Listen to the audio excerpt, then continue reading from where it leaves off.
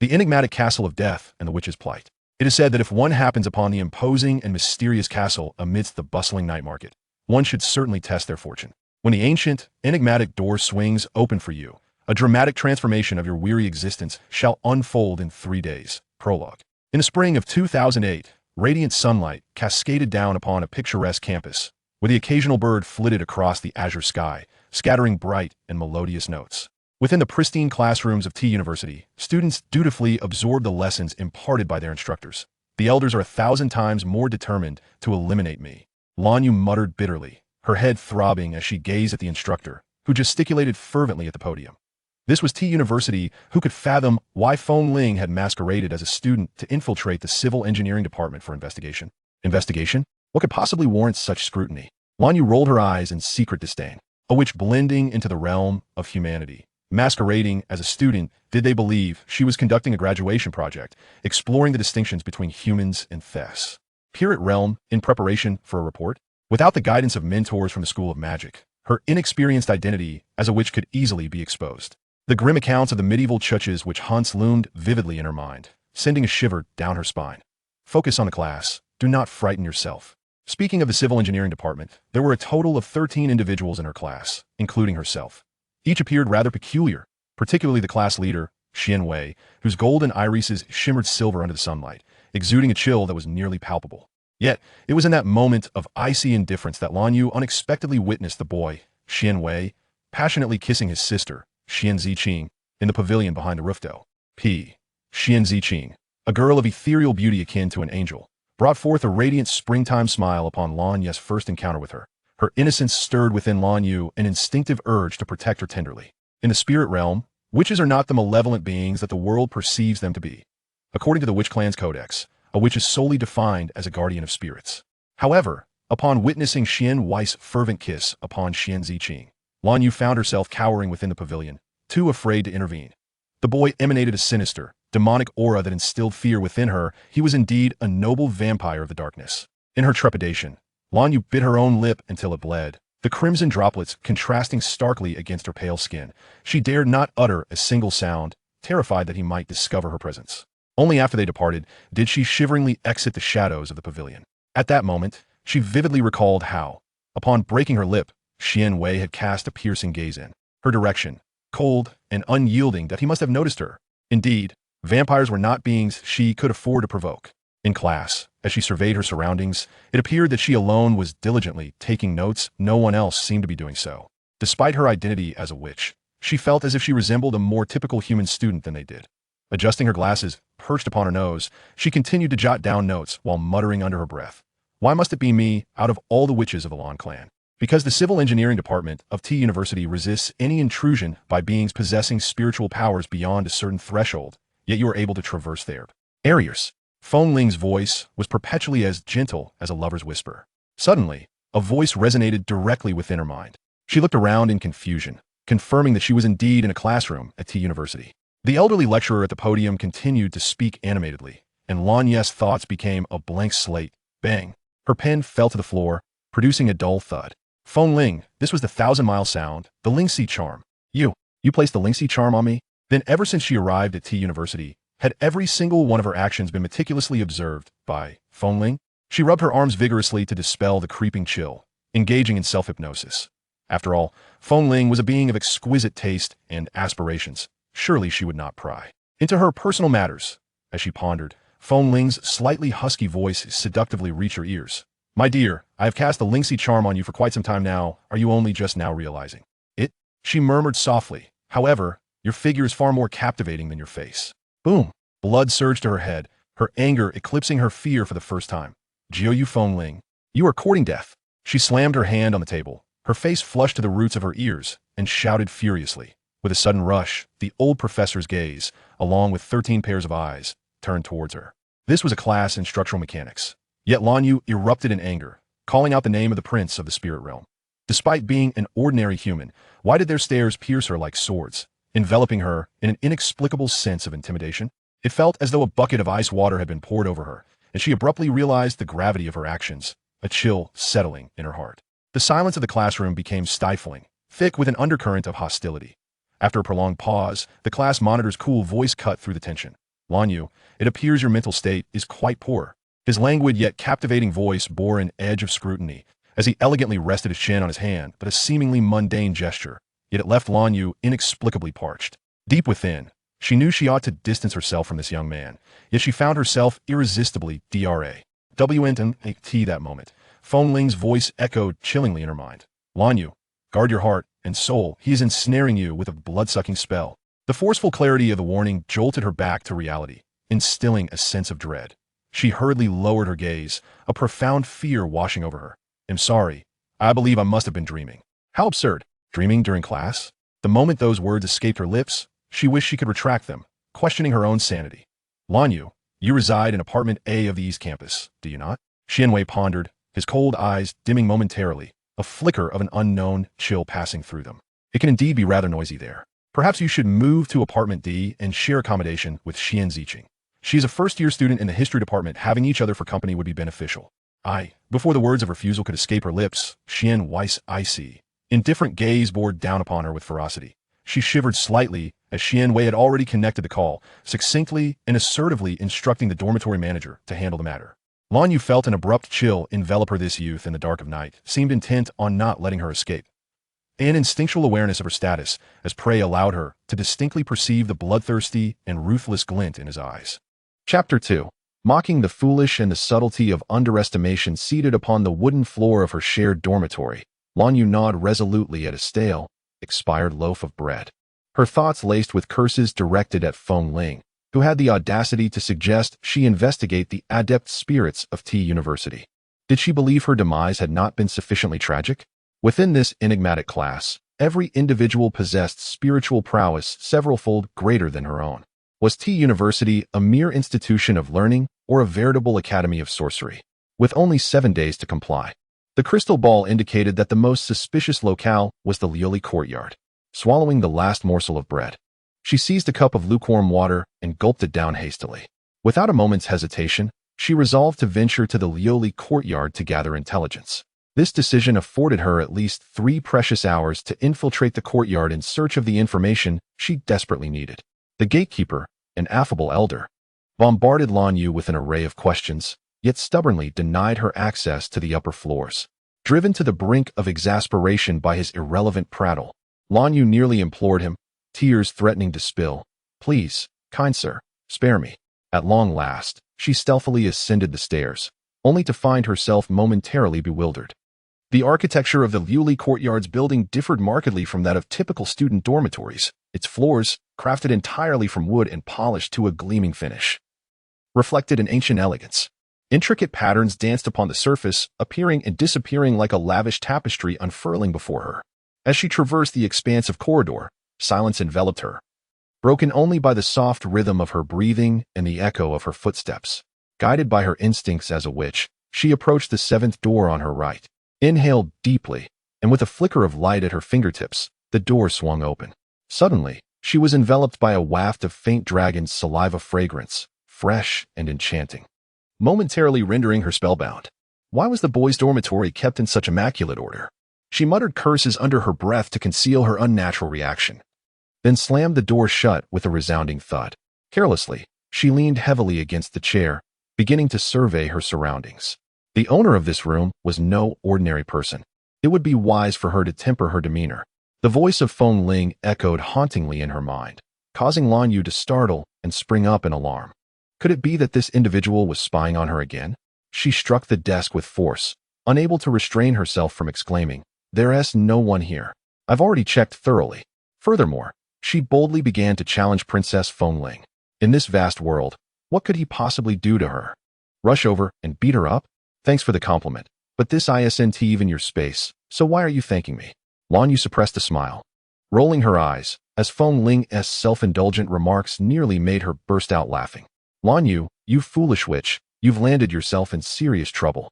Feng Ling's tone turned grave, and after a prolonged silence, Lan Yu heard no further sound. Trouble? How could that be?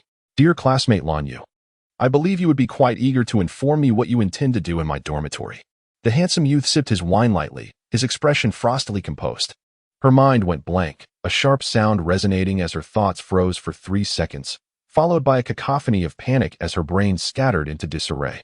Xianwei. I. She stammered, failing to articulate a coherent sentence. This was Xianwei's dormitory. Oh my god.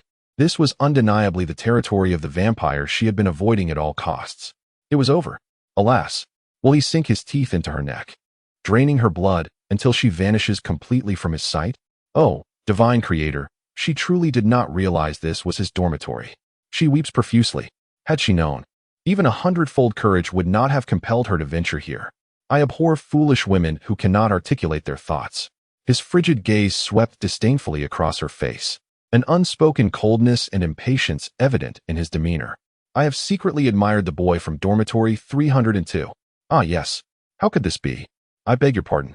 I have taken a wrong turn. In a moment of clarity, she hastily apologized and fled toward the exit. Suddenly, a cold chuckle resonated behind her. Hold on. The boy from dormitory 302?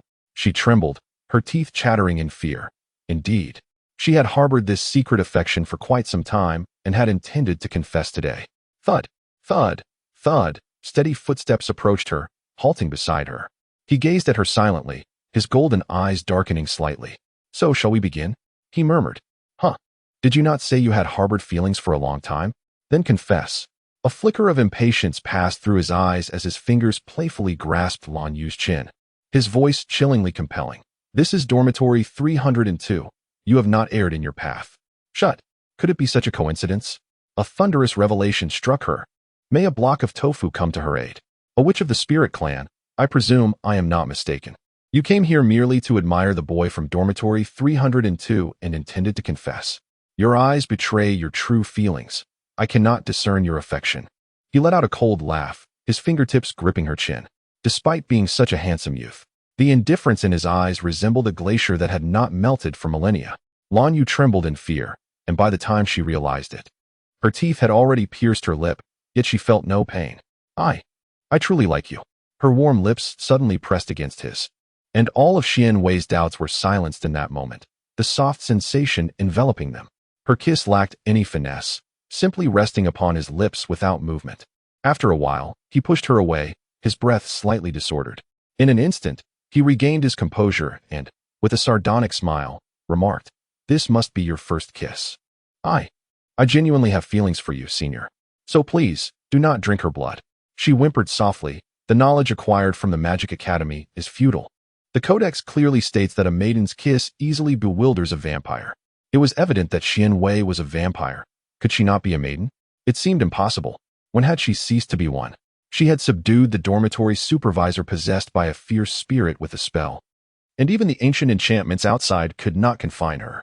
For you to make me believe you are merely an ordinary witch is rather implausible. Spirit? She asked. Are you referring to those animal-like spiritual beings? In the spirit clan, they are quite docile. Realization dawned upon her. The elderly dormitory supervisor had been possessed by a spirit, which explained why he spoke so much when he saw her.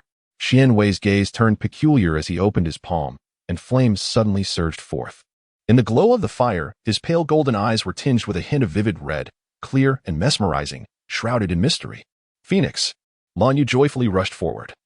And as she approached, a brilliantly feathered fire phoenix suddenly emerged from the flames, small enough to fit in the palm of her hand. It filled the chamber with its melodious calls, transforming the space into a sea of fire, where vibrant reds danced like translucent waves. The air was infused with the fragrant aroma of phoenix wood, creating an ethereal atmosphere. Lan Yu's smile was childlike, yet her expression grew increasingly peculiar. With a snap of his fingers, the fire phoenix vanished without a trace. As soon as the phoenix disappeared, Lan Yu halted in her tracks and regained her awareness. Realizing she was in the presence of a vampire, and she had been entirely unguarded, she hurriedly took several steps back. I'm so sorry. It's my first time seeing a phoenix. Xianwei narrowed his slanted eyes, hesitating to speak. The fire phoenix was one of the fiercest divine beasts among the spirit familiars, yet Lan Yu displayed no fear upon encountering it. The phoenix appeared remarkably docile by her side, a sight that did not escape Xianwei's keen observation. The Blood Clan was not well versed in the affairs of the Spirit Clan, but the legends of the Xian realm were widely known. It dawned on Xianwei that this girl bore the surname Lan. Despite her meager spiritual power, which made her presence almost negligible, her confounding personality, which left her unaware of whom she was confessing to in this unfamiliar place, and her ordinary appearance that paled in comparison to the enchanting women of the vampiric elite. She was, after all, a member of the Lan clan. The legends of the Xian realm were intimately linked to this surname. Yet, he suddenly found himself staring intently. The girl before him seemed utterly ordinary, hardly resembling the figures of legend. Perhaps he was overthinking it. How could one conjure such a wretched excuse? And, as fate would have it, mention dormitory 302? Is your mind filled with nothing but mush? Endure. He is the leader. She must not retort. I truly wonder what occupies your thoughts each day. Did I not advise you to exercise caution? Do you imagine that vampires are akin to ascetic monks, abstaining from all indulgence? To openly provoke him, do you wish to perish? If so, might I suggest a more luminous method of self-destruction? Fury surges within, yet it is suppressed. Endure once more. In a state of denial, Lan Yu inwardly screamed, I am air. I am air. Please, splendidly ignore my presence. Alas, the die is cast. Further reproach would be futile. The delicate brows of Feng Ling knitted together. Her once resplendent visage now bore a pallor tinged with fatigue, evoking sympathy. She opened the window, allowing fresh air to sweep into the infirmary, diluting the scent of disinfectant. Lan Yu beheld the sunlight cascading upon his slender shoulders, shimmering with a crystalline glow, stirring her heart. Such fragile shoulders bear the weight of the balance in the spirit realm. Suddenly, she recalled that if her dearly beloved younger brother, Ruo Shui, were alive, he would be 19 now. Strangely, the frail silhouette of Ruo Shui intertwined with the figure of the youth before her, prompting tears to well up in her eyes. Instinctively, she wrapped her arms around the boy's neck, embracing him tightly as tears streamed down her cheeks. His tall frame stiffened abruptly, and Feng Ling forcefully pushed her away, a glacial gleam erupting in his striking eyes. Lan Yu, I once believed you to be different from them, but it seems I was mistaken. Different? What difference? Wiping away her tears, she gazed inexplicably at the creaking wooden door that swayed back and forth. In an instant, her heart softened, only to be swiftly fortified by an impenetrable wall of resolve. Was it a mistake to think that one must be attractive to embrace a younger sibling? That scoundrel, Feng Ling, had surely lost her wits. Carefully securing the trembling door, she touched the somewhat loose nails, feeling a pang of pain within her heart. The extravagance of the wealthy is truly excessive. The student code explicitly states that damages to doors and windows incur a penalty of 200. Chapter 3. The 7-day limit of the Jade Death Decree. As the prologue of this perilous chapter unfolded, Princess Feng Ling departed, yet her mission persevered. The terrifying civil engineering department rendered every moment spent here suffocating. It was a mystery how she could remain seated, enduring class after class and meal after meal. Ah, yes. It is indeed time for lunch. Lan Yu propped her chin on her hand, staring at the milk on her desk, which appeared somewhat past its expiration date. Would it transform into yogurt? She mused during lunch, her thoughts wandering. In just 4 days, she could proudly display the 2 characters of failure and then meet the creator goddess. She believed Xian Wei would be more than willing to drain her blood before her demise, thereby ensuring that no one would ever learn of his incestuous relationship with his biological sister. It was not her despondency that hindered her, rather, it was the absence of leads and avenues to explore. The only clue had been severed at Xian Wei. For the witches of the spirit realm never engaged with the vampire clan. They maintained a clear boundary, forever remaining unlinked. That nocturnal race was exceedingly formidable, so powerful that the witches could only submit to their fate in their presence. Over 3 centuries ago, the chieftain of the Hong clan, Hong Feng, attracted the ire of the vampire clan, leading to the annihilation of his people. The vampires are embodiments of elegance and beauty, yet they harbor within their hearts the merciless and cold-blooded king of darkness. No earthly race can rival their power, save for the royal lineage of the spirit realm. If the rumors emanating from the Castle of Death are indeed orchestrated by them, then the Blue Clan faces inevitable destruction alongside Phoenix City, with no alternative fate in sight. However, she cannot fathom the motive behind the vampire clan spreading such rumors. Should humanity perish entirely, the vampires would confront a dire food crisis. Moreover, if their objective were the demise of Phoenix City, they certainly possess far simpler and swifter methods to achieve it. The meticulous analysis sent a chill through Lan Yu's heart. The elders had not dispatched her to T University merely to uncover the source of the rumors. Feng Ling had placed the spirit bond curse upon her, evidently intending to exploit her as a means to surveil Xian Wei and the others. The 7-day restriction was not an exaggeration. for they were acutely aware that Xianwei would not tolerate a blue clan which posed a threat to her privacy, and thus had likely resolved to eliminate her. Lan Yu, the class leader wants you on the rooftop, her deskmate announced as she entered the room, playfully nudging Lan Yu's arm. Her curious gaze scrutinizing her from head to toe as if regarding a national treasure. What do you want? Lan Yu exclaimed, startled. What did that vampire intend? To make a move early? She shot a furious glare at her deskmate, resentment bubbling within her. What are you staring at? Haven't you seen a beauty before? Keep looking, and you might just get pricked by a needle. The Eastern Bodhisattva once said, if I do not descend into hell, who will? Lan Yu thought fiercely, scoffing at the idea. After all, she had lived long enough to have seen many things. Why would she fear a vampire seeking her soul? Life and death are but two sides of the same coin, whether early or late. The elders in Feng Ling had long since devised a fate for her, hadn't they? To perish early is to ascend swiftly. Who truly fears death? She chewed vigorously on the dry, hard wheat bread, dragging her backpack as she dashed toward the rooftop without a second thought. Behind her, her desk mate kindly reminded her, Lan Yu, you forgot your milk. No need for it. She waved her hand dismissively, unexpectedly generous in her resolve. We're all destined to die anyway. What's the point of drinking milk? Then I shall have it, he replied. Every day, watching you eat makes everything seem so delicious. The milk must taste exquisite, doesn't it? Is expired milk truly delightful? Lan Yu shot him a skeptical glance as she hastily packed her bag and sprinted toward the rooftop. Upon reaching the rooftop, the wind howled ferociously, a bit daunting.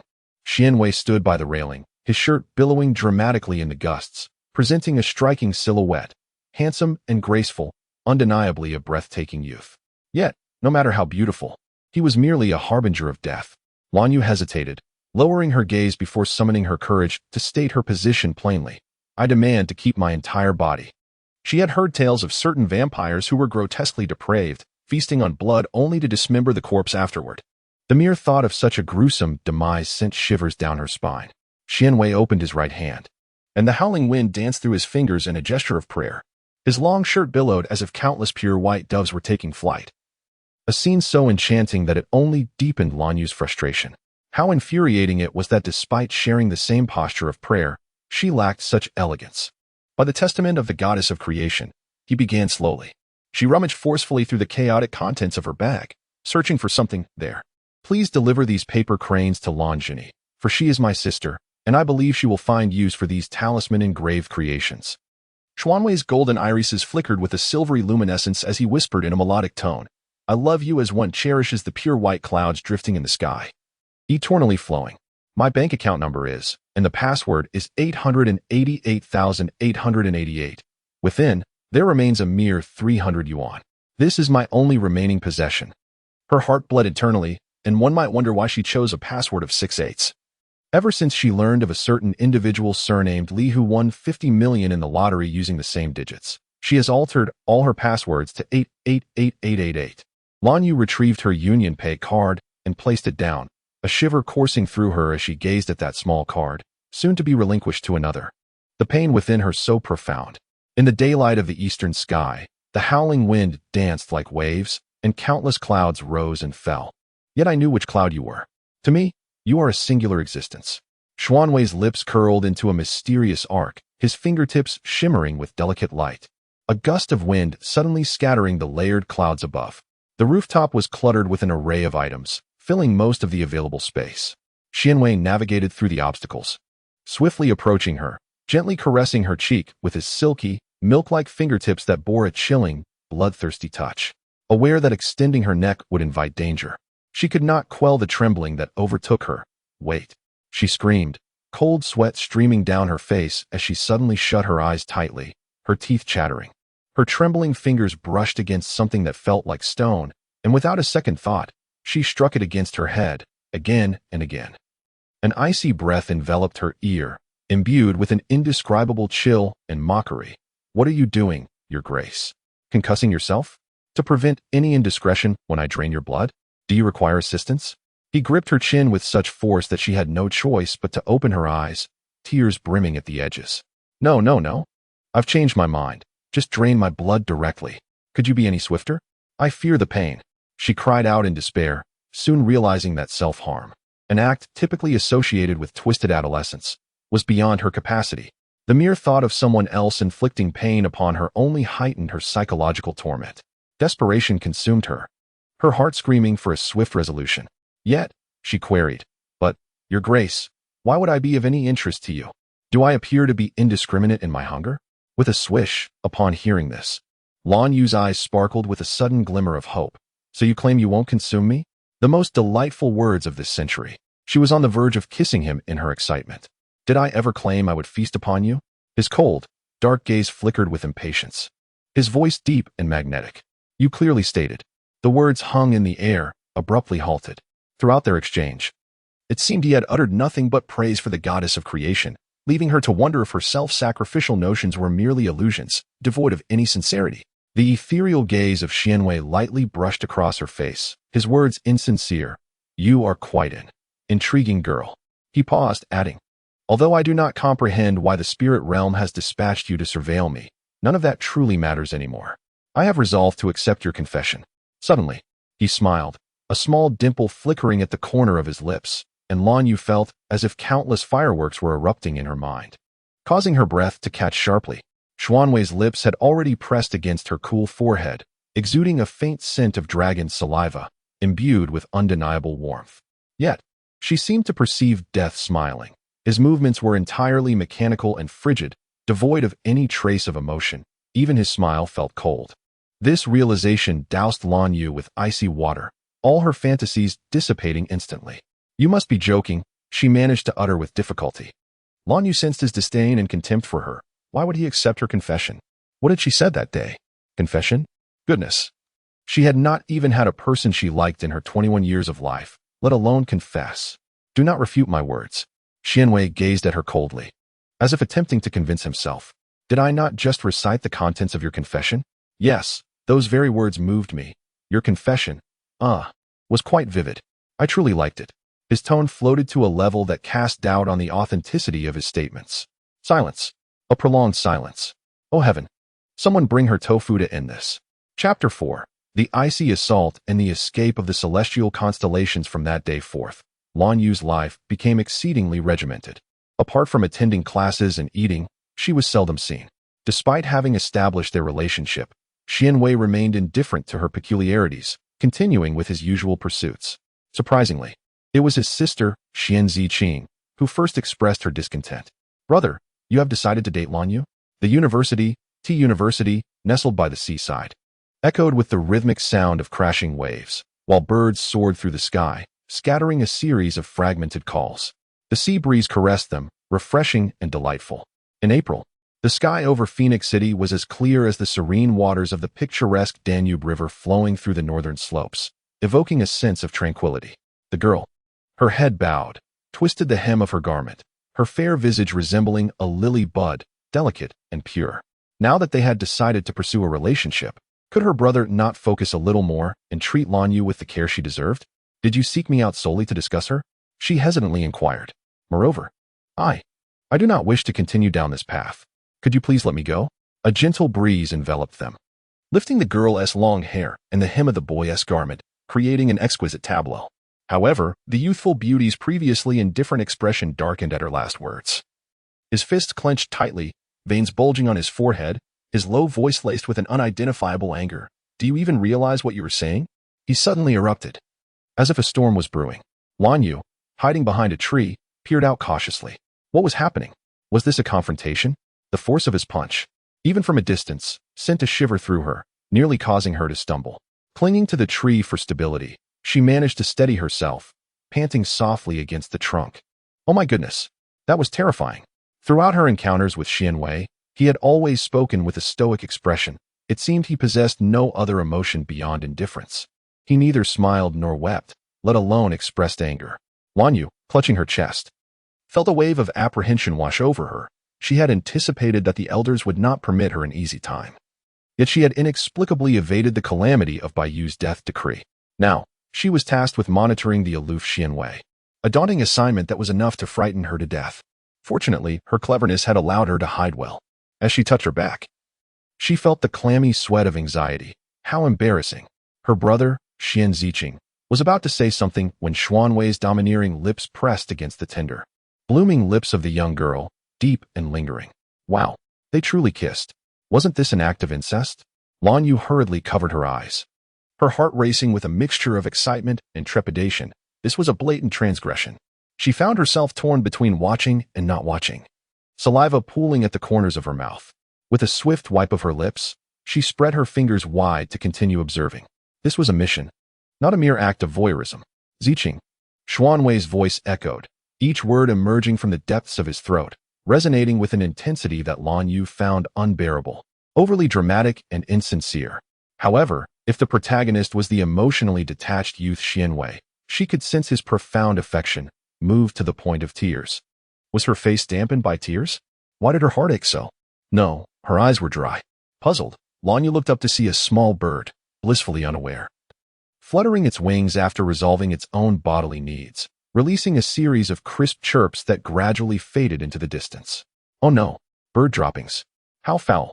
Time seemed to stretch indefinitely as Xianwei held the frail and powerless Ziqing in his embrace, bestowing a heartfelt kiss upon her forehead, fervently imploring her never to utter the words of departure.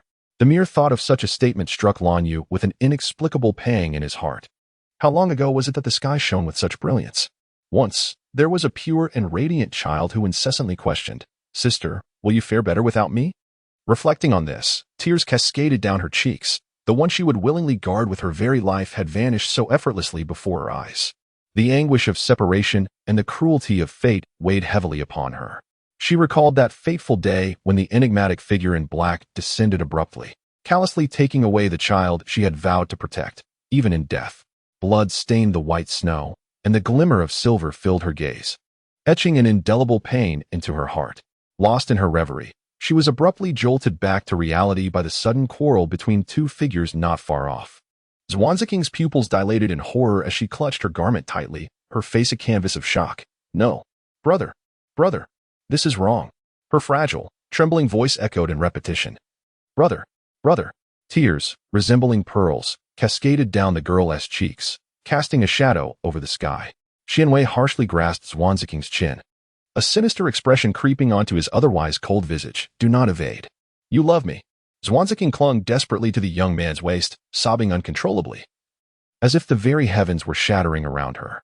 Just as Lan Yu watched, wide-eyed and astonished, believing they were on the verge of reconciliation, Zhuangziking suddenly pushed Xianwei away and, through her tears, fled. In the forest, the echoes of the girl's cries intertwined with the sound of her retreating footsteps, gradually fading into the distance. The gentle breeze caressed the air, and suddenly, a sharp pain pierced through Lan Yu's heart, so intense that she felt a surge of relief that Xianwei had not pursued her. She no longer had to endure the agony of the chase. Had Feng Ling assigned her this unfortunate task out of disdain for her comfort? Had she grown weary of it? A cold voice abruptly erupted from above, startling the young girl. In her fluster, she collided with a tree, a heavy thud resounding as her head struck the trunk. "I saw nothing. I was merely passing by," she exclaimed, covering her nose and sputtering in a flurry of panic. The pain was excruciating, and her hands fell open as blood gushed forth. Lan Yu stood frozen for a moment, glancing at her hands and then at the indifferent expression of Xianwei. Tears, which had finally subsided, suddenly surged forth like a torrential faucet. "Mother, I'm going to die." Blood.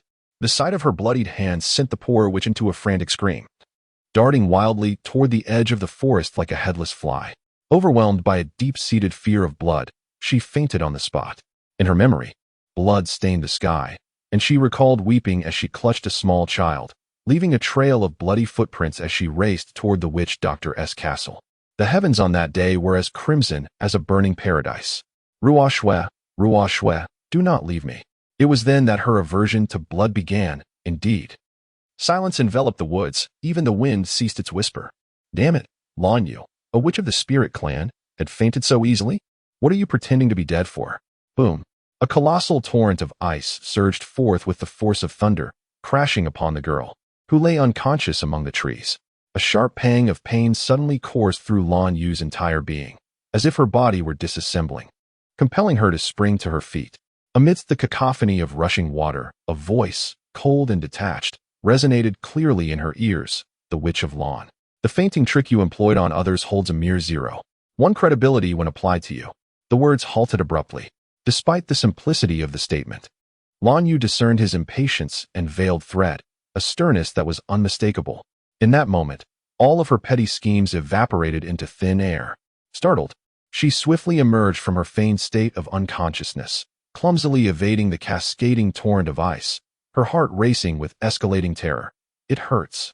It hurts terribly. Still capable of feeling pain? I thought you had no fear of death, Xianwei mocked coldly, the brilliance of his fingertips intensifying. The impact of the ice flow grew increasingly ferocious, thick shards of ice forming upon the lawn, and clods of earth erupted as if the forest were suffering some catastrophic calamity. Lan Yu trembled with cold, her teeth chattering. While the miraculous flow of blood from her nose ceased, yet the sensation of her skin tearing was utterly unbearable. Damn it, I'm not a cockroach. Nor do I possess exceptional resilience. This could lead to death. She would be foolish not to fear death. Did he truly believe she was willing to spy on him? That wretched vampire. Did he think her an easy target? Lan Yu cursed vehemently in her mind, her thoughts suddenly sharpening with clarity. Shit, that damn bat. He was venting his wrath, toying with her like a lab rat, delaying her demise only to inflict upon himself the same torment. This realization enveloped Lan Yu from head to toe, rendering her colder than the fiercest icy torrent. In an instant, the excruciating pain that consumed her body morphed into a numbing sensation. Gritting her teeth, she summoned the long-forgotten flying broomstick, which had lain dormant for 8 centuries. In a moment of impulsive defiance, she defiantly extended her middle finger towards Xianwei, without a moment to spare to contemplate the retribution that awaited her. Her instinct for survival took precedence. Damn you, bat. I swear by the blood of a witch. Your cold-heartedness shall not escape the wrath of the heavens. Unrequited love shall be your eternal punishment. Blood gushed from her myriad wounds, and a fierce glimmer of vengeance ignited in her bright eyes as vivid memories of Xuanwei's humiliation of Zwanziking flashed through her mind. The protective power latent within her witch's blood surged forth, breaking the chains of weakness as if a tumultuous river had burst its banks. It was only after her oath was uttered that her body succumbed, her consciousness slipping away as she fainted upon the swiftly soaring magical broom. As darkness enveloped her, she wondered if it was in moments of impending death that past memories would resurface with such clarity. Each scene appeared as if it were but a breath away. Ruo Shui, his brow, his eyes, his smile were as vivid as if it were yesterday. She reached out in an attempt to draw near, only to find her hand passing through emptiness, tears cascading down her cheeks, surpassing the physical agony 100-fold. Though he was not her biological brother. The moment she first laid eyes on that tiny child, swaddled in blankets, a gentle smile had graced his lips. The guardian spirit within her witch's blood seemed to awaken at that moment. She had vowed to protect him, for a lifetime, deep within the recesses of memory. As time ebbs and flows, a voice, resonant and profound, pierces through the ancient light and wind like a keen blade, bearing the weight of compassion and the shock of enduring restraint. The constellations shift, and the cosmos gives birth to the extraordinary. This child, born under a celestial calamity, possesses an extraordinary lineage as a witch, her bloodline remarkably pure. Should her spiritual powers remain unsealed, she would inevitably attract divine retribution. Within the grand hall, amidst the confines of a humble swaddling, flames reminiscent of a phoenix soar towards the heavens, while violet spiritual energy spills throughout the sanctuary, shimmering with resplendent and captivating starlight. The goddess of creation, sword held aloft, gazes solemnly upon the witches gathered within the temple, their expressions tinged with sorrow. The assembly of witches changes color, none daring to utter a sound. Suddenly, Yuer, what are you doing? Do not touch him. A woman's terrified voice slices through the air, sharp and piercing. From the crowd, a plump, fair-skinned girl dashes forth, arms outstretched, joyfully embracing the peacefully slumbering infant in the swaddle. She looks up, her face aglow with a radiant smile. Mother, I wish to protect him. Her childish voice, soft as cotton candy, echoes like an inevitable disaster. Boom. The gathered multitude of wizards and witches, including the saintess from the Tower of Heaven, watches in astonishment and horror as the 2 children, one large and one small, stand before them. After all, she is merely a witch of the Bai clan, her powers feeble. How could she allow her daughter to guard a child born of calamity? The elegantly adorned matron's gaze turns icy. Lan Yu, what are you saying? The piercing voice caused the radiant smile of the young girl to falter. The child hesitated, glancing at her indifferent and unusually stern mother, biting her lip as she contemplated setting down the infant in her arms. Suddenly, the beautiful child grasped her delicate arm, and the girl's clear, watery gaze softened. I shall protect my younger brother, Ruashua. This time, her voice resonated with unwavering determination, as if a gentle, ethereal purple light encircled them, intertwining their fates irrevocably. Chapter 5. A fleeting dream of the past like the tender embrace of a lotus flower. Ruashua accepted the surname of Lanyu. Despite the strict regulations of the spirit clan, when the witch opened her divine eye and discovered her first charge to protect, the entire witch community bestowed their blessings upon her. Even if the child she was to safeguard was, in truth, an ill-fated offspring, rejected by existence itself. At that time, Lanyu was merely 3 years old, an exceedingly tender age. Upon her decision to protect Lan Ruashua, Lan's mother immediately severed their ties. A witch without maternal protection finds herself in precarious circumstances, susceptible to premature demise. Yet, fueled by the power of her guardianship, Lanyu, along with Ruashua, managed to survive. Sheltered by the blessings of the goddess of creation. From a young age, Lan Ruashua's health was frail. She sought out all the renowned physicians within the witch clan, yet none could cure her affliction. A perpetual, bright smile adorned her pale face, her dark eyes glistening like a small beast, stirring an involuntary tenderness in Lanyu's heart. If only she had the means, she could seek the finest healers to remedy Ruashua's ailment. However, she was impoverished to the extent that it was a struggle to provide for both herself and him, leaving no possibility to afford the cost of medical treatment. The affliction of Ruashua lingered on interminably. Yet, despite the palpable poverty that enveloped the two, their togetherness allowed them to forget life's myriad troubles. Lanyu, with her tempestuous and somewhat boorish demeanor, often displayed a careless disposition that belied her femininity. In stark contrast, Ruashua possessed a delicate sensibility, often taking on the role of caretaker for her elder sister. Whenever Lanyu found herself in a scuffle, it was Ruashua who offered apologies and managed the aftermath. When Lanyu shot down a messenger owl, Ruashua waited tirelessly in the dark forest for 3 days and nights, ultimately capturing another owl to return to its owner. When Lanyu injured her leg, Ruashua bravely traversed the treacherous Snowfall Mountain, gathering herbs to tend to her sister's wounds. Their bond was unbreakable, and the precocious maturity of little Ruashua was heart-wrenching. Yet, upon seeing Lanyu, her smile shone brighter than the moonlight. However, Lanyu's illness could not be postponed any longer, worsening with each passing year. In the 12th year, as winter faded, Lanyu grew increasingly sensitive to the cold.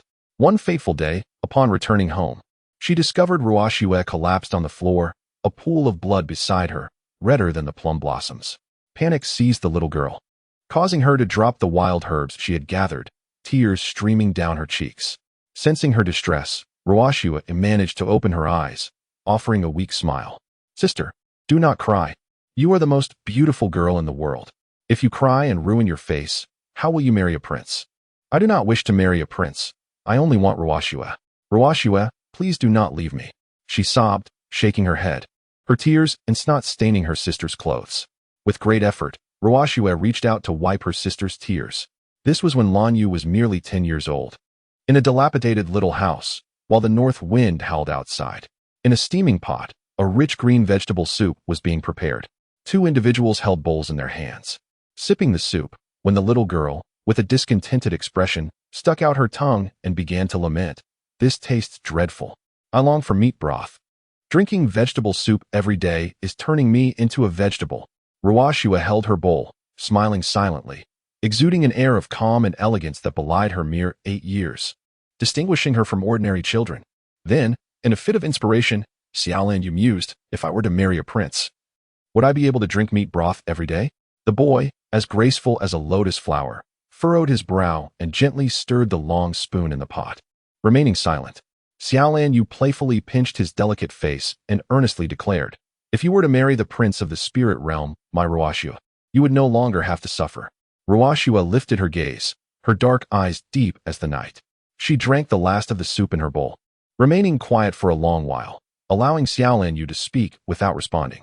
That night, as Lanyu slept in a daze, she suddenly felt a pair of small hands embrace her from behind. It was Ruashua.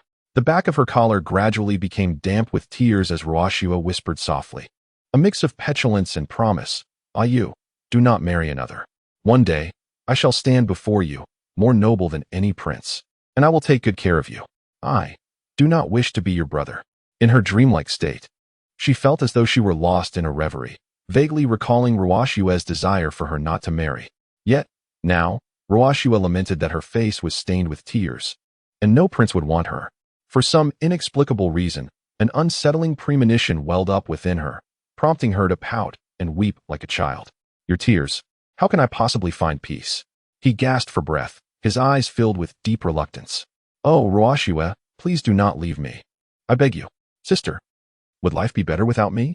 She shook her head vigorously, tears cascading down her cheeks. Life and death are fated. Never before had she so intensely loathed this saying. Wealth is a mere trifle, a cursed trifle. Had she possessed riches, she would have afforded him the finest treatment, the utmost care.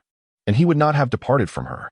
From that moment forth, she developed an acute fear of death and an insatiable greed for wealth. Have you wept? Is the pain so profound that your sorrow spills over in tears? Crying? Wailing? Lan Yu awoke from her slumber, and upon regaining consciousness, she was met with a cold, mocking voice. Instinctively, she wiped her face, then froze in bewilderment before finally erupting in a furious shout. What nonsense is this? Where are the tears? Yet, as the words escaped her lips, they tugged at her wounds, eliciting a cry akin to a slaughtered pig. Oh, the pain is unbearable. In the early morning, the wooden cabin stood as a mysterious and sharp relic, shrouded in the dust of 1,000 years. Sunlight danced through the snow-white curtains, carrying the lingering mist of the previous night, as the air was enveloped in a delicate layer of fine sand, rising in gentle waves. A plaster was suddenly and forcefully applied to her shoulder. With a wail, Lan Yu gasped for breath, tears welling in her eyes from the agony. You have slept for 3 days and nights. Your tears have long since dried up. The young man skillfully applied the medicine, a smile gracing his lips, though his eyes reflected no trace of mirth. How could I be injured? What has transpired? Memories seemed to have vanished into a void, her entire body aching as if it were disassembled. Could it possibly be that His Highness, Fengling, was responsible? The young girl raised her eyes, gazing dejectedly at the handsome youth tending to her wounds. He let out a cold laugh, his voice laced with a barely perceptible anger. Lan Yu, what pretense is this? After spending so long at the Magic Academy, I truly wonder if your days are merely spent eating and waiting for death. The ice strike slash is hardly a formidable attack, yet you've suffered 3 broken ribs and a shattered spine. Had I not arrived in time, you would have been paralyzed for life. Do you understand that? No, she retorted through gritted teeth. That is not true. At the Magic Academy, I merely enjoyed my meals. There was no waiting for death. You insult my intelligence. Fengling paused, his expression darkening as his grip on her became more forceful. Pain, pain, she cried out, her voice resembling that of a wounded animal. Pain. I thought your nerves were so dull that you were completely numb. What had transpired? Why could she remember nothing? Who had been so ruthless? Was a witch's life not worth anything? Fengling sneered. There are countless methods to monitor Xianwei. Yet you, incapable of even a modicum of adaptability, chose to follow him incessantly. In our clan, the flora and fauna serve as our eyes. Who instructed you to shadow him day and night? Monitor Xianwei? She glanced down at herself, the white bandages binding her, most of her injuries healed. It must be the result of His Highness Fengling's healing magic. But why was he so heavy-handed in his approach? As she remained silent, Fengling's actions grew increasingly forceful, his grim demeanor truly intimidating. That's not how this conversation should go. Lan Yu inhaled sharply, aware of the considerable risks associated with their profession. Since the elder had issued a command, it was imperative to take action personally. Oh dear, could you be more gentle? For heaven's sake, she is significantly injured. Lan Yu cast a sidelong glance at Fengling, her curiosity deepening. Why was he so agitated over her injuries? The present Fengling bore little resemblance to the image she once held of him. He did not whisper sweet nothings to her, lacking the enigmatic, delicate charm that had once captivated her. The old adage rings true: when one reaps the benefits, they often become complacent. The irreverent discourse made her regard him with increasing disdain. Was she perhaps overstepping her bounds? Stealing another glance at his handsome profile, she hesitated. Fengling. Your Highness. To be candid, Lan Yu wished to inquire whether he was facing a financial crisis. For she had no means to assist him through such turmoil. Any attempts at ingratiating himself with her would be futile. After deliberation, she ultimately refrained from voicing her question. Avoid water for the next few days to prevent infection, Fengling coldly instructed, his hands never pausing in their work. As he lifted her skirt, Lan Yu taken by surprise, swiftly pressed down his hand, exclaiming, "What are you doing?" Her face flushed crimson. "What do you think I'm doing?" "Treating your wounds," he replied, irritation lacing his voice. Suddenly, he noticed something unusual about Lanyu, falling into a moment of silence before a knowing smile crept across his lips. With a scoff, Feng Ling remarked, "I've seen every inch of you. What is there left to hide?" She was momentarily taken aback, utterly bewildered. Was this, perhaps, a cold jest? This joke is utterly unamusing. She was on the verge of tears. As Feng Ling's enchanting gaze fixated on her, an intense warmth enveloped the atmosphere. Suddenly, his lips descended upon hers, a faint yet intoxicating fragrance wafting through the air, accompanied by his fervent breath. Her mind blanked, and Lanyu found herself paralyzed with fear. His heated breath lingered ambiguously between her lips, his soft, delicate mouth brushed against the corners of her lips, while a chilling aura, reminiscent of a snow-capped mountain, entwined itself with all her thoughts. When she finally reacted, the sensation of their lips intermingling was strikingly vivid. Feng Ling squinted his slanted eyes, delicately kissing his way down from her forehead, lingering at the corners of her lips. His golden hair cascaded down beside her ear, intertwining with her own. Feng Ling's smile was one of satisfaction and languor, akin to a cat that had successfully indulged in a forbidden treat. He pressed his lips together, extending his tongue to savor the essence lingering between them, murmuring softly, "Indeed, just as sweet as I had imagined." Lanyu stared in astonishment at the youthful and handsome face before her, when suddenly, it felt as if a bucket of ice-cold water had been poured over her. He kissed her. In a moment of panic, she forcefully pushed away the stunning youth who embraced her, her blood running cold, while her cheeks burned as if set ablaze. Unbeknownst to her, her heart raced violently. A profound sense of dread surged within her, causing her to disregard her own wounds as she fled in a frenzy. Behind her, Feng Ling's husky laughter echoed, "Dear witch Lanyu, it is too late to escape now." His voice was gentle, reminiscent of a morning breeze caressing dew-kissed lotus flowers, tinged with an intoxicating blush. In that moment, Feng Ling exuded an overwhelming aura of aggression and possessiveness, just as she had feared. She dared not inquire why Feng Ling had kissed her, feeling a chilling sensation coursing through her entire being. Feng Ling's feelings towards her are far from the tender affection they appear to be. Observing her hasty retreat, a sudden wave of joy washed over him. It is difficult to pinpoint precisely when it began, but he gradually became aware of this timid yet avaricious witch. Despite being the very type of person he despises most, proximity to her seemed to thaw his icy heart. This warmth is something he cannot find in others. Thus, he found himself irresistibly drawn to her, teasing her, and unable to suppress his amusement at her troubled expressions. Most girls in the spirit realm are enamored with Prince Feng Ling, yet Lanyu is not among them. This clumsy girl repeatedly stumbles into his life. 2 years her senior, she often assumes the role of an elder sister. How could he possibly endure having such a sister? The memory of her bewildered expression when he demanded a kiss elicited an involuntary smirk from his lips. Chapter 6. Beneath the Moonlight, a rescue for the maiden. An encounter with an old foe atop the celestial tower for several consecutive days, Lanyu began to deliberately avoid Feng Ling. Her mind was in disarray. That kiss from him did not seem accidental. She was acutely aware of her own limitations. Prince Feng Ling would never deign to notice a girl like her. Yet, why had he kissed her? Was it merely a jest? This seemed the most plausible explanation, yet the mere thought of it sent her head spinning. This just was hardly amusing. However, before she could untangle her thoughts, a series of significant events unfolded at T University. An increasing number of vampires began to frequent the southern slopes of the campus, as if they had designated T University as a gathering place, gathering with brazen audacity. As she traversed the narrow path along the southern slope, Blue Feather could not help but feel a chill wash over her at the fleeting glimpse of the golden-winged bats flitting by.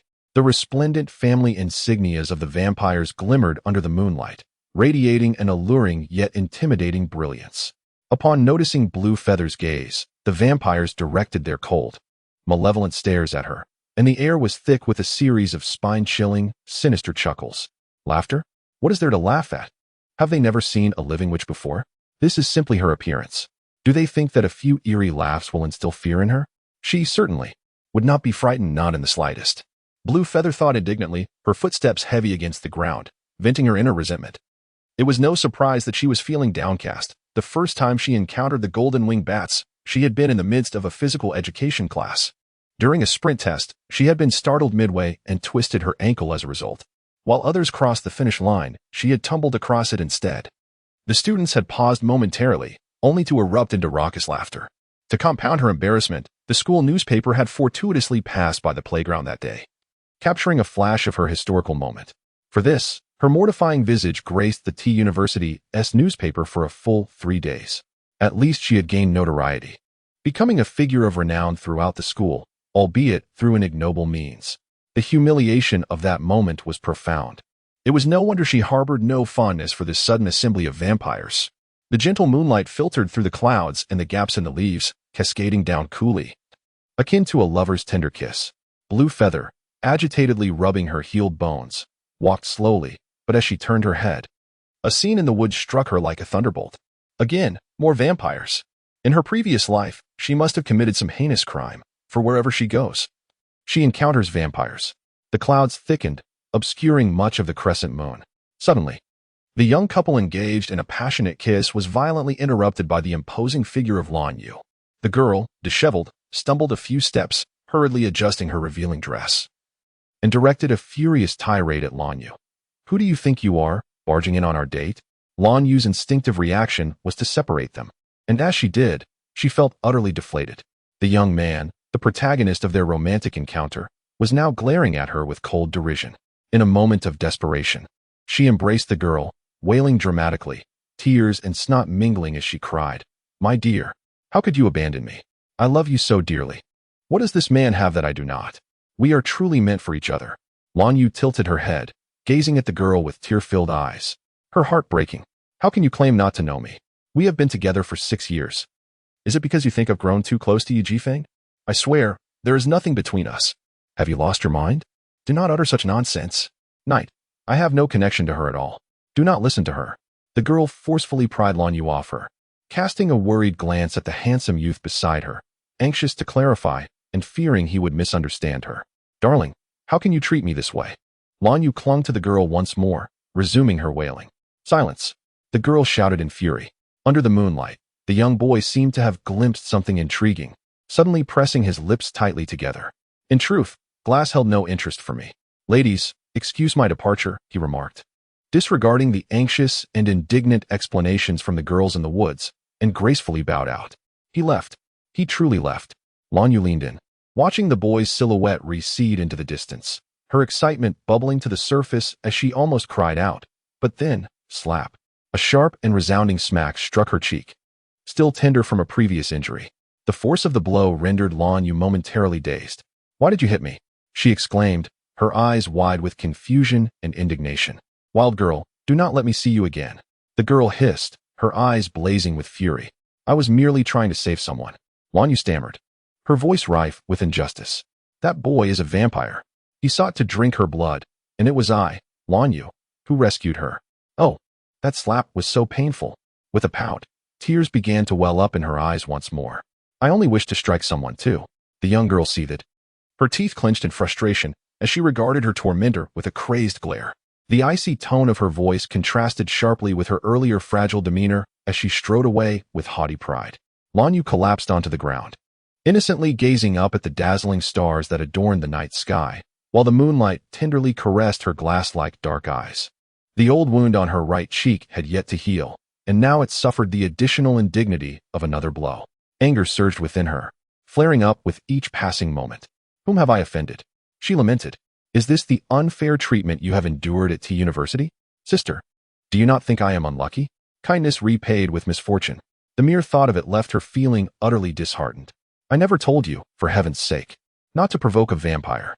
"Sister," Lan Yu exclaimed, filled with righteous indignation. "Am I to stand idly by while he drinks someone's blood and simply walks away? That is utterly inhumane." She waved her arms, attempting to grasp at the fluttering cherry blossoms. "Do not touch them," came a sharp rebuke that stilled her movements. "Why? Even you bully me." Lan Yu pouted, feeling a torrent of grievance welling within her. She felt abandoned by the world. Even her own sister failed to understand her plight, not even allowed to touch the delicate flowers. The girl furrowed her brow, finally diverting a fraction of her attention to her sister. "If you are unafraid of acquiring more wounds, feel free to touch them." Her tone was cool, tinged with annoyance. Lan Yu shivered at her sister's tone, her nose tingling with tears as she sank despondently to the floor. Convinced that no witch in the world was more wretched than she, my world is shrouded in darkness, and I cannot perceive the light of life. That is because it is dark outside, Lan Ziyi replied, casting an exasperated glance at her sister. I merely intended to save someone. I witnessed that vampire boy extend his gleaming fangs. Had it not been for me, that girl would have long since become his dinner. I nearly lost my own life, and she had the audacity to strike me. Vampires, do you have any idea how terrifying that species is?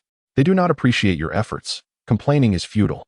Lan Yu slumped despondently to the ground, engulfed in despair.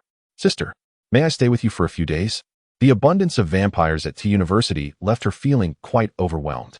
With the holiday drawing to a close, she was acutely aware that she would soon have to confront the cursed and exceedingly twisted boss-level vampire, Xianwei. A profound sense of apprehension regarding her own fate enveloped her. Upon her agreement, Lan Yu instantly brightened, her face, battered and bruised, beaming as she eagerly attempted to engage in conversation. Sister, what kind of spell is this? I've never seen anything like it. It's a teleportation array. Such an elaborate formation must be quite complex to manipulate, she replied. A tail sprouted behind her, harmoniously swaying in sync with her jovial smile. An involuntary shiver coursed through Lan Yu as she lowered her gaze, opting not to meet her sister's eyes. Fortunately, it should be nearly complete in about 2 hours. Lan Yu gasped in surprise, exclaiming, Goodness! Truly, she is deserving of the elder's support as the saintess. Why is it that, despite sharing the same bloodline, she can complete a spell in less than 3 days? A sudden pang of anxiety struck her as she pondered whether it was an issue of intelligence. Lan Yu checked the time. Over an hour had passed since her arrival, and Blue Dye had been casting the spell since then. It must be nearing completion. After a moment's hesitation, she eagerly proposed, Sister, may I assist you? Blue Dye glanced at her, immediately discerning her intentions. With a subtle gesture, she signaled for Lan Yu to carefully channel her spiritual energy into the cherry blossom array. The petals danced and swirled, becoming increasingly radiant and vibrant with the infusion of energy, a spectacle of breathtaking beauty. Lan Yu, fatigued and gasping for breath from her depleted energy, casually inquired, Sister, who was coming? Perhaps due to the smooth progress of the spell, Blue Dye's mood improved, and for the first time, she answered without reservation. A few friends. Indeed, she was her sister. As the voice fell, a soft sound echoed, and 2 tall young men gradually emerged from the silvery light. Once they stood firm, Lan Zhini stepped forward, her demeanor calm as she inquired, Now that you have arrived, can I expect to retrieve my belongings? Her voice was as frigid as ice. Lan Yu, filled with curiosity, longed to discern the appearance of her sister's companion. Suddenly, her vision blurred, and before she could react, a young man with golden hair and violet eyes stood before her. A gasp escaped her lips. Another vampire. How could this be? The strings of her mind snapped one after another, the harsh reality striking her with relentless cruelty. Moreover, this vampire appeared strikingly familiar, yet she could not recall when they had crossed paths. The slender fingertips of the young man grazed the warm pulse of the unfortunate witch's neck. His tone tender yet ambiguous. Dear GL Witch, it is a pleasure to see you again. I am Yiqiu Shui. At least wait until I am dead before attempting to scale the walls. Yiqiu Shui, remove your inappropriate hands. A thunderclap of realization struck. Lan Yu was utterly distraught. How could her own sister betray her? Was this treachery inherited from their father or mother? In her anger and despair, she heard Yiqiu Shui's mocking laughter resonate in her ears. GL Witch, walls are not meant for crashing into. He paused, chuckling lightly as his fingertips brushed his chin, adding nonchalantly, if you were to collide with it, it would indeed be a pity for the wall. His magnetic laughter carried an inherent arrogance, leaving Lan Yu seething with indignation on the brink of collapse. Chapter 7. The Cherry Blossom Array brings forth the fiend. Ling Xiaoye struggles to protect her master, a demon. Undoubtedly a demon. A shiver ran down Lan Yu's spine. At the age of 21, she had encountered all manner of perversions. She had endured even the likes of Feng Ling and Xian Wei, who, despite their contrasting styles, shared a fundamental essence of being boss-level superdeviants. Yet, faced with the utterly incomprehensible Knight Xiushui, she found herself devoid of the strength to feign civility. Sister, I empathize with you. For someone as venomous as Knight Xiushui, any sane individual would naturally wish to avoid any association with him. I do not blame you for selling me out. But before you do, could you refrain from dragging Xian Wei into this? He claims to be my boyfriend, And you believe him? Next, he might assert he is my father. And you would have to obediently call him dad. Lan Yu crouched in the corner, tears streaming down her face. Knight Xiushui's lips curled into a slight smirk as he gently ruffled Lan Yu's hair, casting a glance at Xianwei with a congenial smile. Xianwei, if you were to seek a girlfriend, pursue someone like Ziqing. Not only is she beautiful, but her temperament is also commendable. His gestures were casual, akin to petting a small dog. Lan Yu felt momentarily stunned, her frustration simmering beneath the surface. The little lady could not help but clench her fists. To be honest, the smile before her was truly insufferable. What? Does little you have objections? The impish figure, brimming with mischief, grinned broadly, his clear eyes sparkling with delight as his gentle petting transformed into playful pats. Little you? How presumptuous. We are hardly acquainted.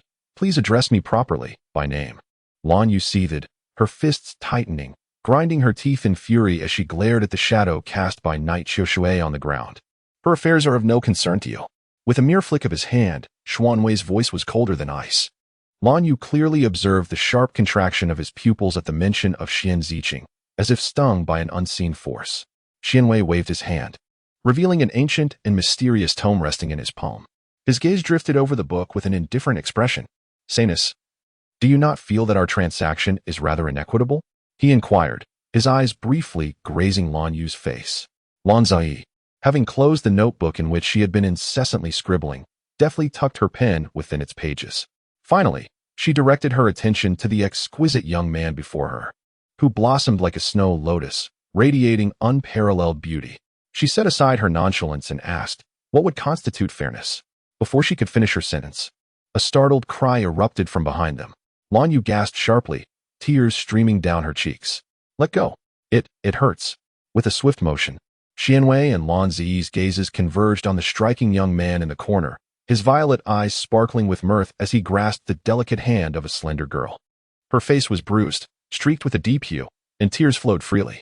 Xuanwei's expression darkened, and he was about to speak when Xiushui interjected with a gentle smile. I can release you, but if you flee, where shall I find you, my dear GL witch? His smile was tender, yet Lan Yu winced in pain, her tears cascading uncontrollably. Are you planning to escape? Xuanwei's cold gaze narrowed. A chill swept through Lan Yu, as if a bucket of ice water had been poured over her, causing her teeth to chatter uncontrollably. In a flurry of panic, she stammered, I am not fleeing. Do not wrongfully accuse me. What am I running from? Still denying it. Yi Qiushui smirked, arching an eyebrow in a manner that suggested he was unfazed by her protestations. Oh, how she wished to deny it. Tears blurred Lan Yu's vision as she glared at Yi Qiushui, sniffling and lamenting that not a single vampire was virtuous. And here they were, in the Tower of Heaven. What were their intentions? Were they conspiring to eliminate her? Truly refusing to acknowledge her plight? Refusal to acknowledge her plight meant precisely that. The clam was her ancestor. Her ancestor decreed that she would not relent. May you choke, you despicable, unprincipled vampire. Yi Qiushui, unperturbed by her words, cast a knowing glance at Lan Yu. Suddenly, with a sharp crack, a sound of bones fracturing echoed distinctly in the air. Lan Yu's pupils dilated in terror, her body tensed as a piercing scream erupted, resonating through the skies.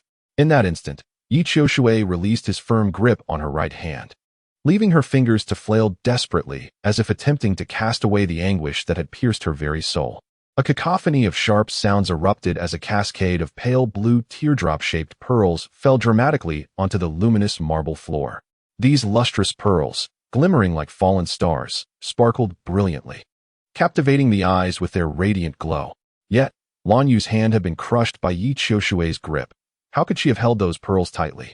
The unfortunate girl stared in terror at the beaming vampire youth before her, never having anticipated that someone who appeared so harmless could exhibit such cruelty. Beads of sweat formed on her forehead, plummeting to the ground beneath her feet, and only then did she belatedly let out a piercing scream. It hurts. It hurts so much. How is it? Surely you've learned your lesson now, my dear girl, he said, Knight Qiushui, with a mischievous grin, gently pinching the pale, snow-like cheek of Lan Yu, as if they were childhood friends engaged in innocent jest. Suddenly, his smile vanished, and he gazed at Lan Yu with astonishment, his eyes betraying his surprise as he stuttered, What are you doing? Lan Yu noticed his gaze fixed upon the tear-shaped pearls scattered on the marble floor. With great difficulty, She hastily swept them into her embrace with her uninjured hand, her expression wary as she glared at this ruthless youth, no less merciless than Xianwei. Declaring her claim, "These are all mine. Do you think I would compete with you for these trifles?" Knight Xiaoshui retorted, incredulously pointing at the pale blue tear-shaped pearls, his eyes wide with disbelief. Lan Yu muttered furiously within her mind. Knight Xiaoshui's gaze flickered, and he slightly furrowed his brows. "Does your hand not hurt? Have I misjudged your strength? Was my grip too gentle?" The latter part was barely audible. "It hurts. It hurts so much." Xianwei's expression darkened gradually. Before Lan Yu could react, her left hand was yanked upward with force, and then a faint, enticing scent of dragon's saliva wafted through the air, surprisingly pleasant. Lan Yu inhaled sharply, lost in a blissful daze, only to abruptly collide with a robust chest, the impact reverberating painfully. "Ouch!" she gasped, the pain searing through her. Which despicable person chooses to strike at such tender spots? The allure of paradise and the agony of hell presented a stark dichotomy of experience. Indeed, her skills in evasion had markedly improved. Xianwei, maintaining a firm grip on her shoulder, pulled her away from his chest. His indifferent gaze sweeping coldly across Lan Yu's face, laced with an unmistakable mockery. Startled, she gingerly touched her swollen visage. Tears and snot mingling as she protested through her sniffles, "I wasn't fleeing. One cannot make baseless accusations."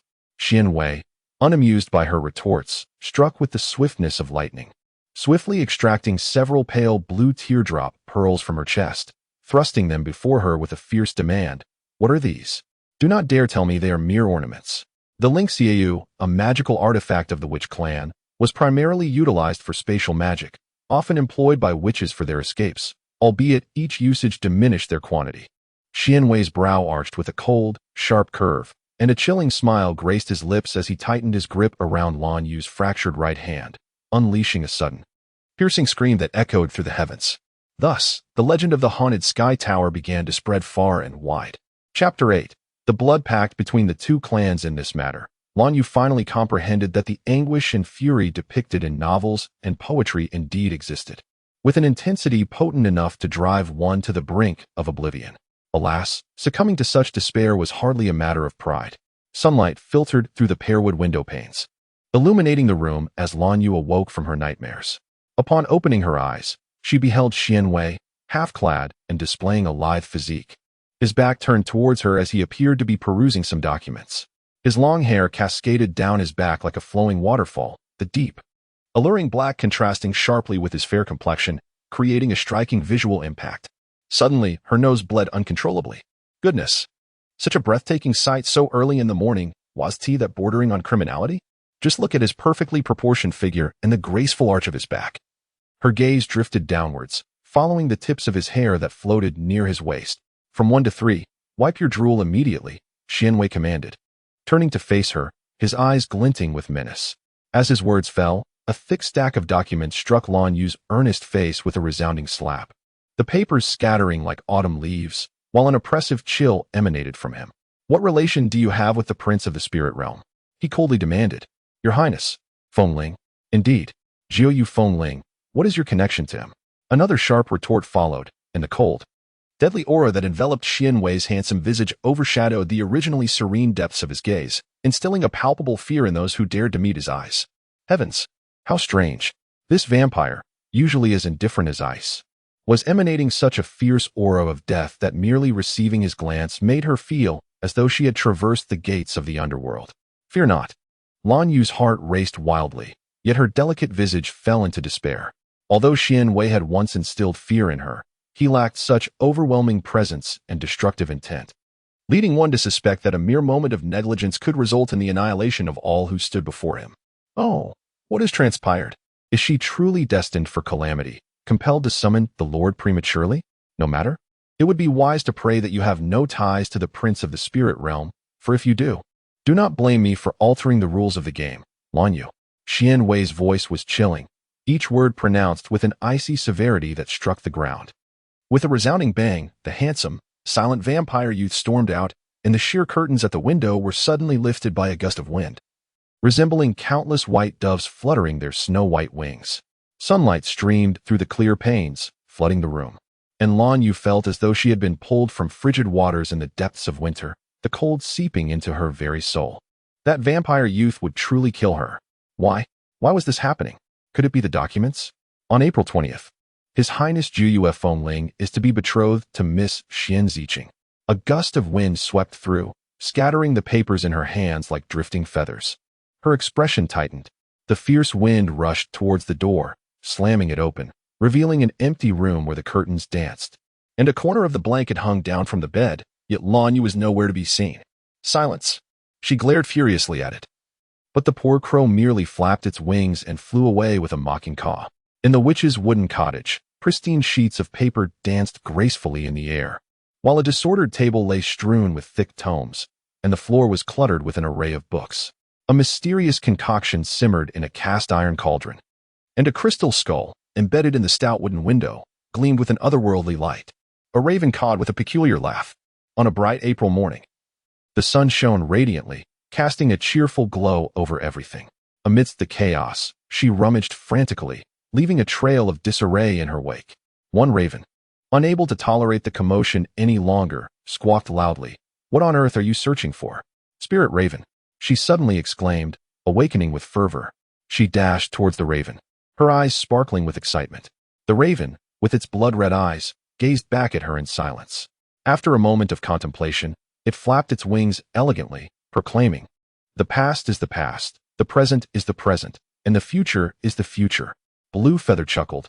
"Oh, foul raven, have you been watching too many dramas? Lend me a few feathers." Upon hearing this, the raven's previous air of wisdom dissipated entirely. It froze momentarily, then, noticing the ominous green glint in Blue Feather's eyes, it shuddered. "Borrow feathers? Oh, no, please. Don't pluck my feathers."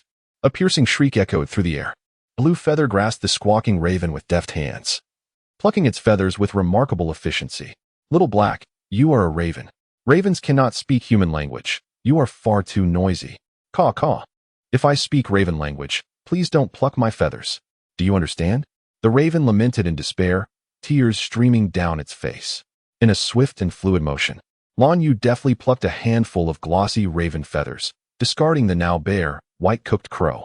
She hastily rummaged through the dusty piles of books scattered across the floor, searching for something elusive.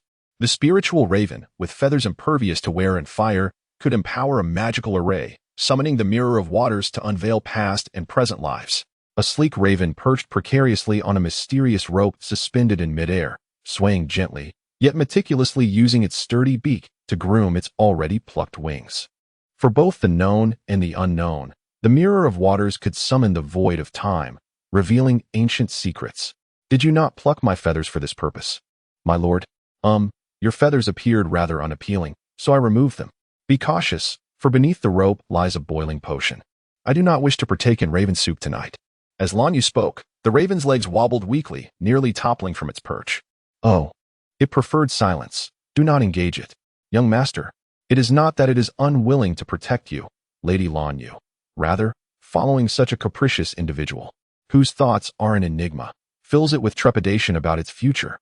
The sleek raven lay still upon the swaying rope, feigning death, while Lan Yu remained undistracted, her hand releasing a cascade of shimmering black feathers that danced enchantingly within the modest wooden cabin, exuding an otherworldly and resplendent beauty. Suddenly, a soft luminescence flowed from her fingertips. The slender girl, engrossed in her reading, radiated an extraordinary aura. She rose, her hair flowing and her skirt billowing. The delicate visage, seemingly unremarkable, is graced by a pair of luminous eyes that burn like flames in the darkness, radiating brilliance and sharpness that sends a tremor through the crow. Lord Blue Feather appears far from simple. Before the crow can finish its thoughts, the seemingly formidable witch, Blue Feather, nonchalantly lifts a tome and tosses it, striking the crow directly. With a squawk, the unfortunate bird flaps its slick wings and wobbles towards the boiling potion. Gaw, it's doomed. Traversing the ancient corridors of time, under the witness of the primordial goddess of creation, a grand narrative unfolds, attesting to the past, present, and future. A voice, clear yet imbued with solemnity, slowly recites the verses. As she murmurs, the water mirror gradually reveals a shimmering wall of water, with waves rising and falling within it. Outside the window, the sky presents a transparent azure, while time seems to freeze within the cluttered wooden cabin. Blue Feather closes her eyes tightly, the light at her fingertips flickering with brilliance. Is it folly, or is it restraint? A flurry of questions and doubts races through her mind. Who spread the rumors of the death goddess castle? The elders say she merely needs to monitor Xianwei. Within the campus of T University, blood-eyed bats, adorned with gleaming family crests, flit in and out in droves. The mission of the Blue Clan witches, passed down through generations, is to safeguard Phoenix City. The spirit realm and the human realm are inherently unrelated. Why, then, must the witches protect this shadowy city? The myriad questions that had previously eluded her attention suddenly became sharp and complex, as the prince of the spirit realm, a devotee of the earth god and a member of the royal lineage, forged an alliance through marriage with the vampire clan that worshipped the dark demon god. This intricate web of intrigue, which she had struggled to comprehend, seemed to be connected by an invisible thread. Who, indeed, is Prince Fengling? What transpired 19 years ago? As Lan Yu pondered these thoughts, the water transformation mirror unexpectedly shrank into an ethereal reflection, causing the surrounding reality to fragment and overlap. With a jolt, she felt the ground beneath her vanish, plunging her into a surreal dimension. The earth echoed with a mournful crack, and amidst her dizziness, she perceived beams of white light piercing through the fabric of existence. The voice of the spirit crow mingled with the howling wind, urgently imploring her not to open her eyes. Where am I? A wave of terror washed over her as she sensed her body plummeting, the wind rushing past her ears, while countless sharp pebbles scraped against her skin. In her dazed state, fragmented and shattered images raced through her mind. The celestial phenomena diverged, and the universe transformed. It was the Holy Temple, the solemn and majestic statue of the creation goddess adorned in a black and white magical robe, with priestesses arrayed before her. Their faces were indistinct, yet the sounds of ancient light and wind reverberated in her consciousness. Those memories. Lan Yu, astonished, strained to clarify her vision, but the scene abruptly morphed into a flurry of snowflakes. A sudden, searing pain tore through her mind, compelling her to clutch her arms tightly. Even as she continued to descend, is this the water transformation mirror? A scene flashed before her, and she suddenly froze. Sister, if one day I die, you will live better, right? Ruoshua's childish voice was soft and delicate, yet it seemed to hold only the intake of breath, no exhale. On that day, the sky was as clear as a wash, and she cradled Ruoshua's small form, stumbling through the bright river after the snow. With each step, a footprint marked the ground, and the distant castle of the shaman felt so far away. A solitary tear unknowingly slid down her cheek. Ruoshua, Ruoshua, she cried out, desperately trying to grasp that shattered illusion. Suddenly, a thunderous roar erupted, and the heavens seemed to collapse. A massive stone plummeted towards her head, shrouding the sky in darkness.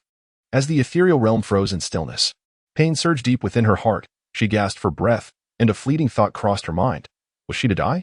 If she died, she could see that sweet, soft child, like cotton candy. Ruoshua, was it not? The sound of rocks crumbling echoed incessantly. This is my prince of the spirit realm, Fengling. The queen's voice trembled with excitement at the royal ceremony. He resembled Ruoshua. Lan Yu, wake up, wake up.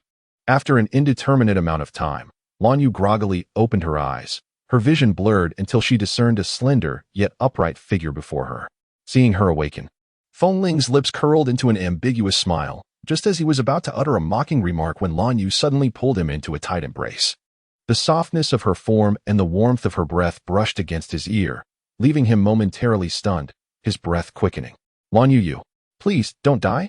The words barely escaped his lips before a heart-wrenching wail pierced through his eardrums. His lips twitched momentarily, and before the storm could erupt, a thunderous sound of a nose blowing resonated through the air, as someone unabashedly wiped their tears and snot onto his pristine white shirt. Damn it, what are you doing?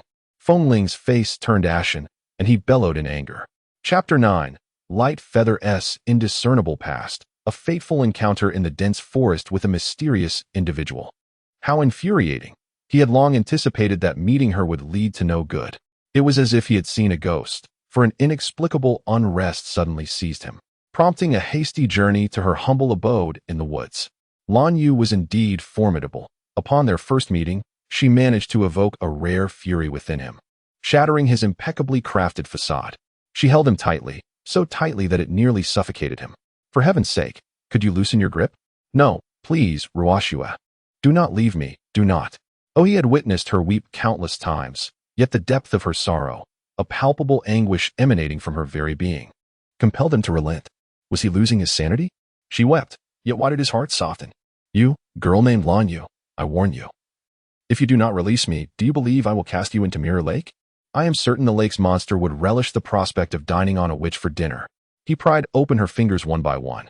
Yet she possessed the uncanny ability to shift her grip from one hand to the other. Ultimately, Feng Ling found himself drenched in sweat as she continued to embrace him, weeping as if the heavens were falling. Ruoshua, do not, please do not. Ruoshua? Who is that? Mistaking him for Ruoshua. He was genuinely perplexed as to when Lanyu had grown so close to another male. A surge of inexplicable fury ignited within Feng Ling, so sudden that he found it difficult to discern the source of his ire. Through the feathers of the spiritual crow, what glimpses of past and present had been revealed. Ruoshua? Who was he? I cannot fathom. The girl wept, shaking her head vehemently. She was unable to articulate what she had witnessed, only aware of an anguish that penetrated her very bones. Never had she felt such profound sorrow, surpassing even the pain of Ruoshua's departure. She merely yearned to uncover the truth behind the union of Jiyue Feng Ling and Zhuangziking, to comprehend the unrest between the spirit realm and the blood kin. Yet, all that unfolded before her were vivid memories of Ruoshua, his tears, his laughter, his face etched with clarity. The transitions of the scenes were astonishingly swift. Amidst the roaring flames, a youth with an indistinct visage transformed into a fiery phoenix. The resplendent brilliance was unparalleled, and amidst the swirling auspiciousness, the majestic phoenix unfurled its grand wings, its melodious cry piercing the air. Heartbroken, she extended her hand, yearning to grasp it. Yet, her fingers met only the fleeting warmth of the flames as the phoenix's tail feathers slipped through her grasp. Uncontrollable tears cascaded down, flooding her cheeks in an instant. She heard her own voice, haunting and sorrowful, pleading, "No, do not leave me." Was this merely a dream? Upon awakening, her gaze fell upon Feng Ling's face. She had misjudged him, and the tears flowed uncontrollably. Why was she crying so despairingly, devoid of understanding? Lanyu, do you truly believe me to be a mere child easily deceived? Feng Ling's anger flared, his right eyebrow instinctively arching in response. Her brows were delicate and enchanting. Like a painting, Lanyu gazed at him, momentarily at a loss for words. Never mind. Feng Ling, weary, rose to his feet. His voice now cold and distant. It was never my concern. What you witnessed bears no relevance to me. If you must protect Phoenix City for the sake of the Lan clan's mission, then do so. Your affairs have never involved me. You may act as you wish. Indeed, why should he feel anxious? Her matters were intrinsically unrelated to him. As the words left her lips, a heavy stone seemed to roll away from her heart. Yet the ensuing emptiness left Feng Ling momentarily unsettled. Phoenix City. Yes, Phoenix City. Suddenly, Lanyu recalled her mission, enlightenment striking her like a bolt of lightning. She sprang to her feet, wiping away her tears. Taking a deep breath, she regained her composure. The spirit realm and the bloodline clans, two adversarial races, must unite in this moment. Her premonition was indeed correct. Great turmoil loomed over Phoenix City. Time flows like water. Who determines its course? Lanyu's intuition proved accurate. Phoenix City was on the brink of a significant crisis. Recently, the long-quiet whispers surrounding the mysterious ancient castle had erupted once more, the castle resurfacing ominously, extending a grim invitation from the realm of death. The citizens of Phoenix City were in turmoil, with bizarre disappearances and a shocking death rate alarming the spirit realm. Lanyu immediately thought of Feng Ling. Who else but the prince of the spirit realm could address this matter? It was all mere gossip. That is not your concern. My duty as a witch of the Lan clan is to safeguard Phoenix City. She pounded the table, challenging Feng Ling, momentarily forgetting his status as a prince of the spirit realm and the power he wielded over her life and death. Consumed by indignation, her furious shouts grew louder, each more thunderous than the last. The table resounded with her strikes while she glared at the handsome youth before her, his pale visage appearing particularly haggard. Yet his eyes shone with an unusual clarity. Feng Ling paused in his task, furrowing his brow as his impatient gaze swept over the young girl, radiating a palpable aura of menace. What do you intend to do? Expose the scoundrel spreading rumors. That wretched individual, she exclaimed, her frustration evident, who in the spirit realm is unaware that Phoenix City lies within the protective domain of our blue clan. To disrupt order in Phoenix City is an affront I cannot tolerate, even at the cost of my own life. A moment of silence ensued, during which Feng Ling resumed his activities, unfazed. You are not their match. Lan Yu keenly seized upon the crucial word in his statement, her head snapping up as she swiftly obstructed Feng Ling's path, pressing her hands upon his shoulders. You know who disseminated the rumors. I have told you. This is not your concern. Move. She remained resolute, her bright eyes brimming with fierce determination. But who is it? Feng Ling's mocking gaze swept over her features, and he placed a hand on her shoulder, leaning closer, his handsome face suddenly looming large before Lan Yu. What is the meaning of this? In Lan Yu's mind, alarm bells rang as she suddenly recalled the moment when their lips had entwined, her heart pounding with fervor. A flush crept across her cheeks. She was acutely aware of her own lack of talent and beauty, given the flirtatious nature of Prince Feng Ling. She knew she ought to sever ties with him at once to protect herself. Yet, the rumors. In that fleeting moment of distraction, Feng Ling's warm breath enveloped her, an intoxicating blend of youthful allure and clarity, nearly brushing against her lips. With a teasing smile, he pronounced each word deliberately. Lan Yu, you are far too indiscreet. Did you rush to my palace this early in the morning to offer yourself?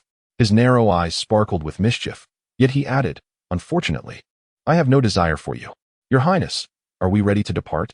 Came the voice of the elder outside the palace, prompting Feng Ling to rise with a hearty laugh, leaving the blushing sorceress behind, his deep chuckles lingering in the air. Lan Yu stood there, dumbfounded, watching his tall figure vanish at the doorway. Suddenly, questions flooded her mind. What was the elder planning with Prince Feng Ling? Why had Feng Ling donned armor? Poised for some venture? And that earlier enchantment, was it not a ridiculous pursuit of love, but rather an evasion of her inquiries? Lingya, she called out urgently.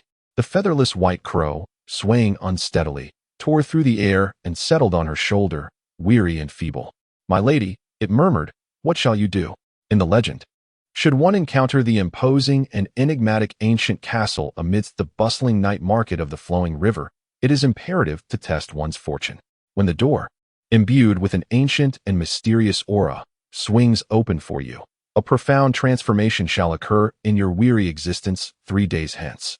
I shall seek out the mysterious castle. Whether this decision is wise or foolish, Lan Yu remains uncertain. She traversed for 2 days and nights, scouring the entirety of Phoenix City. Yet the rumored castle was nowhere to be found. In the nocturnal woods, the piercing green eyes of an owl blinked in the shadows while the wind howled, rustling the leaves with a sound reminiscent of crashing waves. The owl's calls echoed hollowly in the stillness of the forest. She struck the tree trunk with her fist and sank despondently to the ground, startling a flurry of bats into flight. In the distance, 2 bats transformed into human forms and whispered to one another, what is that witch searching for? Who knows? Lord Xiaoshui instructed us to keep an eye on her. She is merely a foolish witch. The blood-sucking bats flapped their wings and flew away, and even from afar, the dark fairies sensed their raucous thoughts. The witch of the Blue Clan is doomed. Ha ha ha. A dreadful curse is about to befall her. She has entered the forbidden forest. She has entered the forbidden forest. What a wretched path, so difficult to traverse. With a sudden rustle, the slender girl was ensnared by the tree roots and tumbled down heavily, landing face first in the dirt. Flustered, she scrambled to her feet, wiping her face, which was now smeared with mud, rendering her appearance all the more vivid. The people of Phoenix City were increasingly anxious if this continued. Not only the entire witch clan, but even the mystical realm would be exposed to human eyes. Yet, that scoundrel Feng Ling seemed utterly unconcerned. The very thought of it made her head throb. Gurgle, gurgle. A strange sound resonated clearly through the night. She touched her belly, her shoulders drooping. Hungry. Ravenously hungry. What on earth had possessed her to take on such a task, to venture into this forsaken place? In the witch clan, a skilled sorceress could conjure exquisite delicacies with a mere incantation. Although she had studied potions in her magic class, all spells were interconnected. Perhaps she could summon something delectable. Focusing her mind, she bellowed the summoning spell from the witch's codex. The air stirred and crackled with energy. After what felt like an eternity, the grass rustled faintly as the lengthy incantation came to a close.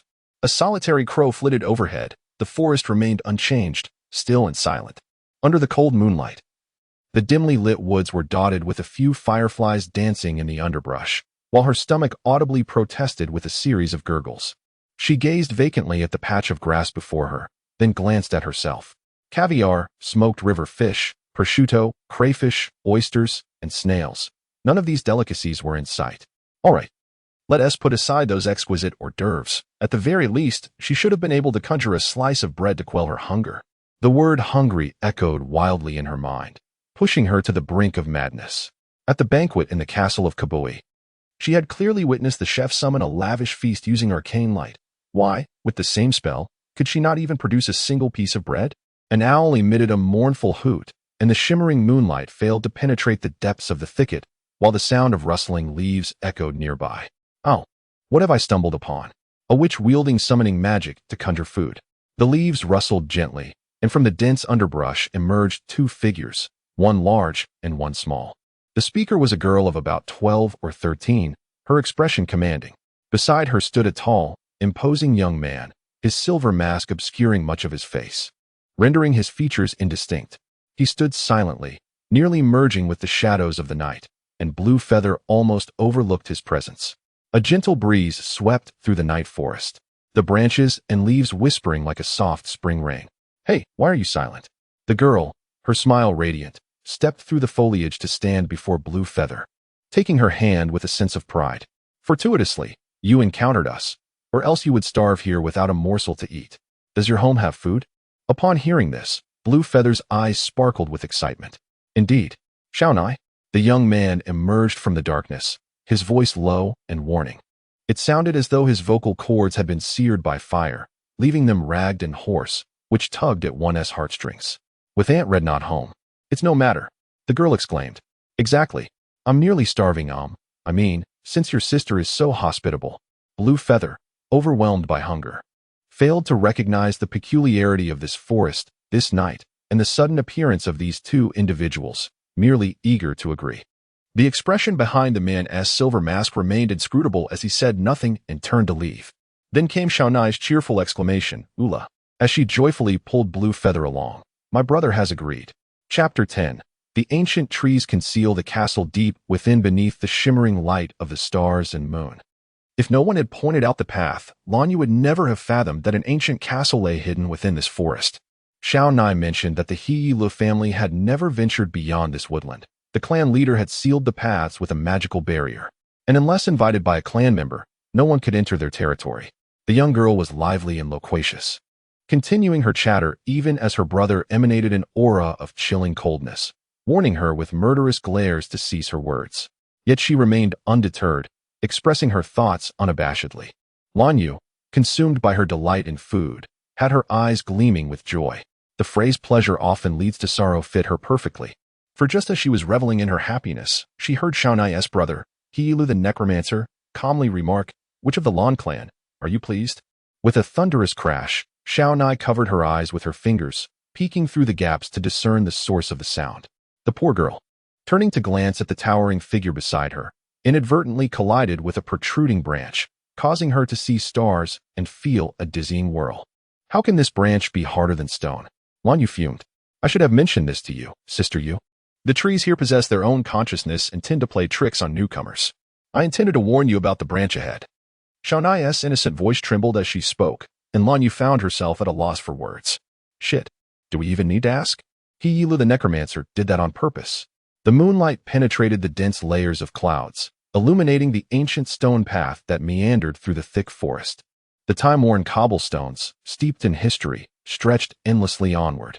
Under the moon's glow, a grand castle soon loomed before them, its walls enveloped in thriving ivy, while scattered weeds sprouted from the stone corners.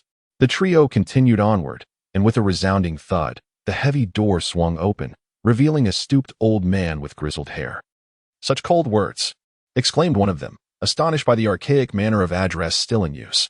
Lanyu shivered slightly, rubbing her forehead where a new bump had formed, feeling a chill reminiscent of autumn's desolation. Shaunai exchanged a few words with the elder, though Lanyu paid little attention, her curiosity fixated on the enigmatic castle. Suddenly, the notion of the rumored castle of death crossed her mind. I'm afraid, miss, you cannot enter. Lost in her thoughts and stepping forward, she was abruptly stopped by the old steward, who bowed his head and raised a hand to block her path. A sharp crack echoed in her mind, excitement frozen on her face. What do you mean? I can't enter. Confusion swirled within her as a series of disconcerting sounds reverberated in her head, plunging her into a dismal darkness. Lady Feather is my guest. The Red Lady was attending to her esteemed visitor, having instructed her subordinates to deny entry to any suspicious individuals. The old steward looked up with a smile, the moonlight casting an eerie pallor across his face. Upon seeing his visage, Lan Yu felt a jolt of panic surge through her, and she let out a piercing scream. A ghost. Silence. Came a sharp reprimand, as a flicker of pain flashed fleetingly in the depths of the masked figure's eyes before vanishing altogether. His icy gaze swept coldly across Lan Yu's face, his voice as frigid as the waters beneath a winter-esque lake. Mind your basic etiquette, witch of the Lan clan. Lan Yu froze, her scream abruptly silenced. Alas, she had been too careless, allowing herself to cry out in his presence. Biting her lip, she dared not raise her eyes to behold the half of his face that resembled a charred ruin. Even then, her heart raced vehemently. There was no mistaking it. She could not be mistaken. That visage was far from being merely burned. The contract with the demon spirit. It was the mark of a human who had signed a pact with a powerful and cruel demon spirit, cursed by both divine and demonic forces. Legend spoke of humans who, bound by a soul-selling agreement with formidable and merciless demon spirits, gained immortality and strength akin to that of vampires, yet simultaneously forfeited their privileges as human beings. The original sin branded upon them by the demon spirit rendered them unable to thrive in sunlight, forever consorting with monsters. Yet, the most terrifying aspect was not merely this. According to the elders, those who bore the Soullock curse were never seen by anyone, for those who had encountered them were long since dead. Could it be that she had inadvertently crossed paths with such a legendary aberration? For the umpteenth time, she pondered whether she should buy a lottery ticket. Lan Yu massaged her temples in agony, wishing she could simply become a block of tofu and end it all with a single collision. Alas, tofu was not available, and she must confront the realities ahead. Life was indeed so cruel. At this moment, her foremost priority was to find a way to escape this uncanny place. With a sorrowful expression, she clutched tightly to her last shred of hope. Since my master finds it inconvenient, I shall return another day to pay my respects. May this reason facilitate her departure from this accursed forest. Yet hold. At an unforeseen moment, a young woman clad in a black cloak materialized behind Lan Yu. Like a specter, no one witnessed her emergence. By the time they realized her presence, she had already barred Lan Yu's retreat with an outstretched hand. A frigid gust swept over Lan Yu's entire being. Before her loomed an ancient castle, behind her sprawled a dense thicket, and the moonlight enveloped the scene in an eerie ambience. What is this? A chill crept down Lan Yu's spine as she gazed in astonishment at the suddenly appeared woman. Strangely, upon her arrival, Lan Yu felt her limbs rendered immobile, as if pinned to the ground. Is there something you desire? She inquired, her voice trembling. The woman chuckled softly, her icy laughter slithering into Lan Yu's heart like a serpent, her gaze unwaveringly fixed upon her. Though Lan Yu could not discern the woman's eyes beneath the brim of her hat, she felt an undeniable awareness of being scrutinized. Like a frog ensnared by a serpent's gaze, the damp, slick chill sent shivers coursing through Lan Yu. The sorceress's eyes glinted coldly, her clenched fist creaking ominously. Schaffenfan, what are your intentions? Oh, hee. What I intend to do is hardly within the purview of the young sorceress to dictate. She averted her gaze, and Lan Yu felt a wave of perspiration wash over her, her heart finally easing. The cold light of the stars and moon cascaded upon the woman, her cloak imbued with the deepest black, encapsulating the world's most resplendent hues, exuding an air of poise and nobility. The woman raised her chin, the brim of her hat casting a shadow over her stern features, revealing only her pointed chin. She appeared as a regal sovereign of the night, looking down upon all with an overwhelming presence. Her presence was 100-fold, even 1,000-fold stronger than that of Hiyilu, Shaonai, or even Hiyilu, Guiwu.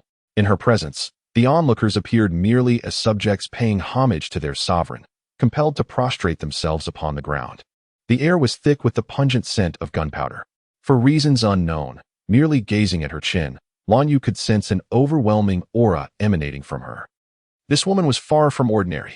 It was astonishing that such a formidable woman could exist in the world, as flamboyant as a flame and as sharp as a sword. Lan Yu was taken aback. The two parties seemed to be at an impasse, the expression on Gui Wu's face growing increasingly grim. Shifen Fan, do not presume that with your aunt backing you, you can disregard the clan laws. Gui Wu rebuked, to which the latter remained unfazed, her icy gaze pridefully sweeping past him.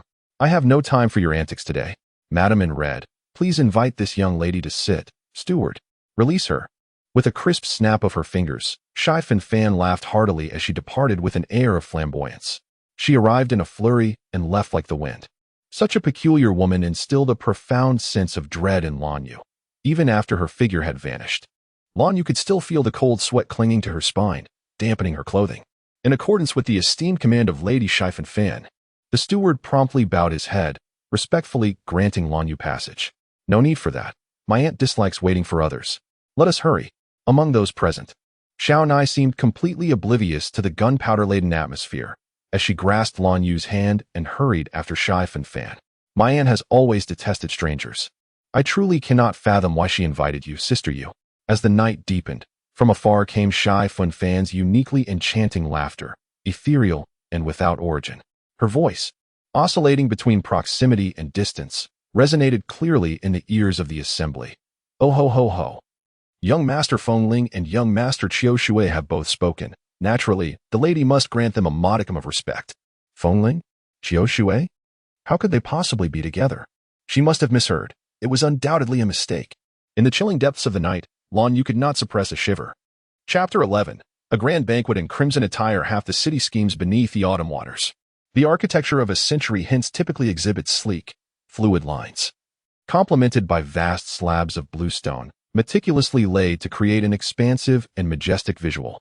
However, the castle of the He Yi Lu family is characterized by its opulent and intricate design, adorned with vibrant hues that burst forth, all while intertwining a classical allure of mystery that leaves onlookers utterly captivated. Lanyu licked her lips, reminiscent of the candy house from fairy tales. The more she thought, the hungrier she felt. Accompanied by the ethereal Shin Fan, she entered the grand hall, where rows of servants bowed in respectful welcome. The young girl, unaccustomed to such a display, felt both honored and awestruck, instinctively quickening her pace. The hall itself was adorned with extraordinary opulence. A massive crystal chandelier illuminated the space, leaving no shadowy corners unlit. The dining table was astonishingly large, draped with a snow-white satin cloth trimmed in blue and purple, upon which gleaming silver cutlery was arranged alongside an array of delectable dishes. The ruby-red wine in crystal goblets sparkled enticingly. Seated around the table were a dozen individuals, both men and women, each bearing distinctive features and attire reflective of their otherworldly heritages, including the vampire clan. As Lanyu entered, all eyes converged upon her, and a woman's derisive snicker echoed from the seating area. Is she truly the girlfriend of young Master Xianwei? Merely a little girl, lacking both figure and beauty. One might wonder what captivated the esteemed Lord Xianwei towards her. The mocking whispers of a few elegantly adorned women wafted through the air, each face adorned with knowing smirks. Lanyu was momentarily taken aback, only to realize that each of them belonged to the high-ranking vampire lineage. A shiver ran down her spine as her heart raced. Just then, a cold voice pierced through the tension. Even if she falls short, she is still the revered witch of the Lan clan, chosen by your Lord Xianwei. Do you dare to question his judgment? Surprised, Lanyu turned her head, only to be stunned once more. It was the Spirit clan. Here, in this very gathering, the elites of both the Spirit and Blood clans convened. With 3 resounding claps, the leading woman chuckled lightly. All right, everyone. Let us show some decorum and not frighten our lovely guest. With just a few words, she miraculously quelled the discord between the two factions. It is worth noting that both His Highness Fengling and young Master Qiu Shui were astonished by Miss Lanyu's presence today. The elegant woman smiled graciously, nodding in welcome and gesturing for Lanyu to take a seat, while 2 maids stood ready to pull out a chair for her. Upon hearing the names Fengling and Qiu Shui once more, a startling clarity struck Lanyu, the taut strings of her anticipation snapping. It was no illusion, indeed. It was Fengling and Qiu Shui. She struggled to swallow, managing to produce a strained smile, yet her breath caught in her throat. What was the meaning of this? The presence of His Highness Fengling alongside the vampire Yi Qiu Shui was utterly bewildering. Who possesses such remarkable abilities to bring together the esteemed prince of the spirit realm and the vampire clan in a harmonious dining experience? Just who is Xiaonai's red-clad aunt? The spread before them consisted merely of ordinary dishes, yet one could only hope that Miss Lanyu would find them to her liking. You are too kind. Lanyu, feeling restless, lifted her gaze and forced a smile.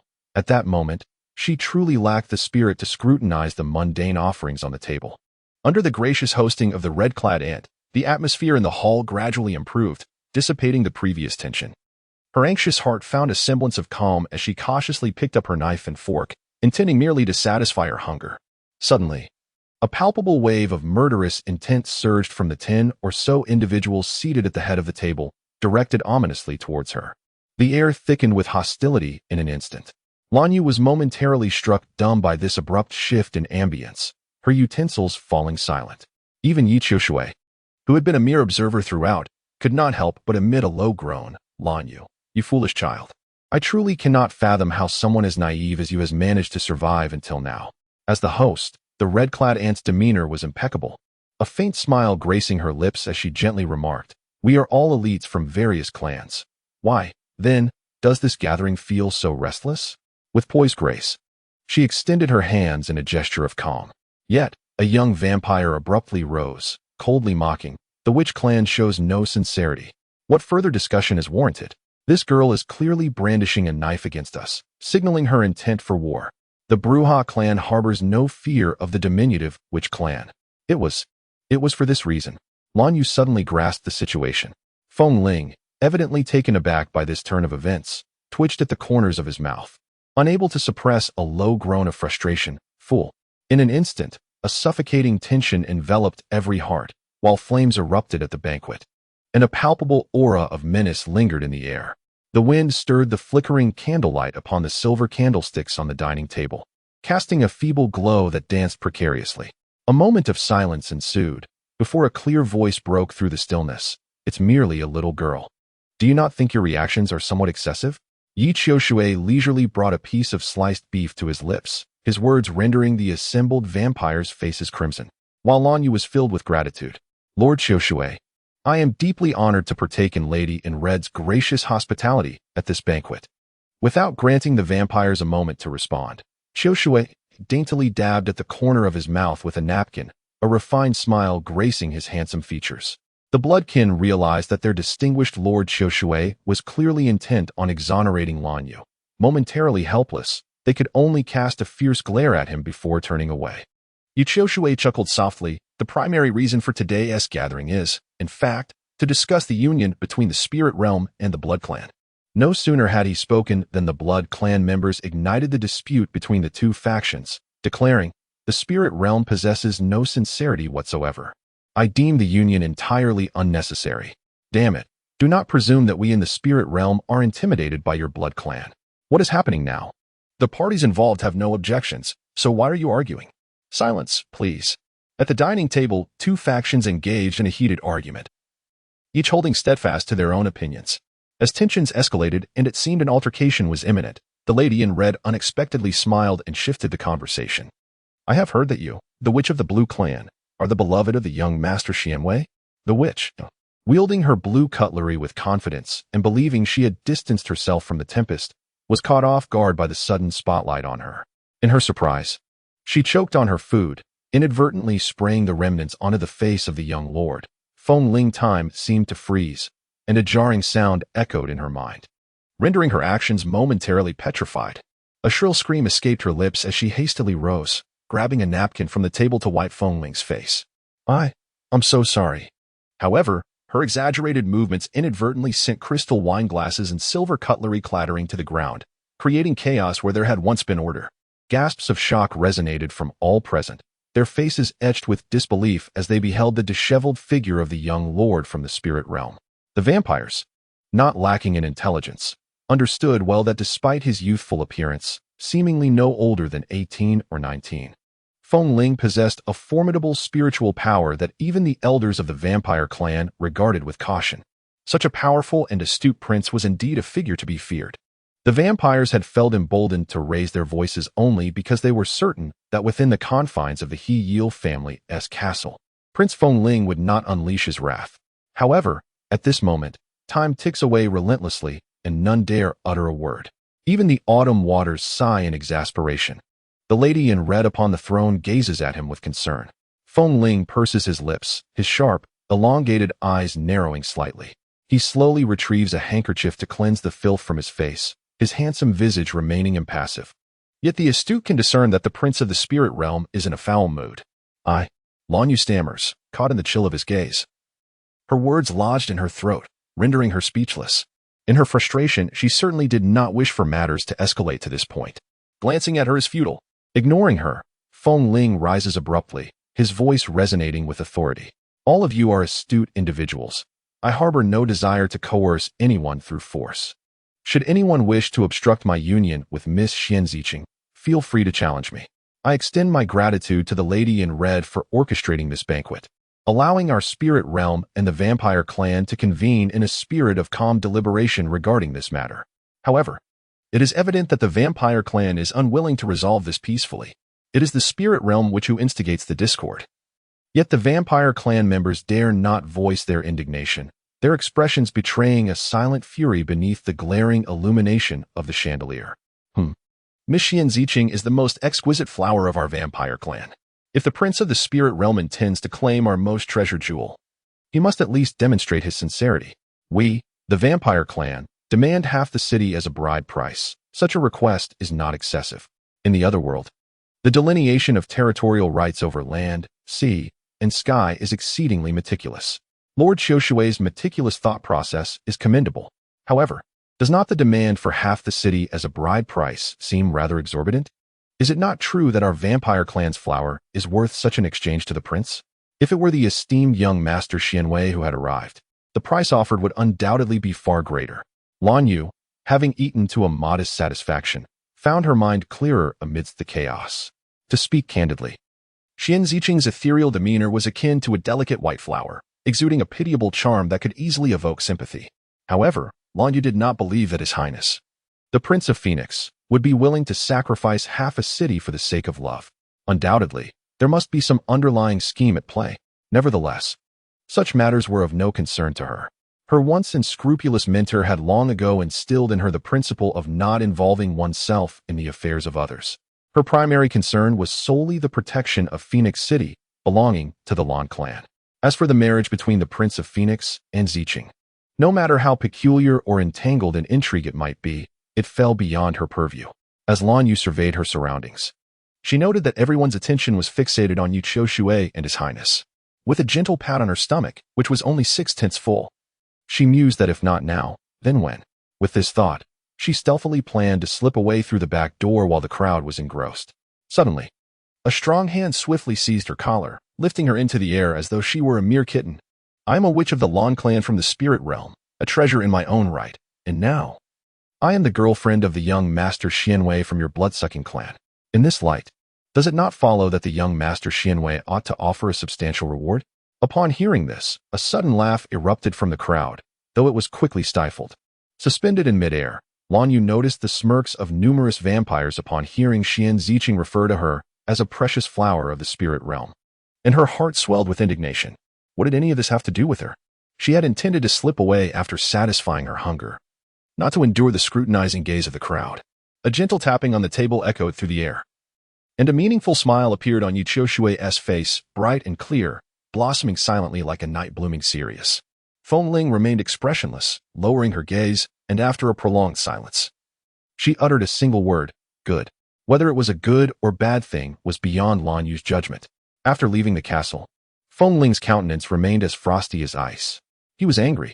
She could not comprehend why two clashing races, the powerful blood clan and the proud spirit witches, would choose to unite in matrimony. Prince Feng Ling was willing to exchange half the city for the hand of Xianziqing.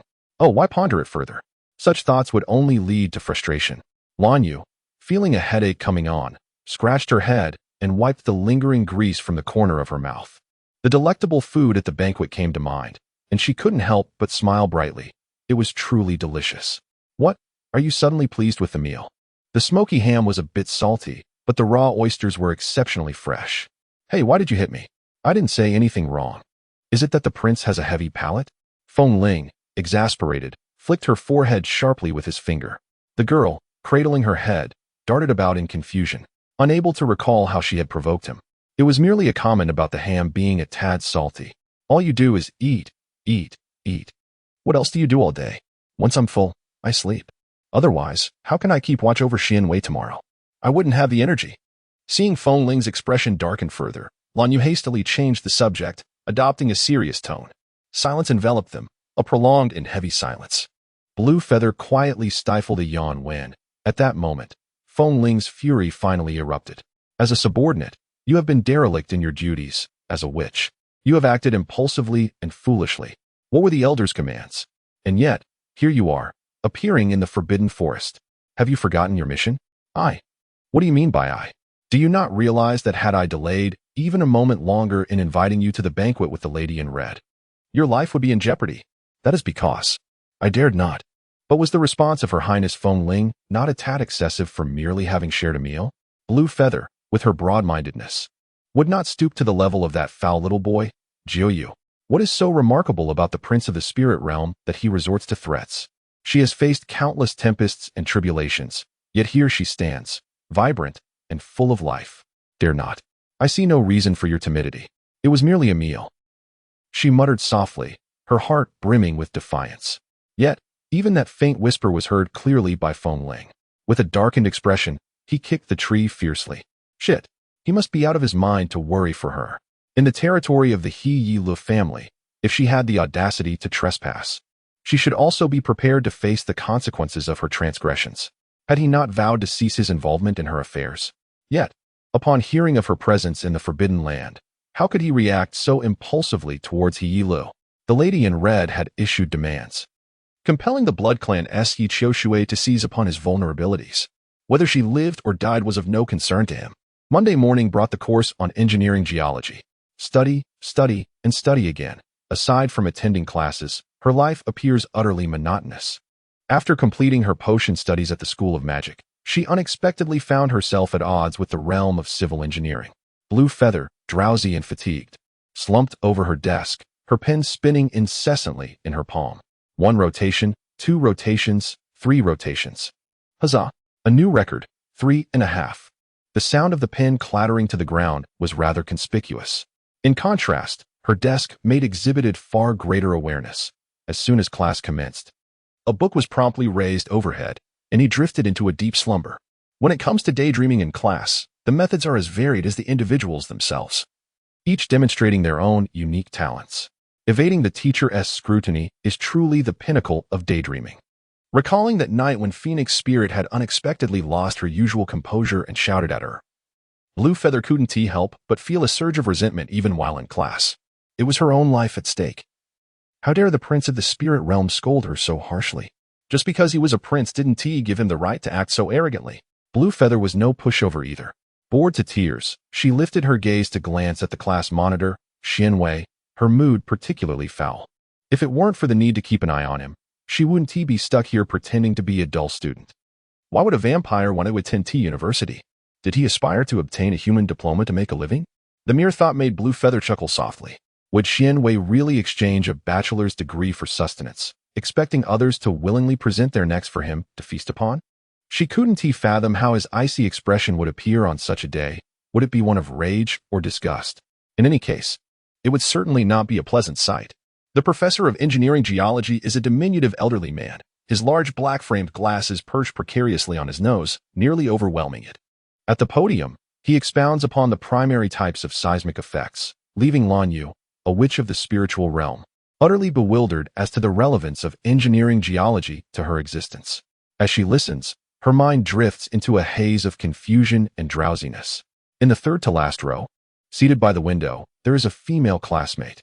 Yes, you there, please enlighten us on the causes of sand liquefaction, just as misfortune strikes. A piece of chalk is hurled at her forehead by the irate professor, who bellows at the top of his lungs, causing every gaze in the room to converge upon Lan Yu. Cursed be the circumstances. This is hardly the way to seek a diversion. Frustrated, she rises, casting a fierce glare at the portly elder at the podium, and after a prolonged silence, she finally manages to utter, I don't know. Do you comprehend what it means for a student to prioritize their studies?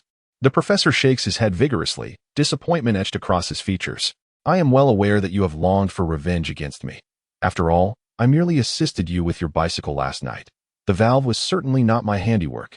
Lan Yu laments silently, shaking her head in dismay, then begrudgingly nodding in acquiescence. You students ought to take a leaf out of your class leader Xianwei's book. Just look at how diligently he engages in class. After class, you come to my office. The professor's expression is one of indignation. What? Lately, The windows in my office have been malfunctioning. You should come and fix them. He grins with a mischievous glint in his eyes. I am not a handyman. Laughter erupts among the classmates, and Lan Yu seethes with indignation. You are a student of civil engineering, are you not? This presents a splendid opportunity for education. Do you comprehend? The old man remained composed while Lan Yu, filled with indignation, was brought to tears. Did he deceive her into thinking her performance in her major was inadequate? A civil engineering student tasked with repairing windows. How absurd. After half a lesson, Lan Yu, panting heavily, entered the office carrying a large piece of glass. The old man, nimble and efficient, opened the door to clear a path. Lan Yu, breathless and drenched in sweat, immediately inquired about which window was broken. Could she not discern it herself? The old man, with a distinctive demeanor, leisurely began to hum a tune. Lan Yu rolled her eyes in exasperation. It was indeed peculiar that the old man had long held a disfavor towards her. Any semblance of kindness would have been remarkable. The world of humanity has its own rules. Regardless of one's magical abilities, one must still bow to the authority of others. The office was spacious and meticulously organized. A writing desk stood by the window, adorned with plush red curtains tied into a bundle, and the large glass window prominently displayed a transparent hole. Goodness! Who had caused such a rupture? The craftsmanship was rather impressive. The broken edges bore no sharp shards of glass, merely a palm-sized opening, as if it had been shattered by some flying creature. Lan Yu surveyed the surroundings, assessing the situation, and after toiling for an extended period, she finally managed to repair the broken window. At last, the old man glanced at her and muttered, "Is it done?" She nodded, pondering that the old man truly regarded her as free labor, offering not even a word of gratitude. The old man leaned half his body over the desk, peering curiously. The bright glass refracted a glimmer of white light under the sun, and the window appeared as pristine as ever. He couldn't help but chuckle. Who would have thought that despite your seemingly foolish demeanor, you actually handle things quite well? Was this a compliment or a jab? 3 black lines of frustration appeared on Lan Yu's forehead. The old fellow swiftly sprang from his chair, cheerfully pouring a cup of tea as he approached Lan Yu. "Oh, you shouldn't bother with tea. That's too courteous," she exclaimed, feeling a sense of relief that the old man still had some decency. Lan Yu proudly extended her hand to accept the cup, licking her dry lips, acutely aware of her thirst. "No worries, I'll pour myself a drink," he declared. The words infuriated Lan Yu, leaving her hand awkwardly suspended in midair, neither retracting nor extending. She was seething. "Then why bring me water?" The old man, with a twinkle in his eye, retorted unabashedly, "I'll drink while sitting in my chair." Silence enveloped the room as Lan Yu's fury reached its peak. That old coot. Does he find amusement in troubling me? If it weren't for the recent events, I would have been down there every day, loosening the valves on his bicycle. It was too much, utterly intolerable. Let's just see first. Suddenly, she gasped in shock, retreating several steps in horror. "Get down." A thunderous roar echoed in her mind. The voice of Feng Ling pressing down heavily upon her. A tremendous force surged forward, causing her to lurch violently, knocking over a redwood armchair with a loud crash. The once clear window shattered with a sharp sound, and shards of glass exploded outward, raining down upon her. After a moment of terror, Lan Yu struggled to rise. The Assamite clan, those lunatics, dared to stir chaos even in daylight. With a swift motion, she removed the emblem embedded in the wall, as if it had suddenly materialized in the office. Yi Qiushui delivered a powerful punch against the wall. The dull thud resonated, accompanied by Feng Ling's icy voice echoing in Lan Yu's mind, warning her to tread carefully. The Assamite assassins were formidable adversaries. What? Were Yi Qiushui and Feng Ling referring to that notorious family of killers from the bloodline of the Middle Eastern deserts? The pleasant April weather felt like a splash of icy water against her face. Her mentor, that miserly and eccentric old man, had been targeted by the Assamite assassins, indicating that he was no ordinary individual. Who could he possibly be?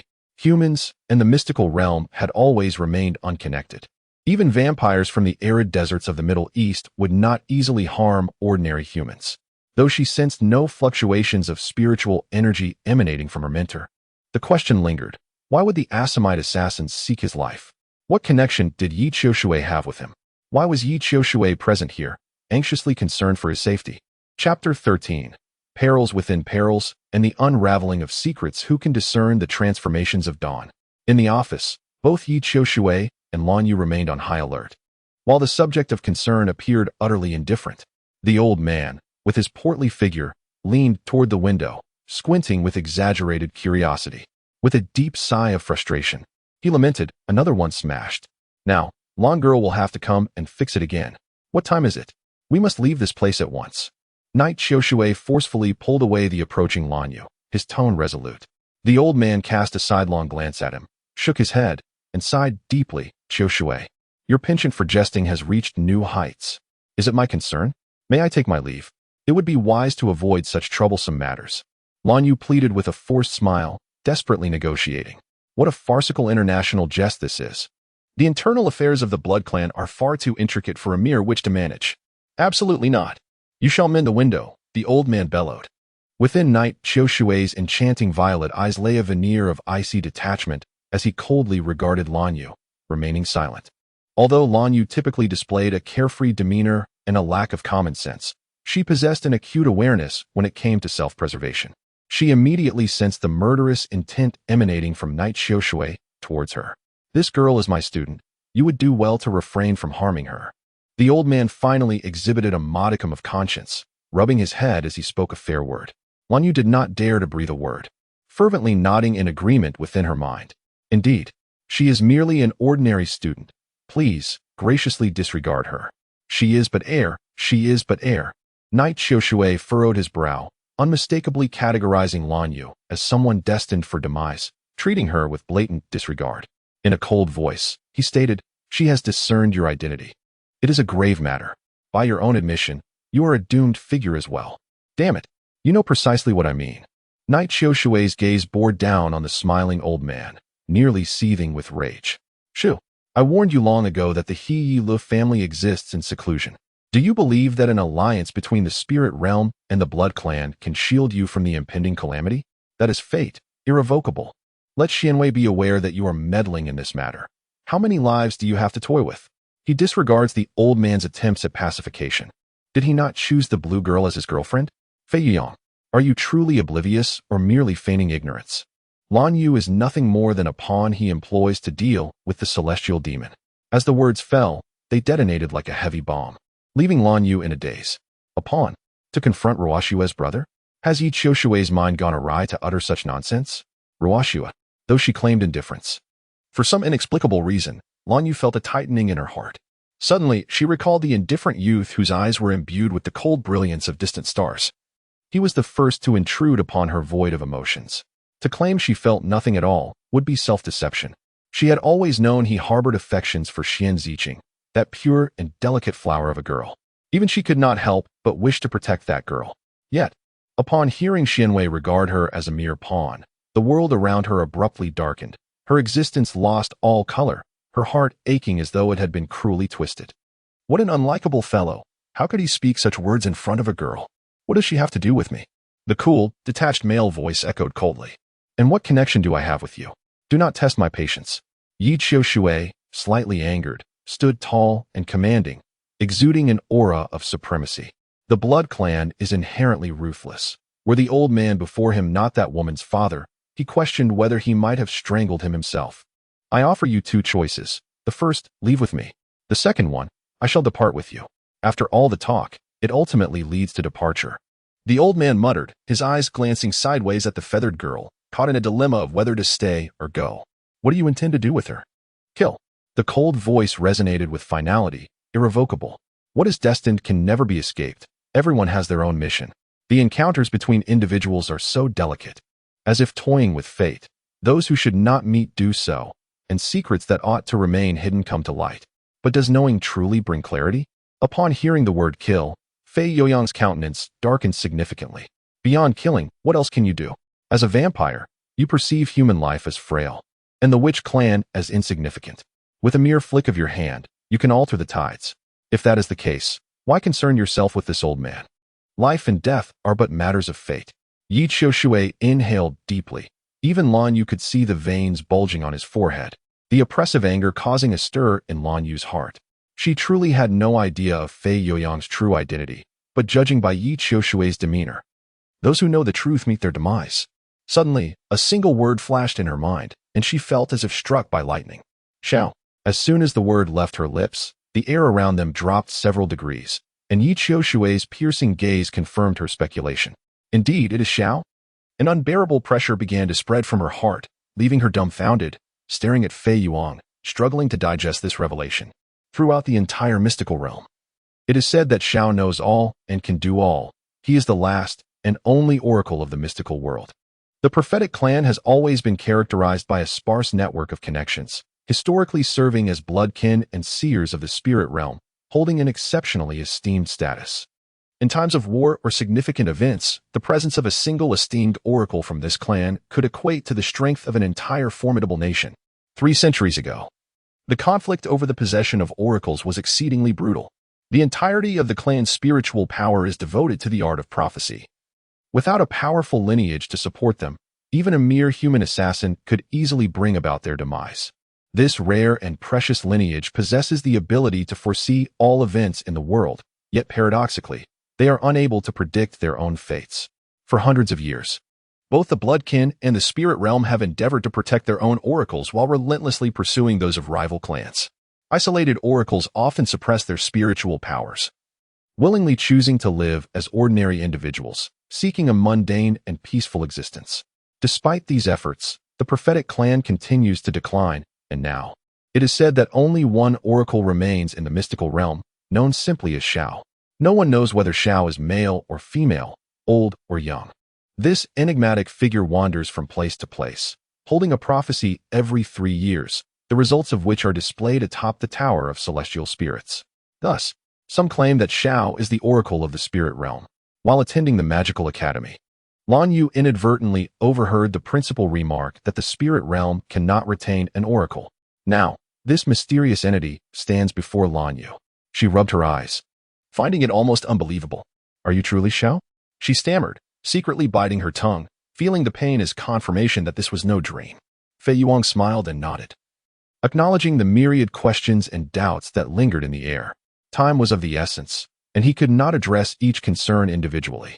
One day, he would reveal the entire story. He asked her to safeguard this secret, promising by the creator goddess that he would protect it. She gazed into his smiling eyes, which, despite appearing like those of an old man, were clear and gentle, reminiscent of a youthful white dove, bright and luminous. For a fleeting moment, she found herself bewildered. This was not his true essence. He mentioned he was in search of someone capable of reviving the desolation of Phoenix City and invigorating the entire realm. "Have you found her?" she inquired. "Not yet," he replied, "but I believe I am quite close. Once the prophecy confirms her identity, I shall be free of my burdens and no longer wander in pursuit of my mission." Lan Yu sprawled comfortably on the grassy expanse, basking in the warm and pleasant sunlight of April. She fanned her fingers, allowing the sunlight to filter through and illuminate her face, creating a radiant glow that made her squint slightly, feeling a bit drowsy. "Why does the person you seek always seem to follow me? The road is wide and open. I walk my path, and you walk yours. How can you claim that I am following you? You don't mean to say that the person you are searching for is me, do you?" Lan Yu jested lightly. Fei Yuang chuckled. "Maybe. Enough of this, mentor. I concede that your compassion is commendable, but do not attempt to deceive me with the same tricks you used on Yi Qiushui. Do you think I am as gullible as a 3-year-old? She mumbled to herself, rising abruptly, and suddenly glanced at the little boy before her. Her words caught in her throat, and the girl, taken aback, blurted out, "Why have you changed again? Just a moment ago." He had appeared as a refined youth of her own age, and now, in the blink of an eye, he had transformed into a boy of 7 or 8. The enigma of Fei Yuang's gender and age remained an unsolved puzzle for Lan Yu, who would exhibit such peculiarities. Ostensibly, he was her academic mentor, presenting himself as a portly old man in public. Yet, in private, he was ever-changing, one moment a young girl, the next a small child. With a mere blink, Fei Yuang morphed into a completely unfamiliar visage. The bloodthirsty assassins of the Middle Eastern deserts were formidable indeed, and with my limited spiritual power, I must adapt my appearance accordingly. The cherubic boy, Fei Yuang, wore an ear-to-ear grin, his rosy cheeks adorned with an innocuous smile, which made Lan Yu's lips twitch in disbelief. "For heaven's sake, you are Xiao. And what of it?" he retorted. "At the very least, I should not exhibit such a frivolous demeanor." She cast a disdainful glance at the immature boy with the watermelon-like head. It was not that she underestimated him, but if people were to discover that the illustrious Xiao, renowned throughout the spirit realm and possessing profound knowledge of the cosmos and history, was in fact such a slothful character, It would surely shatter their beliefs, leaving 99% of them disillusioned with the legends. Watching those assassins attempt to kill you is simply a waste of effort. She scoffed. Keep on with your banter. Xian Wei has already departed. Let us see how you shall complete your task. Fei Yuyang, carefree and cheerful, was suddenly pulled by Lan Yu, who hurriedly chased after him. What terrible luck! Assigned a task, yet burdened with a child. Who would relish such a predicament? However, abandoning Fei Yuyang was not an option, after all. Yi Qiushui had spared her life out of consideration for Fei Yuyang. The witch had reached such depths that Lan Yu wished she could simply knock her head against a wall and end it all. Chapter 14. The revelation of fate. Lan Yu's mission to save the world. Exploring the ancient castle with bated breath, the events of that day remained vivid in her mind. Yi Qiushui's expression was as frigid as snow. Lan Yu endeavored to conceal herself in a shadowy corner, yearning to be completely overlooked, yet those piercing, bright eyes effortlessly drew her out of hiding. Her hair stood on end like a frightened cat, terror gripping her like a cornered beast. Fei Yuyang stood protectively in front of Lan Yu, while Yi Qiushui sneered, I don't recall you ever harboring benevolent thoughts towards your own student. Oh dear, how can one phrase it? Lan Yu lamented inwardly. In the current situation, the world is divided into three parts. This is no tale from the Eastern classic romance of the Three Kingdoms. Lan Yu felt a surge of frustration and sorrow, thinking of her dear mentor. Could you please offer something of value? Yi Qiushui was a vampire. Discussing literature with him could lead to becoming his meal, which would indeed be a strange affair. Yet, oddly enough, something unexpected occurred. Yi Qiushui's gaze shifted, his tone suddenly sharp. Get to the point. Fei Yuyang smiled and raised a finger, shaking it mysteriously. Lan Yu, we cannot kill. Why? Have you heard the legend of the royal family in the spirit realm? The 19 heavens transformation. What relevance does this cowardly and principle-less foolish witch have to the matter at hand? Knight Qiushui, with a focused mind, cast a sharp gaze over Lan Yu, causing the latter to shudder involuntarily. He let out a cold sneer, clearly deeming her a simpleton who was oblivious to the nuances of survival. A mere waste of resources in this world. You are an outsider, and your understanding of the transformation of the 19 days may be superficial. Having never encountered the legendary, beautiful, and intelligent witch Helen S. Grimoire, you shall forever remain ignorant of the true essence of the 19 days transformation. With a sudden explosion, Fei Yuran continued his tirade, a small crimson blossom erupting gently from the side of Lan Yu's neck. The suffocating dread rendered her speechless and immobile as she beheld the azure flames conjuring a series of resplendent blood flowers upon her form. There was no pain, yet the blood flowed incessantly. Could it be that she was to perish at the hands of Knight Qiushui? Her heart lurched heavily, a profound sorrow surging from the depths of her being. She had yet to safeguard Phoenix City, to uncover the secrets of the Death God's castle, to amass a fortune akin to a mountain, and there was so much more she yearned to accomplish. She had once vowed that if she could not protect Ruoxue, she would at least ensure the safety of Phoenix City. She would not permit a succession of regrets to unfold before her eyes, yet now she faced death. If she died, all would be for naught. Stop.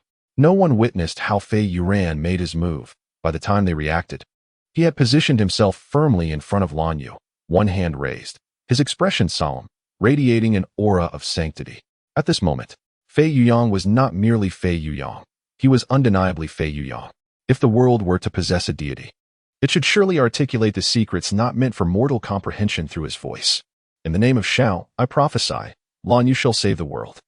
Upon uttering these words, it was as if a thunderous clap resonated from the heavens, leaving the two individuals present utterly astounded.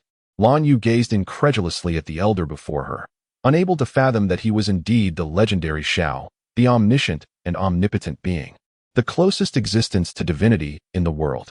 Yi Qiushui could hardly suppress a scoff. If Lan Yu were capable of salvation, she would be the goddess of the night. Yet, the words were spoken by Fei Yuyang in the name of Shao. He fixed a penetrating gaze upon Lan Yu, fierce and resolute, reminiscent of a wolf poised for battle. Fei Yuyang, you may protect her, but salvation is of no concern to me. If you falter in the slightest, do not blame me for my merciless actions against her. With that, Yi Qiushui stormed out, the cold April wind striking his face. That wretched girl has led me astray. From this day forth, my safety rests in your hands. And what of Yi Qiushui? That wretched child must be guarding the tomb again. Who would have thought he possessed such sentimentality? He may be sentimental, but alas, it seems Lan Yu's fortune has dwindled. Oh, dear leader, I implore you to observe closely. This nose, these eyes, this posture. The other party is a mercenary from the desolate Middle Eastern sands, accompanied by a myriad of calamities and misfortunes. From head to toe, Lan Yu appeared to be nothing more than an ordinary blue-clad witch, certainly not an invincible superwoman. Yet, in a mere 3 days, her experiences had proven more exhilarating than a roller coaster ride. In the presence of the creator goddess, should she be granted another opportunity for learning, she would undoubtedly devote every ounce of her energy to mastering the art of escape in the magic classroom. Leaving the past behind, the paramount concern now lies in monitoring Xianwei. The elder's command cannot be disregarded, and the mere thought of it sends a wave of dizziness through Lanyan. The melodious chirping of birds fills the air as an ordinary yet graceful girl struggles to pull along a reluctant little boy, laboriously moving forward. Not far down the corridor, a tall youth clad in a white shirt adorned with golden embroidery leans against a locust tree. His features, sculpted to perfection, exude a divine handsomeness. Yet his expression remains inscrutable, as cold as a winter's frost. The listening distance measures 10 zhang, and everything appears normal. Alas, it seems that one particular individual's auditory nerves are not particularly well developed, rendering even the closest proximity futile. Did you not cast the listening magic symbol upon him? It seems ineffective. With an exasperated tug, someone yanked the golden magical sphere from beside her ear, scrutinizing it multiple times before reinserting it, yet silence persisted. That is because your switch is simply not turned on. A deep, indifferent voice echoed in Lan Yun's ear, akin to the clash of gold and jade, accompanied by an icy breath that enveloped her. Though devoid of anger, the words invoked an involuntary chill throughout her being. Raising her gaze, she was met with Xuanwei's gaze, laced with a hint of mockery. Ah, a ghost. Startled, Lan Yun let out a sharp scream, grasping tightly at Fi Yang.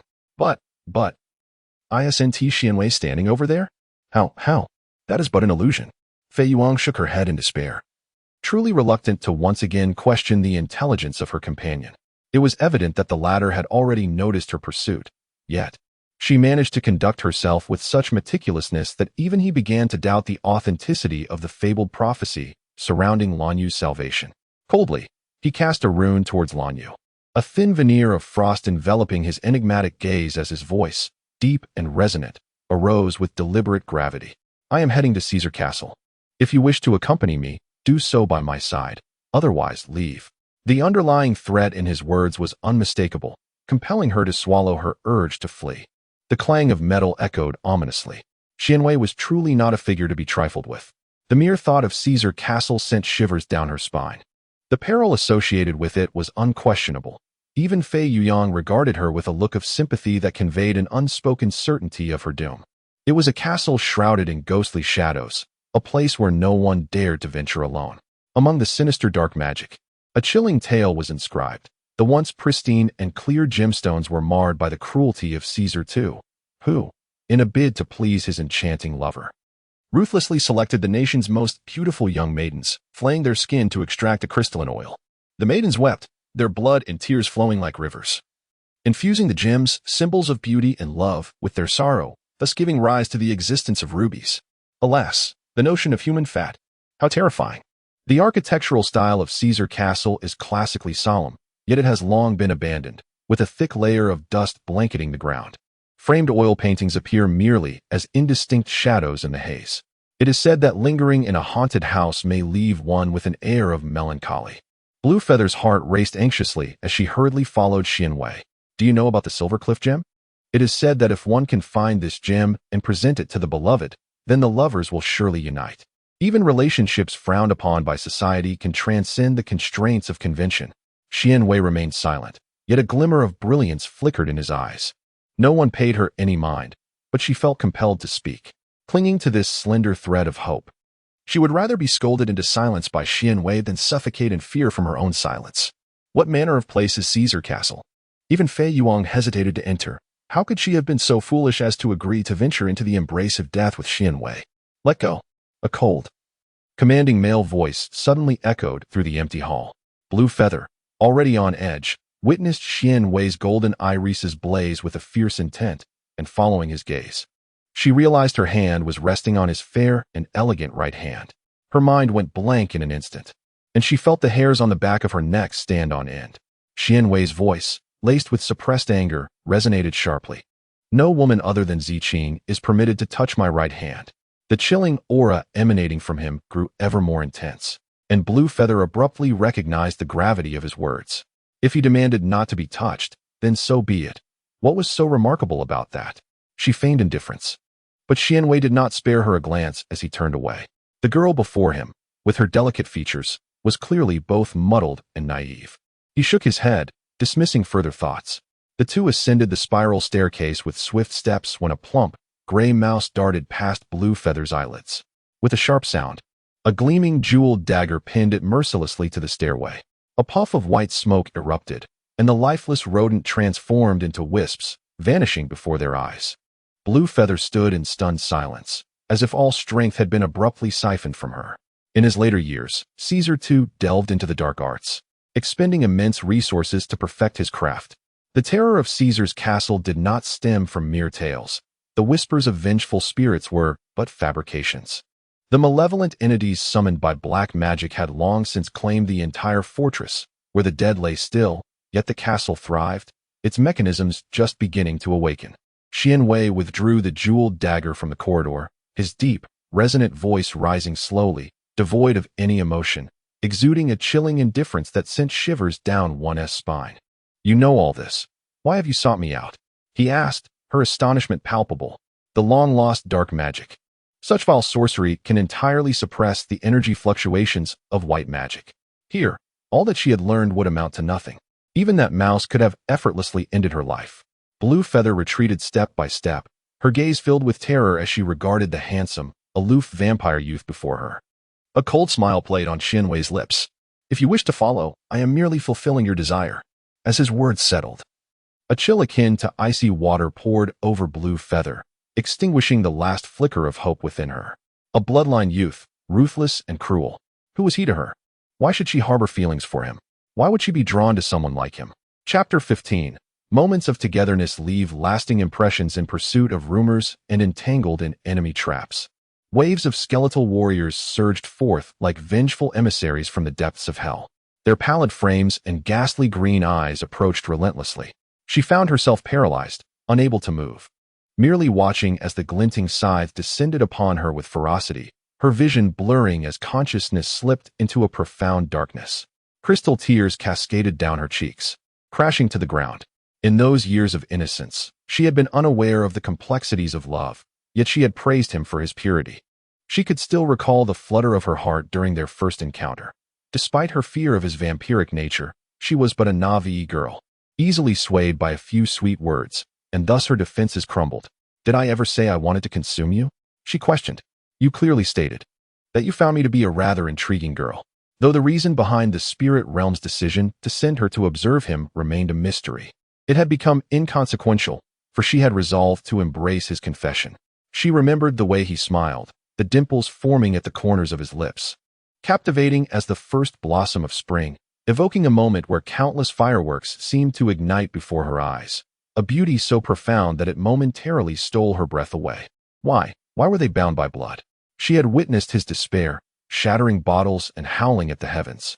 That night, he had drowned himself in drink upon the rooftop. She had hidden in the dim, cramped attic, tormented by mosquitoes, her skin covered in welts, cursing the very space that had become her misfortune. It was there. For the first time, she encountered the passionate kiss of her own brother, a moment that would forever alter the fabric of their lives.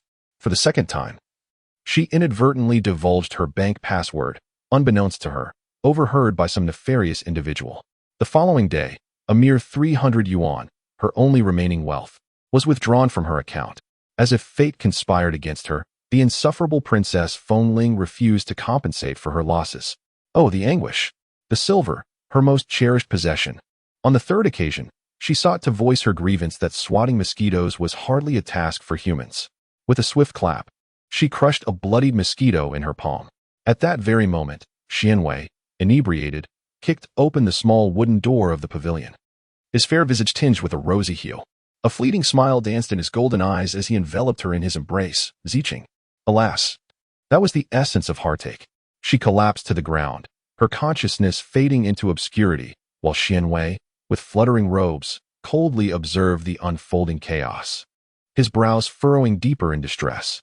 As the skeletal warrior's scythe descended, Blue Feather's life hung by a thread. His brow momentarily relaxed. A semblance of self-mockery mingled with resignation flickering in his pale golden eyes, overwhelmed by a complex array of emotions. Even dark sorcery proved futile. How utterly useless. He released his clenched fists in disgust and turned away. In an instant, the skeletal warriors swarmed and engulfed the frail, pale girl lying unconscious on the ground. The chilling sound of skeletal warriors devouring the living echoed like flesh grinding against bone, sending shivers down the spine. As the evening sun cast its golden rays through the doors and windows, illuminating the vast expanse of the castle with a warm glow. Xianwei stood solitary on the grid of the grand spiral staircase, his face as cold as ice, devoid of any emotional fluctuation. Below him lay the retreating scene of numerous skeletal warriors. Everything became ephemeral and fleeting, dulling the castle's eerie atmosphere, adding a touch of desolation and chill. Instead of feeling troubled, he should be delighted. Women, he had encountered many, yet this particularly foolish woman was a first for him. Especially one from the Blue Clan of Witches, who typically maintained a respectful distance from the bloodkin. Several times, he nearly succumbed to the impulse to strangle her or drain her blood, wishing to erase her existence from this world forever. Now that this foolish woman had finally met her demise, why was he not as elated as he had envisioned? Those who knew his secret and had witnessed his most debased moments deserved nothing less than death. Xianwei abruptly inhaled deeply, a flash of violent emotion crossing his otherwise composed features. The deceased woman. It was one thing for her to spy on him as he kissed Ziqing, but to bite her lip and release the scent of blood, announcing her presence, was utterly intolerable. Did she presume that vampires were herbivorous? At that moment, had it not been for his promise to Ziqing to refrain from indiscriminate killing, he might have truly skinned her alive and drained her blood. Then came the confession in Dormitory 302. A girl so full of vitality trembled before him like a cornered creature. Did he appear so desperate? Why was she so terrified of him, yet still contemplating confessing? Did she think she could deceive him with verses praising the goddess from the Witches' Codex? He was acutely aware of her every move. The Elder Council of the Spirit Realm had sent her to investigate. Very well, he would indulge her in this game. The allure of warm blood occasionally tempted him to mark her neck with his fangs. He had once pondered, what truly distinguished the blood of witches from that of humans? Later on, she found herself engaged in foolish deeds, and despite the fact that he had never treated her kindly, why could he still perceive a hazy affection and pity in her eyes? What a scoundrel! As a noble scion of the Blood Clan, he had no need for the pity of a wretched witch. Even if Ziqing did not love him, he certainly did not require a base witch for redemption. With a sudden, forceful blow, he struck the handrail of the spiral staircase, his golden pupils momentarily flashing with a hint of crimson. And a sharp pain surged within his heart. Lanyu. She was no different from those women who sought his favor. She was neither beautiful nor intelligent. What could she possibly offer to win the favor of the esteemed Lord Xianwei? He scoffed coldly, descending the steps of the pavilion with measured strides. Just then, a pale golden light suddenly emanated from the spot where the skeletal warriors had engulfed Lanyu, casting a faint glow that illuminated the entire castle. Oh dear, I feel suffocated. A cacophony of bones clattering echoed as a frail figure emerged from the pile of white bones, revealing a dirty little face, and a bright voice emerged, muffled yet clear. Good heavens! To escape this predicament by employing Lingxiu for a mere illusion is such a waste. I wonder if the Elder Council will reimburse this expense. Each use diminishes its availability. How tragic. Lanyu? She is alive. Xianwei was momentarily taken aback by the voice, and inexplicably, a sense of relief washed over him. A flicker of joy crossing his gaze. With his heart unburdened, he spoke without restraint, his tone laced with icy mockery. It seems the witchcraft of the spirit realm is not entirely devoid of merit. You are not as useless as you appear to be. I am grateful for your concern. Lord. Lanyu finally managed to extricate herself from the heap of bones, unable to suppress a cold smile as she gritted her teeth. This vampire sought to ascertain the weight of her leverage, audaciously employing the Caesar Castle as a touchstone. Had she not remained vigilant and brought along Ling Xiaoye, she might have met her demise at his hands. The adage one must harbor no ill intentions, yet remain wary of others rings painfully true in this instance, as evidenced by her harrowing experience. Earlier, in order to utilize the transmigration shadow technique, she had to simulate several states of normal death to identify the most suitable object to serve as a decoy, which left her momentarily melancholic. Lan Yu cast a surreptitious glare at Xian Wei, her fists clenched tightly. What shall we do now? Shall we continue ascending? She forced a smile, fearful that her excitement might lead her to impulsively land a punch on Xian Wei's cheek. It was evident that she could not overpower him, hence the importance of restraint. The body is the foundation of revolution. Survival is paramount for revenge. If the vampire were to drain her lifeblood, her aspirations would be rendered futile. Suddenly, she paused, recalling no entanglement with the Blood Clan. As far as I know, the mission of the Blue Clan witches throughout the ages has been to safeguard Phoenix City. Would you not wish to uncover the source of the rumors surrounding the Death God Castle? Would Xian Wei truly be so benevolent as to assist her without ulterior motives? Lan Yu eyed the scheming vampire youth with suspicion, hesitating for a moment before inquiring, "What are your terms?" "Very simple. Fulfill 3 of my conditions, and you shall obtain all the information you seek." A fleeting smile graced Xian Wei's indifferent visage, as a mysterious glimmer briefly danced in the corners of his eyes. In this world, there exist myriad phenomena of which you remain unaware, such as witches, vampires, and the diverse spirits of the ethereal realm. Ignorance does not equate to non-existence. The spirits safeguard the equilibrium of their domain, while witches protect those whom they deem worthy of their guardianship. The unknown supernatural occurrences may well be the divine grace bestowed upon humanity. Much like humans, they too must battle for their survival. Failure signifies death and extinction. The air is thick with the seductive scent of blood, as sharp fangs rend flesh, and in an instant, crimson streams forth, casting a pall of sorrow. In this moment, duty and disgrace become starkly defined, drawing forth the sword of honor. Fear not, for all unfolds upon a predetermined path. The war has begun. This demand is rather excessive. To send a witch into the realm of vampires is akin to inviting a mouse to willingly approach a cat. Lan Yu furrowed her brow, contemplating for an extended period, concluding that it was simply not advantageous. "What is it that you cannot fulfill even the first condition?" Xian Wei stood upon the bridge, the moonlight cascading like water, casting his silhouette against the backdrop. He gently brushed the dust from his sleeves, his long hair cascading over his shoulders, the tips shimmering with starlight, reflecting in his golden irises, bright and piercing. Just as Lan Yu was about to speak, the moment her gaze met his frigid eyes, she recoiled, a shiver coursing through her, and quickly amended her words. "Ah no, how could I refuse? It is merely a venture into the vampire realm. I shall cooperate, undoubtedly." She crossed her arms behind her back, forming a grand cross, her heart heavy with the urge to weep. Fei Yuyang insisted that the vampire realm was perilous and chose not to accompany her. Thus they parted ways. Although Lan Yu felt a sense of relief, she could not shake the suspicion that Fei Yuyang was concealing something from her. A deeper reflection yielded no insights. The division of the Xuanjie realm has always been characterized by the spirit realm's dominion over the terrestrial territories, while the Blood Clan holds sway over the skies. This principle was splendidly illustrated in the resplendent aerial castle adorned with vibrant blooms. Tulips. The brilliant clusters of flowers bloomed in exuberance, their vivid hues captivating the eye. With such an abundance of blossoms, each fetching a price of 10 yuan, how much could one earn? The young girl swallowed hard, her eyes shimmering with golden anticipation, nearly succumbing to the temptation to leap forward. Xian Wei's gaze was sharp as he strode purposefully towards the castle. The vampire attendants flanking him, clad in uniform black tailcoats, parted to grant him passage, bowing in respectful acknowledgement. Lan Yu glanced around, feeling a twinge of trepidation. Goodness!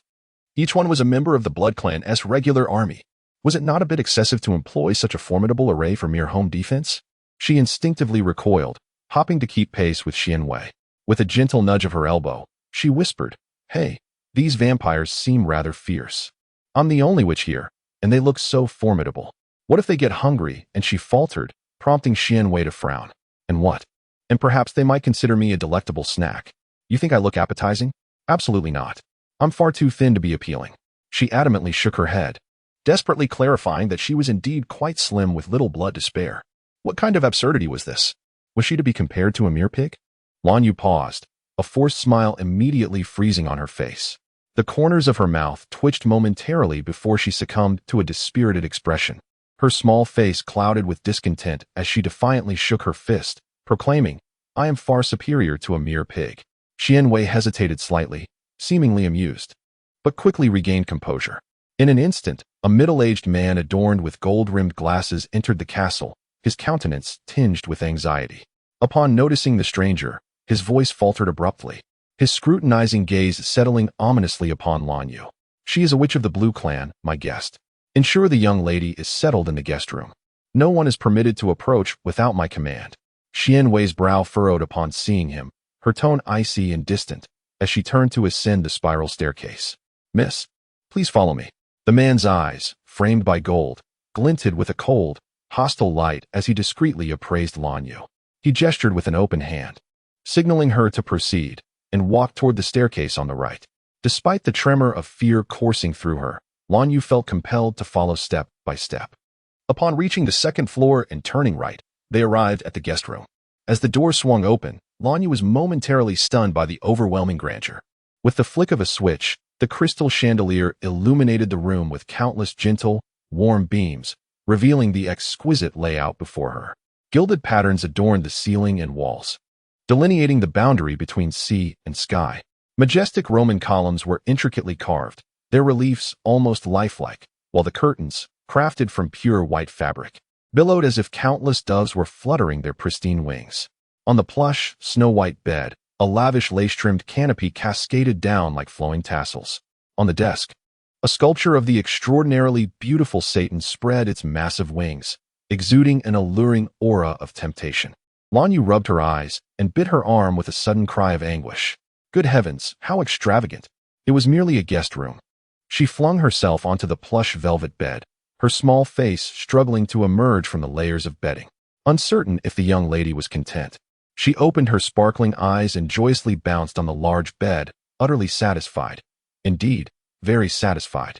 However, in a moment of exuberance, she fell with a thud onto the snow-white, fluffy carpet. The corner of the man's mouth twitched, barely stifling a laugh. The carpet was thick and soft, cushioning her fall completely. Excitedly, she rolled and tumbled along a dark golden edge, cheerfully crawling toward the magnificent reliefs on the Roman columns. The first generation of vampires traced their origins back to Cain, the son of Adam, who encountered the witch of the night, Lilith. "Do not touch that," the man suddenly shouted in alarm, faster than his voice. Lanyu's curiosity propelled her forward. Unbeknownst to her, she had triggered something, resulting in a thunderous crash. The massive Roman column unexpectedly sank, and a whirlwind erupted from a hidden passage, filling Lanyu with an ominous premonition. With a startled scream, before she could react, the storm devoured her voice, sweeping everything away and pulling her into the secret passage. "Help! It can't be that dreadful," she lamented. She had merely wanted to see if the gems on the relief were genuine. How had she ended up in such a wretched place? Rubbing her sore bottom, the little girl wore a look of utter dejection as she surveyed her surroundings, which were engulfed in darkness. She spread her palm, and the gemstones recently bestowed upon the Roman column emitted a dazzling brilliance, illuminating her delicate face. If Feng Ling were present, she would undoubtedly scold her. She devours everything without hesitation, yet never fails to seize an opportunity for profit. Miss Lan is perpetually mindful of her financial gain, which is truly amusing and exasperating. She rose unsteadily, stumbling forward in the darkness. After an indeterminate passage of time, a sudden brightness enveloped her, the intense light causing her eyes to squint, prompting her to shield them with her hand. Upon focusing, she discovered an endless expanse of glacial ice. Countless black-winged bats fluttered in the sky, their imposing presence casting a shadow over her. With a startled cry, Lanyu clasped her head, her legs trembling. However, after a prolonged wait, no bats descended, not even a trace of a phantom. The young girl, still clutching her head, curiously spread her fingers across her eyes and gazed upwards. The brilliant light cascaded down, and although the black-winged bats appeared grotesque, they remained utterly still. "This is an illusion." She reached up to poke one of the bats overhead, feeling a chilling sensation at her fingertip, yet it was neither slick nor imbued with life. Black crystal. Each of these bats was crafted from invaluable black crystal. The radiant light surrounding her emanated not from the sun, but from countless luminous pearls and gemstones. In this enclosed space, a small altar stood atop the steps, forming a distinct hexagram shape. Lan Yu's eyes sparkled, her inner cosmos igniting with excitement. The altar's offerings were disturbed by a peculiar sound, prompting her to turn her gaze and witness a wondrous scene. A frail girl, on tiptoe, leaping in an attempt to grasp the bats hovering above her head. In her hand, she clutched another radiant gem, blue feather. Descending the steps, the black brim of her hat cast a shadow, and a barely perceptible smirk of cold disdain graced her lips. Those bats, though lifeless, were pivotal in activating the formation. How could they be so easily plucked from their place? Her voice was chilling and enigmatic, exuding an unspoken allure. Blue feather was startled, her footing faltering, and with a thud, she collapsed to the ground. Pain surged through her, agonizing pain.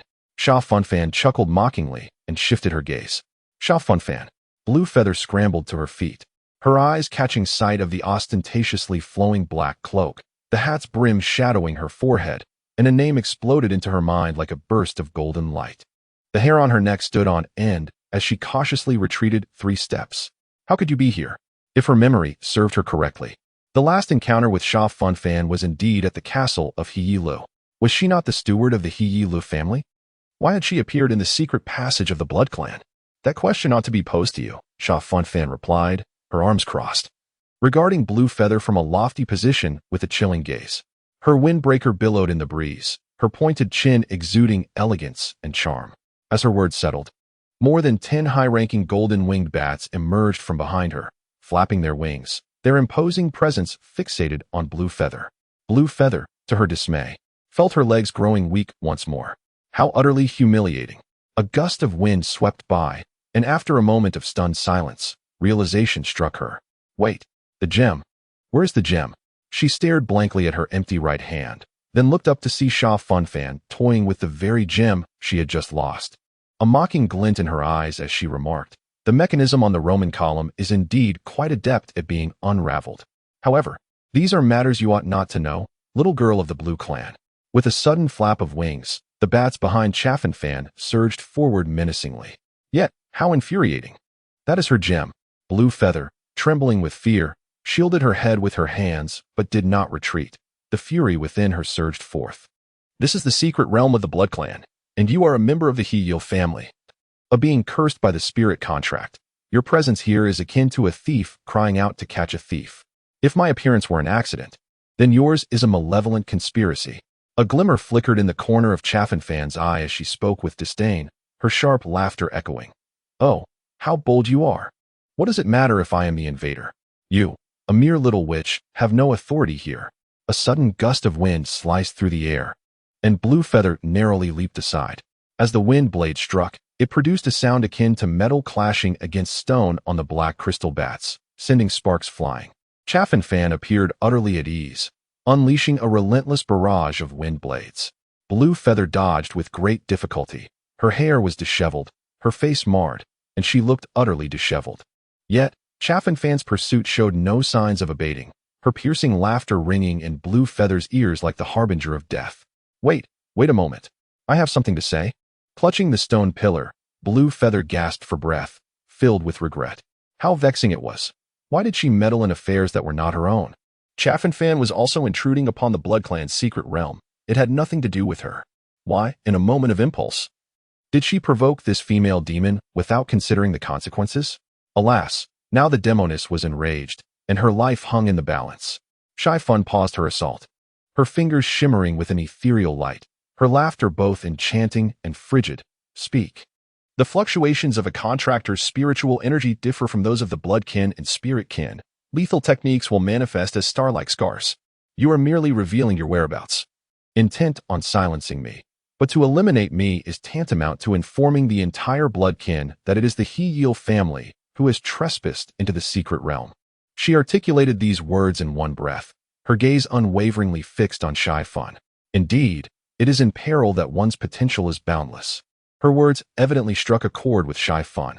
At that moment, footsteps resonated clearly in the air. Shy Fun fell silent for a brief moment. Then with a crisp snap of her fingers, all the high-ranking golden-winged bats, like weary birds returning to their nests, flitted and vanished into her cloak. Suddenly, a dozen fierce bats materialized upon her garment, alluring and eerie against the cloak of night. With a swift flourish of her cloak, she was instantly enveloped in shadows, disappearing without a trace. Lanyu, drenched in cold sweat, crumpled to the ground, gasping for the fresh air of freedom after a narrow escape. How perilous! Another trial overcome. The footsteps drew ever closer, accompanied by a murmur of conversation. Disengage the mechanism and plunge into the secret realm? Old Peter, you can't be serious. Playing such a jest on me. That switch has been rusting for centuries. Even if it weren't, who would be so dull as to study Roman columns? Before he could finish, an anxious voice interrupted him. Damn it, who would jest about such matters? The prophecies are unfolding. The great augur never speaks falsehoods. Centuries ago, the Bloodkin's oracle foretold 10 omens, and 100 years have validated his words. The last 2 omens are also being fulfilled one by one. When the skeletal knights ravage the realm, the Blood Clan shall relinquish their pride, and the Spirit Clan will cast aside their prejudices, uniting in a floral alliance. As the altar within the hidden domain is besieged by demons and the dragon's blood wanes, darkness shall envelop the heavens and the earth, heralding calamity upon the entire Blood Clan. A shiver coursed through Peter's heart as he listened to his companion's hearty laughter, who patted him on the shoulder, offering words of comfort.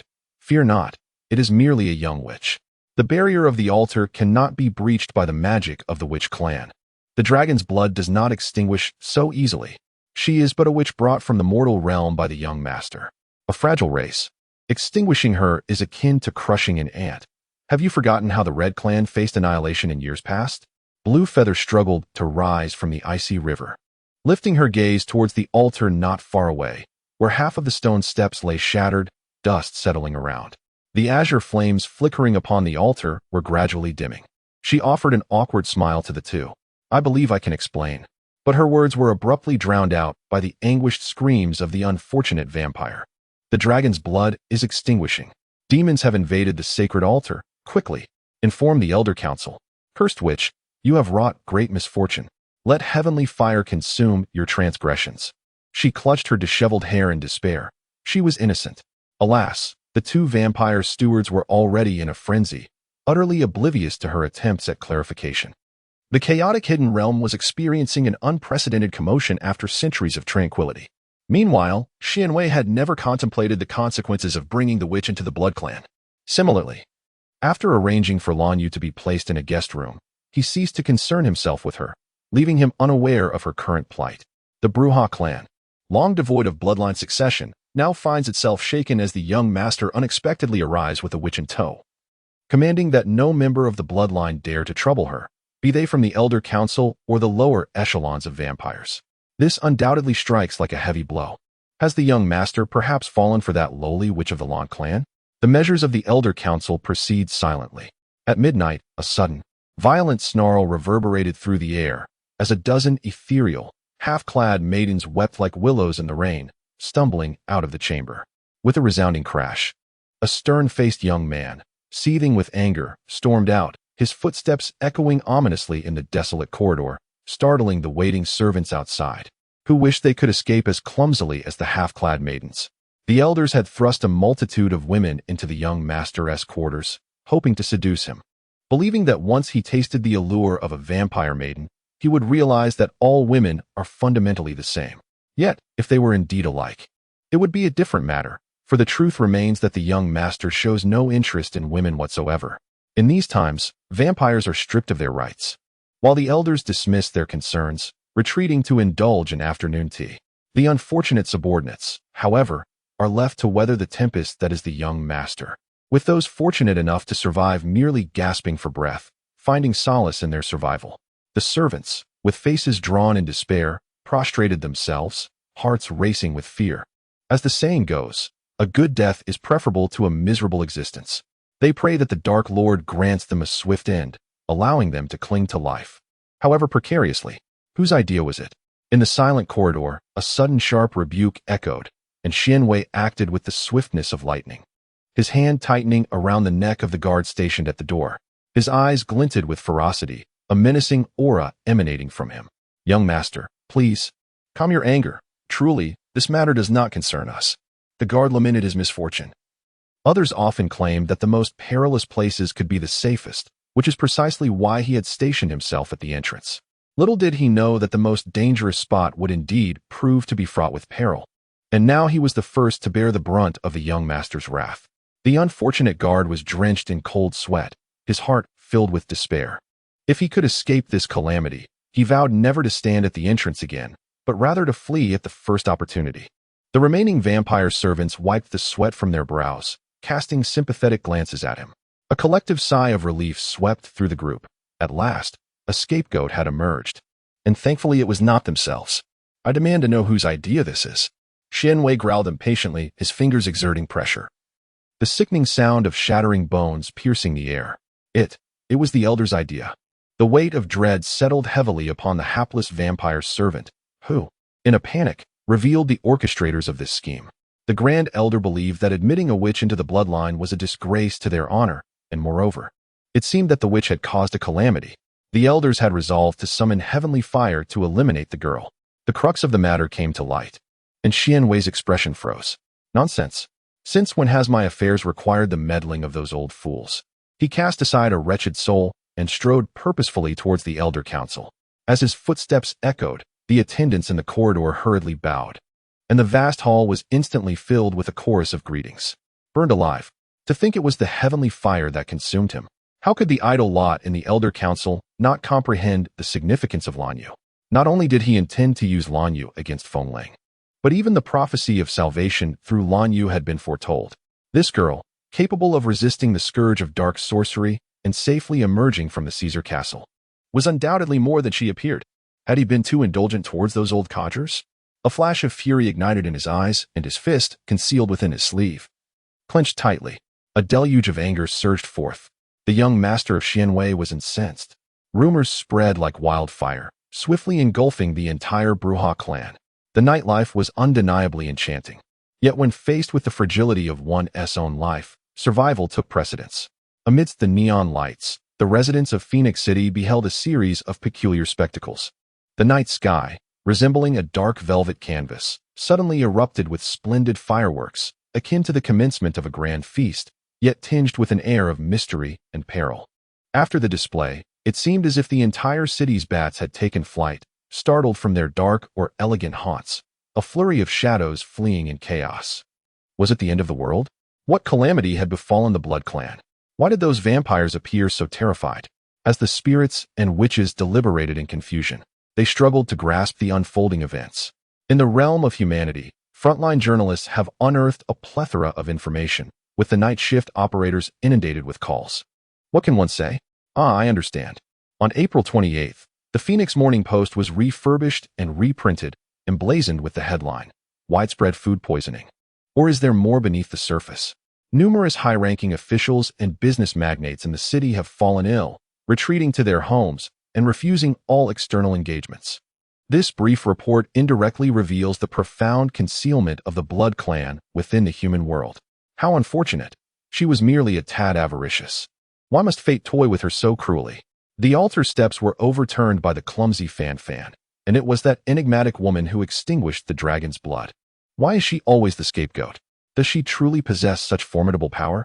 With her hands bound to the wooden frame, Lanyu glared sullenly at the two vampires guarding her, her heart brimming with indignation, oblivious to the chaos that had already engulfed Phoenix City. Such ill fortune. Being a witch must surely be a grave mistake. The unfortunate witch clenched her teeth, harboring fierce thoughts. Not to achieve a place in history, but at the very least, she would be remembered as the first witch to be burned by the Blood Clan. She could already envision her statue erected at the fountain's center in the Magical Academy, a pale and delicate figure, as students passed by in solemn deliberation. For instance, why did the statue's likeness appear so grotesque? The mere thought of such a scenario ignited a fierce blaze of anger within her. With so many witches in existence, why must she be the one to suffer such misfortune? A matter of appearance. Even on the brink of death, what purpose does such discussion serve? Another guard languidly complained. What a pity to burn her. To be honest, I have yet to taste a witch's blood. I feel the same, another replied. As they spoke, the two vampire guard spirits suddenly lifted, their eyes gleaming with a ghastly green light, akin to ravenous beasts fixating greedily on the delicate neck of Lanyu. Hey, what are you planning? Don't come any closer. I'll report you to the Xuanjie court for bloodline abuse. Lanyu sensed the impending danger and desperately sought to evade their ferocious, covetous gazes. If I must perish, why not let my brethren savor a new experience? The vampires bared their gleaming fangs and lunged fiercely towards the witch bound to the pyre.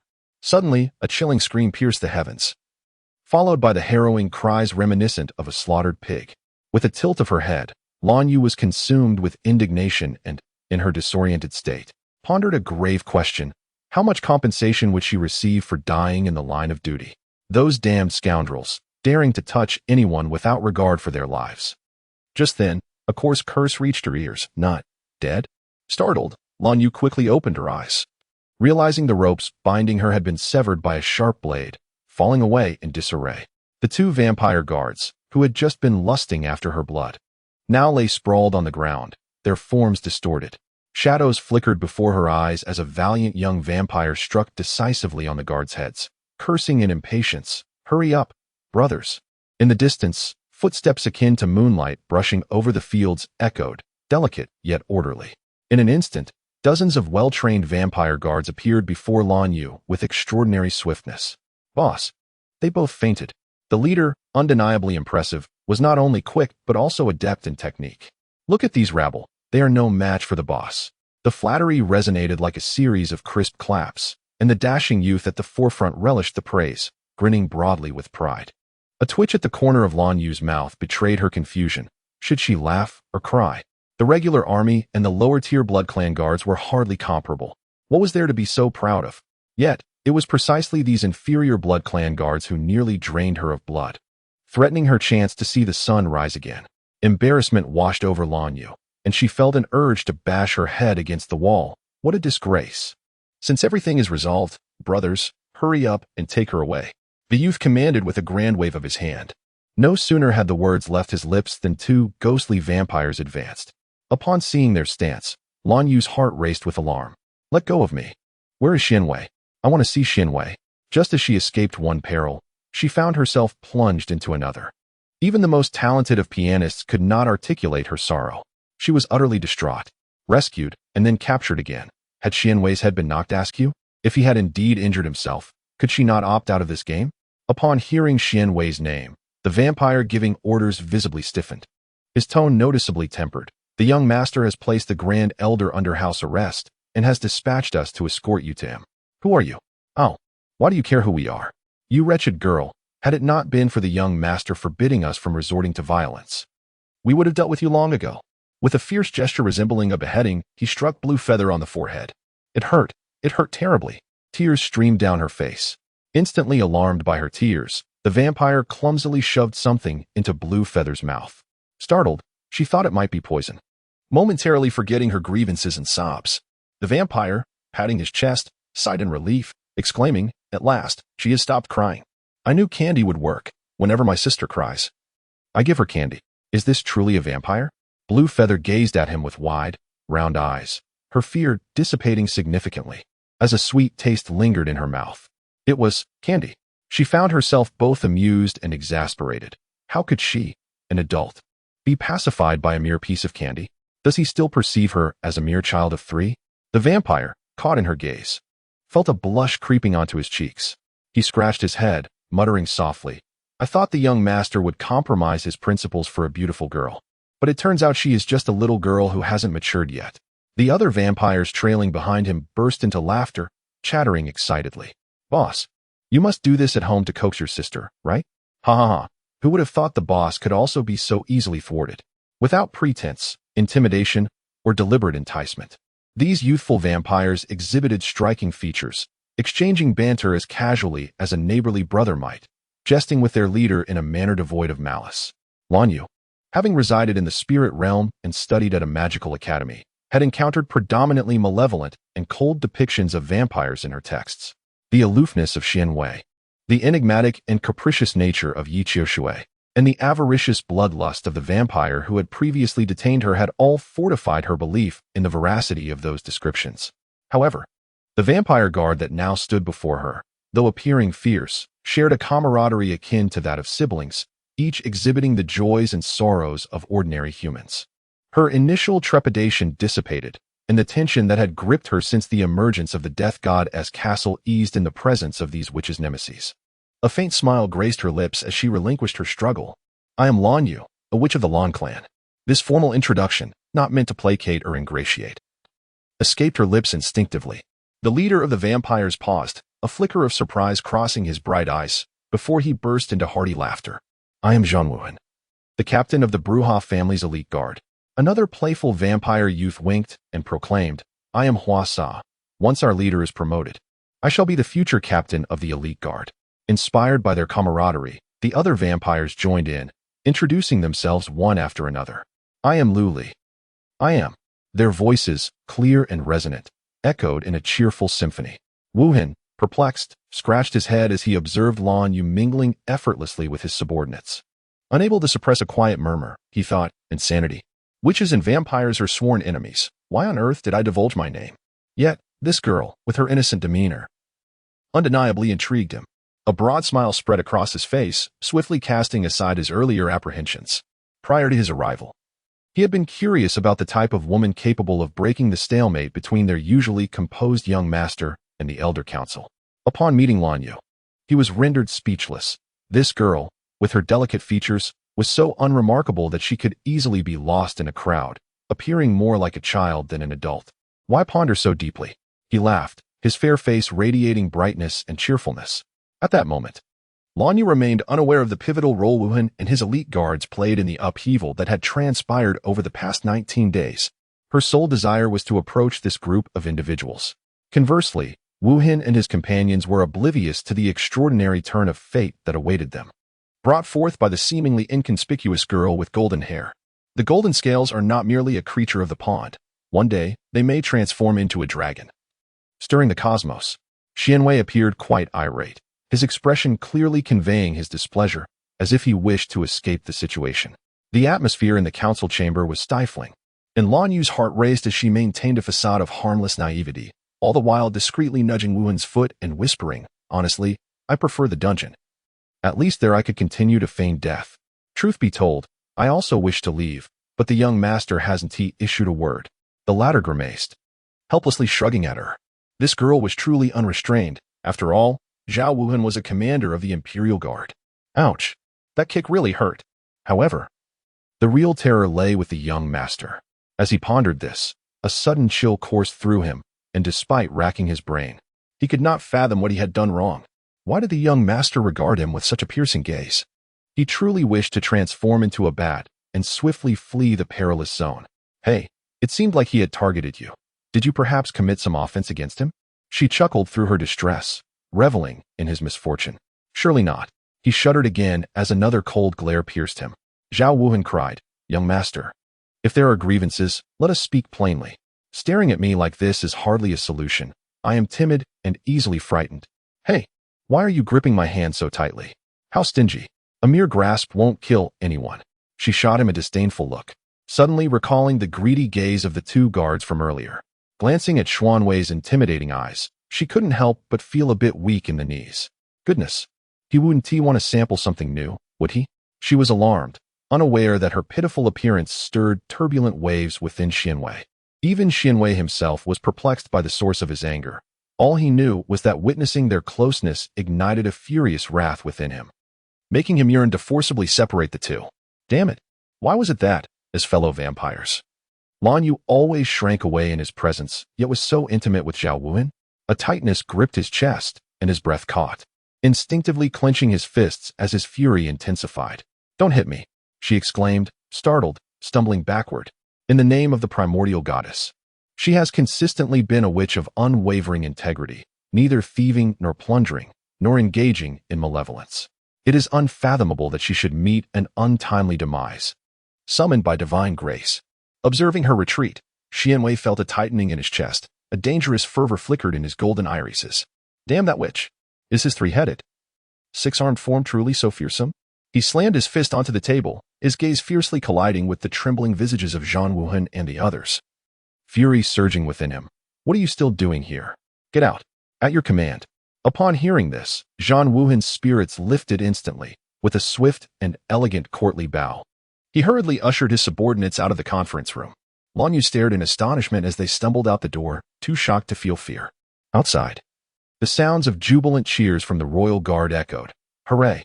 We have been pardoned. Long live. As the saying goes, those who survive great peril must be blessed with fortune. Today, I shall certainly buy a lottery ticket. To hell with it, brothers. Let us go out for drinks tonight. Outside the conference hall, the vampire royal guards tossed their hats into the air, tears of joy glistening in their eyes as they embraced one another, celebrating their narrow escape from the clutches of the grim Xianwei. As for Lan Yu, well, may fortune smile upon him. Let us hope the young master leaves behind a complete corpse for you. Some traitorous souls thought ungratefully. Indeed, may fortune smile upon him. Lan Yu had never felt such self-pity. Why did fate conspire to entangle her with the descendants of the Lan clan? To safeguard Phoenix City and engage with vampires. What a predicament bestowed upon her by the heavens. In the vast chamber, the crystal chandelier illuminated the space brilliantly, creating an atmosphere that was both expansive and magnificent, exquisite and refined. From the choice of materials for the stone columns to the mahogany flooring, and down to the intricately carved gemstones adorning the pillars, every detail showcased the elegant taste of the vampiric clan, exuding a wealth that could rival nations. In summary, it was a display of immense affluence. Lan Yu felt a surge of emotions, contrasting this with the council chamber of the spirit realm, which seemed worlds apart. Are you afraid of me? Xianwei suddenly broke the silence. The second condition, he remained oblivious to her movements as the topic shifted. What do you need me to do? Her spirit lifted, her brows brightened with a smile, and with a swift motion, she acquired yet another gemstone. Believing in the noble cause of uniting the world, truly, she was magnificent, robbing the rich to benefit the poor, accumulating merit for the vampiric clan. As far as I know, the spirit realm possesses a rather extraordinary treasure, which should be Helen's witch's journal. I need you to obtain the witch's journal from your sister, Lan Zhani, and deliver it to Jiuyu Fengling. What? She gasped, her treasure-hunting actions halted, completely bewildered by Xianwei's intentions. Are you afraid I will harm Jiuyu Fengling? Rest assured, I harbor no ulterior motives. Ziqing is soon to be married, and I simply wish for Jiuyu Fengling to be worthy of Ziqing, and the witch's journal will greatly aid him.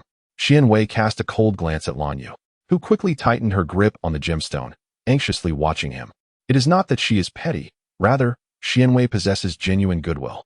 One must recognize that the Prince of Phoenix intends to marry the woman he ardently loves. The mere fact that he refrains from harming the prince is commendable. However, if his intentions are rooted in the desire to bring happiness to Zwanziking, perhaps the situation is not as convoluted as she perceives. The witch's journal is merely a diary belonging to Senior Helen. Why would it prove beneficial to the prince?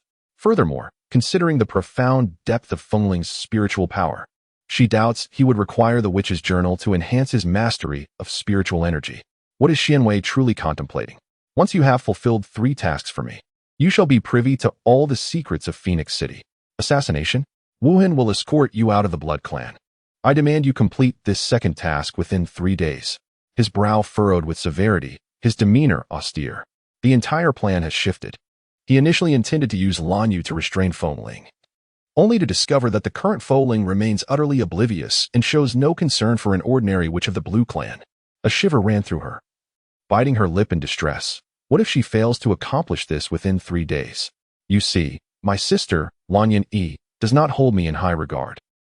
Moreover, although Fengling is a noble prince, she unmistakably senses a profound rift between herself and the Elder Council. Is handing the witch's journal to the prince truly an act of assistance? Failure equates to death. He waved his hand, abruptly interrupting her words. With this declaration, although the witch was filled with confusion, she dared not negotiate any terms at that moment. Swiftly, she slipped away from the assembly hall with the stolen goods, while the stone statue of the satanic demon, devoid of emerald-hued eyes, helplessly observed the departure of a rather unscrupulous thief. On this night, every vampire lord entering and exiting the council chamber sensed an uncanny difference in the hall, though none could quite pinpoint the source of this strangeness. Unbeknownst to them, the once lightning-eyed demon, now blind, had taken on an air of desolation. The world is often governed by habit, and soon the vampires adapted this peculiar sensation as a matter of course. The wretched demon, carved in stone, would henceforth be shrouded from the light of day. In stark contrast to the previous atmosphere of coldness and gloom, the Tower of Babel now gleamed with gilded hues and vibrant reds, festooned in joyous decorations. Even the ancient crevices of the bluestone slabs and the skeletal remains of the demon exuded a faint air of celebration. Ascending from the tower's base, one could feel a palpable tension and a bustling energy. The maidens attending the saintly lady flitted between the tiers of the tower, their faces adorned with serene and ethereal smiles. In merely 3 days, the grand nuptials of His Highness would unfold. The Tower of Babel serves as a sanctuary for blessings from the spirit realm, naturally bustling more than any other place. Lan Yu, what are you doing? Quickly, put down what you hold. That is the crown prepared for the future princess, and you must not touch it. Startled, Lan Jin's composed demeanor shifted dramatically as she shrieked, swatting away Lan Yu's hand, a sharp pain throbbing at her temple. What are you truly here for? Lan Jin's voice was stern, her gaze imbued with a distant coldness. His Highness will marry Miss Xian Ziqing as his princess. I care not what methods you employ to entice him. This ceremony cannot be altered. You ought to understand that our clan, the Lan, bears the sacred duty of safeguarding Phoenix City. The Heal family has painstakingly forged this connection, granting Phoenix City a chance for a brighter fate, and I shall not permit you to jeopardize it. I have not. Lan Yu flinched in fright, hastily shaking her head. Rumors. Merely rumors. She was perplexed as to how these tales had reached her sister's ears. Yet it was evident that Princess Feng Ling regarded her as a mere pawn. All she sought was to borrow the witch's journal. Recalling Xianwei's conditions, she could not help but feel a profound sense of frustration. It was merely a journal. Yet Xianwei had the audacity to threaten her with death should she fail to complete the task. Is it not? Then behold this. Lan Zhani gazed at her sister with disdain, conjuring a silver chain from the void and coldly tossing it towards her. Lan Yu hastily caught it, and the heart-shaped pendant on the chain snapped open with a click, revealing a yellowed photograph within. The girl depicted in the photograph appeared youthful, unmistakably resembling her childhood self. The royal lineage had been scattered, and when the princess was found, she had lost all her memories. This was discovered by the royal priest while bathing the princess. And you claim to be unaware? Lan Yu clutched the silver chain, her mind a whirl of confusion. What did this have to do with her? Although the old photograph did indeed seem familiar and bore a striking resemblance to her younger self, Lan Yu could not recall ever having such a picture, nor how it ended up in Princess Feng Ling's possession. Could it be yet another prank? Who would go to such lengths? But what was it? The details are trivial, and I care not to elaborate. I am oblivious to how you have enticed the princess, nor do I wish to know. However, in 3 days, the queen has decreed that I hope you will distance yourself from Princess Feng Ling and refrain from tarnishing the reputation of the Lan clan. 3 dark lines appeared on Lan Yu's forehead as she exclaimed, Please, it is clearly Princess Feng Ling who seeks to torment me, and now you accuse me of seduction? I am utterly speechless. I am resolute, I assure you, that I shall flee upon encountering His Highness. So, might I kindly request to borrow the witch's grimoire for a few days? Just this one request. Under the fierce gaze of Lan Zhani, Lan Yu's voice dwindled to a whisper as she mustered the courage to complete her plea. Xianwei had clearly stated that failure would result in death. She truly had no other option. Do you even comprehend what I am saying? Indeed, to keep a distance from His Highness is the only way to ensure a peaceful old age. I understand. The witch nodded vigorously, eagerly awaiting her sister's commendation, hoping for the splendid bestowal of the grimoire. Nonsense. Lan Zhan exclaimed sharply, turning her head in anger, no longer wishing to engage in conversation. Which elder had informed her that Lan Yu was ensnaring the royal family, causing chaos in the spirit realm? Cursed be it. Such matters could be addressed by other witches. Why must she shoulder these burdens, only to become vexed herself? Sister, the witch's grimoire. Lan Yu beseeched, gazing at her with longing. It's in the second drawer at the top of the tower. Lan Yu, halt. Why are you running so swiftly? Lan Zhan shouted sharply, but the witch had already vanished without a trace. That must be the saintess's sister, Lan Yu, said to possess an innate charm that not only seduces the young vampire lord, but also leaves Prince Feng Ling utterly infatuated, to the point of neglecting food and drink. With an appearance so unremarkable, I fail to perceive what sets her apart. Could you be mistaken? How could it be? That is the sister of the dying garment saintess. The maidens of the Tower of Heaven, clad in pristine white robes, gracefully traversed the levels of the tower, cradling golden platters. Their unadorned yet striking beauty exuded an air of solemnity, yet they indulged in gossip. Laughter, akin to the sound of silver bells, cascaded around them. Lan Zhani pressed her lips together, her obsidian-like, beautiful eyes betraying no flicker of emotion, as the 2 gossiping maidens passed by her. Her cool voice resonated with indifference. The witches of the Lan clan are known for their icy demeanor. From whom did you hear such rumors? Saintess, please do not be angry. Shasha just passed by and overheard your conversation. How could the playful banter between my sister and me be taken seriously? I am at fault. Seeing her frosty countenance and the lethal glint in her beautiful eyes, the two maidens, holding their platters, were taken aback and hastily lowered their heads in apology. Little did they know, it was precisely their indiscretion that led Lanzani to momentarily forget to prevent Lan Yu from borrowing the witch's journal. An occurrence that should have been avoided was silently unfolding, and a secret that the Elder Council of the Spirit Realm had desperately concealed was on the verge of being unveiled before Fengling. The mysterious scroll emanated an ancient aura. Fengling's palace was nestled within a lush garden. As the wind blew, golden leaves clustered together, resembling a vast ocean, undulating gently, as if one were still ensnared in a dream. Amidst the dense woods, a slender figure wandered aimlessly, unable to find their bearings. How peculiar. The palace should be located to the south, shouldn't it? It is truly baffling why these young royals find it necessary to construct such opulent residences. The opulence of the palace is of little consequence. It ought to be situated in a location that is easily accessible. Each time she seeks out Fengling, she spends a considerable amount of time searching. If she is fortunate enough to encounter a kind-hearted palace made to guide her, it is a blessing. Otherwise, she must spend the night in the wilderness. Lan Yu recalls her quaint little wooden cottage, and a wave of melancholy washes over her. She grimaces, vigorously wiping the sweat from her brow, and plops down onto the large blue stone beneath the tree. The sky is so blue. When will her misfortunes come to an end? Was it not said that the witches of the Lan clan merely need to safeguard Phoenix City? Suddenly, a cacophony of voices reaches her ears from a distance. I told you the prince does not require the royal guard. Why do you still linger? If you anger the prince, none of us will emerge unscathed. The Magical Academy annually cultivates a diverse array of talents for the spirit realm, and upon graduation, they directly serve the royal governance. This year's cohort of 13 warriors has been trained since the tender age of 3. For 15 years, they have exhibited no flaws. Each one is among the most exceptional talents of the spirit realm. Klein Jiuyu, Fengling's personal guard, visibly breathes a sigh of relief upon hearing his words. Within the magical institution, each department possesses its own expertise. Lan Yu originally pursued potion making. Logically, upon her graduation, she should have been assigned to the castle of the witch doctors. Upon completing her internship, she would have become a witch doctor in the spirit realm, dedicated to healing and saving lives, fulfilling the noble duties of her profession. However, fate has a way of intervening. And who could have foreseen that she would be expelled just before her graduation? For Lan Yu, the enduring legacy of the Lan clan far surpasses the significance of a smooth graduation. In her quest to unveil the truth behind the emergence of the Death God's castle, she was willing to acquiesce to Professor Brui's automatic withdrawal and would naturally not reject the 3 conditions proposed by Xian Wei. However, upon encountering Lan Yu, Brui felt a sense of unease. It's merely a trivial matter. The principal would not impose difficulties upon me. A trivial matter?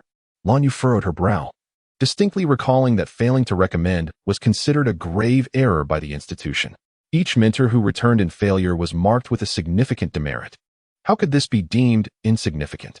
Given Brui's impulsive nature, it was likely that he had already accumulated 2 major infractions, and with this addition, it was evident that expulsion awaited him.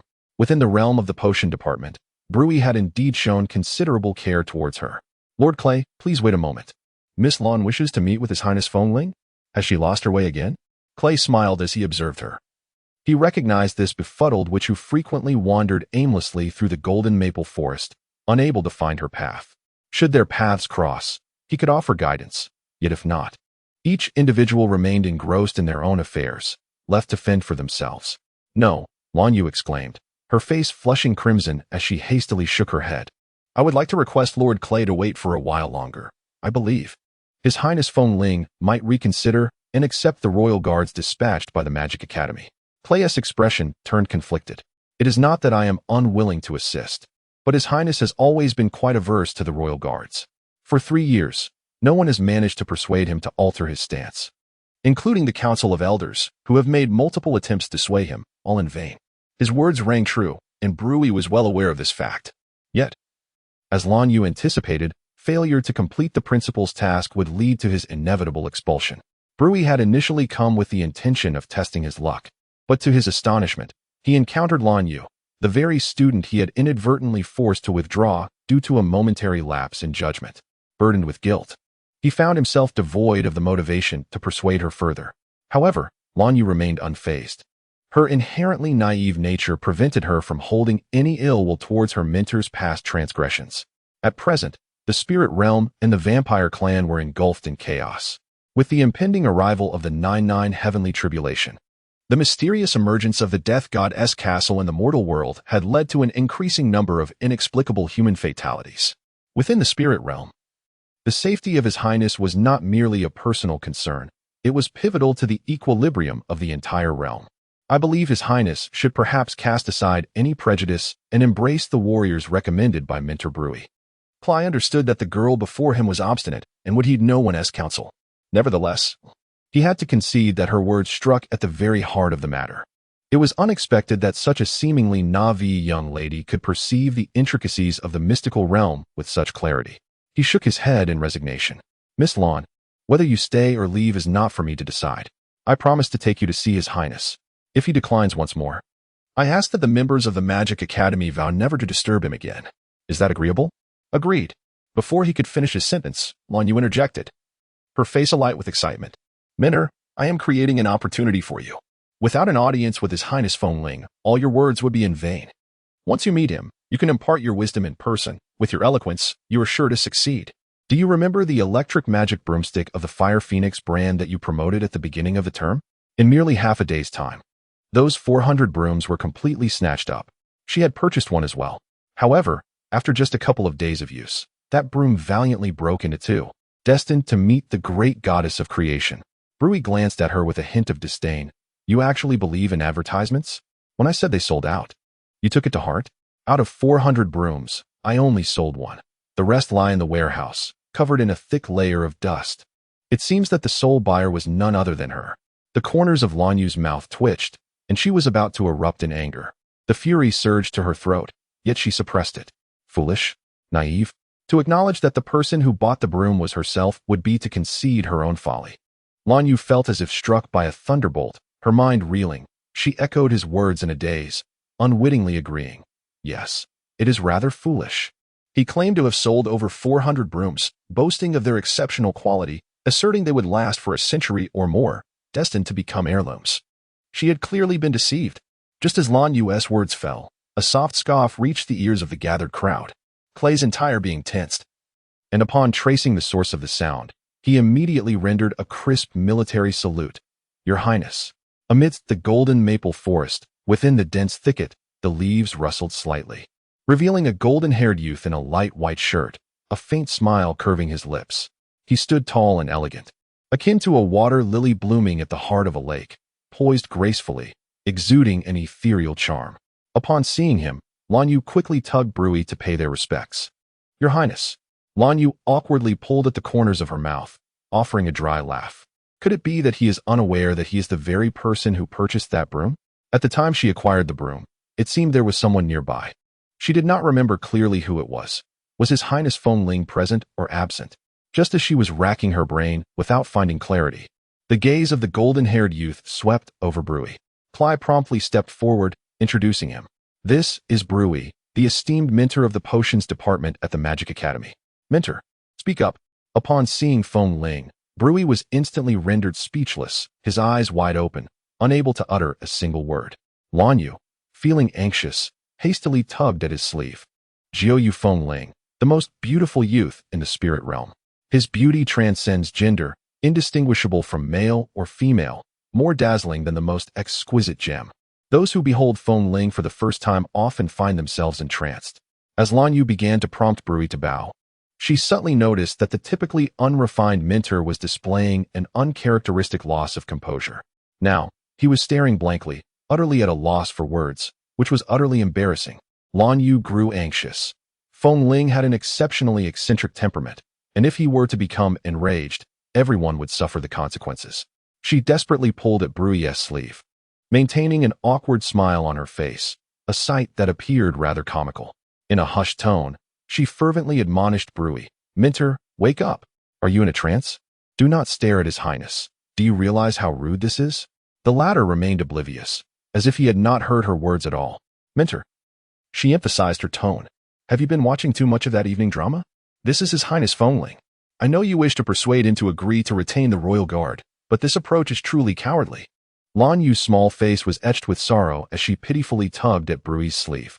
How utterly embarrassing. Could she possibly deny being his student? Feng Ling cast a bemused glance at the dejected girl, her spirits inexplicably lifted. Every emotion was vividly inscribed upon Lan Yu's countenance, which was a veritable canvas of expressions. Although she was a girl whose feelings were easily discernible, she stubbornly clung to her rigid demeanor, only to be shattered in an instant by some occurrence or individual. This sensation struck Feng Ling as quite amusing. Despite her lack of conventional beauty and her occasional bouts of bewilderment that could provoke irritation. The notion of describing Feng Ling as strong was undoubtedly the most ludicrous statement Lan Yu had ever heard. Feng Ling possessed a graceful stature, reminiscent of a new bamboo drenched in morning dew, elegant and possessing an intrinsic charm that had no connection whatsoever to the term strong. Clay's gaze remained fixed upon him until he vanished from sight amidst the golden maple forest, at which point he turned towards Feng Ling. Noticing that Lan Yu still lingered there, hesitant to speak. At this moment, Lan Yu displayed remarkable cleverness. She retrieved a scroll imbued with an air of mystery from her bosom and, without further ado, pressed it into Feng Ling's hands, forcing a smile as she spoke. "Your Highness, please do not take offense. My mentor often behaves in a peculiar manner. I apologize on his behalf. This manuscript is a treasure from the spirit realm, a gift to soothe your unease. Yes, to alleviate your anxiety." The reasoning was amusing, and it was surprising that she had even thought of it. Feng Ling, with a half-smile, accepted the scroll. As soon as the scroll touched his hands, a dazzling burst of golden light erupted from within, resembling a golden lotus blooming in layers, splendid beyond description. At the heart of the radiance stood a young man, holding the scroll. The witch's manuscript appeared to be an ordinary scroll, seemingly unremarkable. Yet it possessed the extraordinary ability to lift any seal in the world. Sometimes, memories may lie dormant for various reasons. Enigmatic magic can fill such voids with spells, leading one to believe they are another person, lost in a dreamlike state. However, even the most adept magic contains flaws. Do you recall the day when the feather of the spirit crow severed the ties of past and present, the images intertwining and shifting? He bore a striking resemblance to Ruoxue. The voice gradually faded amidst the fervent crowd, flowing like water through the years. Yet the truth remains immutable. The celestial calamity demon. The celestial calamity demon. The stars aligned, the cosmos shifted. This child, marked by destiny, bore the essence of the celestial calamity, yet possessed an exceptional lineage of witches, pure in blood. If his spiritual powers were not sealed, calamity would surely follow. The ancient voices echoed in his ears, reverberating like the tolling of a bell. He, Jiuyu Feng Ling, was indeed the celestial calamity demon, Lan Ruoxue. The seals that had been broken lay shattered at this moment. In the radiant light emitted by the witch's manuscript, Feng Ling curled up in agony, emitting a piercing cry akin to the song of a phoenix soaring through the skies, its clarity piercing the heavens. "Your Highness," Clay exclaimed in shock, rushing forward. Suddenly, the golden light intensified, forcefully propelling him backward, as though a sharp force had struck him, causing him to tumble to the ground with a resounding thud, stirring up a cloud of dust. No one had experienced a day as harrowing as Clay's. First, the terror of Brui, and now, the peculiar manuscript presented by Lan Yu. The moment Feng Ling grasped it, the light erupted violently. Lan Yu stared in astonishment at the unfolding scene, her heart momentarily seized by an indescribable emotion that rendered her speechless, leaving her in a daze as she gazed at Feng Ling. The youth, enveloped in brilliance, bore a visage as delicate as jade, with golden locks cascading behind him, more enchanting than any woman. His eyes were tightly shut, and his lips pressed together, as countless white rays burst forth from him, akin to shattered droplets of water, suddenly swept away by an invisible tempest, fracturing into shimmering circles of light that rippled outward. The trees of the golden maple forest appeared to sway violently as if caught in a fierce gale, their leaves undulating like waves. Clay and Lan Yu felt themselves caught in an overwhelming force, their bodies soaring like kites severed from their strings, crashing heavily to the ground, succumbing to unconsciousness. When Lan Yu awoke, the night sky was as clear as crystal. The nocturnal symphony of the golden maple forest filled the air with the chirping of insects, occasionally accompanied by a gentle breeze rustling the leaves, creating a sound reminiscent of undulating waves. The young girl seemed unable to comprehend how she had fainted amidst the golden maple forest.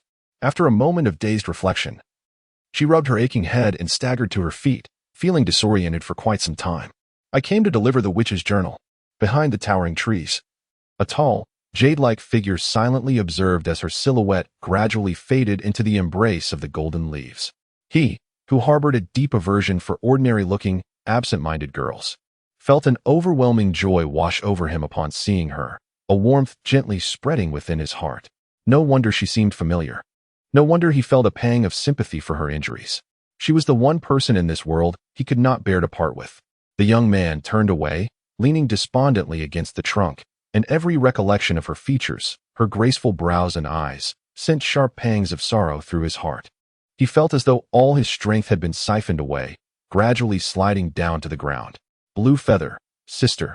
The clear moonlight illuminated his face, revealing a beauty surpassing that of any woman, for he was none other than the prince of the spirit realm, Jiu Fengling. After years of slumber, his awakening brought forth a profound ache in his heart. In the royal palace of the spirit realm, Jiu Fengling reclined against the wall, his ethereal beauty as pale as snow. Weary, he tightly closed his eyes, his golden hair cascading down in delicate strands. His lips, slightly pale, bore the marks of exhaustion. Yet even in his frail state, he exuded an unparalleled elegance that stirred an instinctive compassion in those who beheld him. Blue feather, sister. He lacked the courage to face her, to reveal that he was indeed Lan Ruoxue.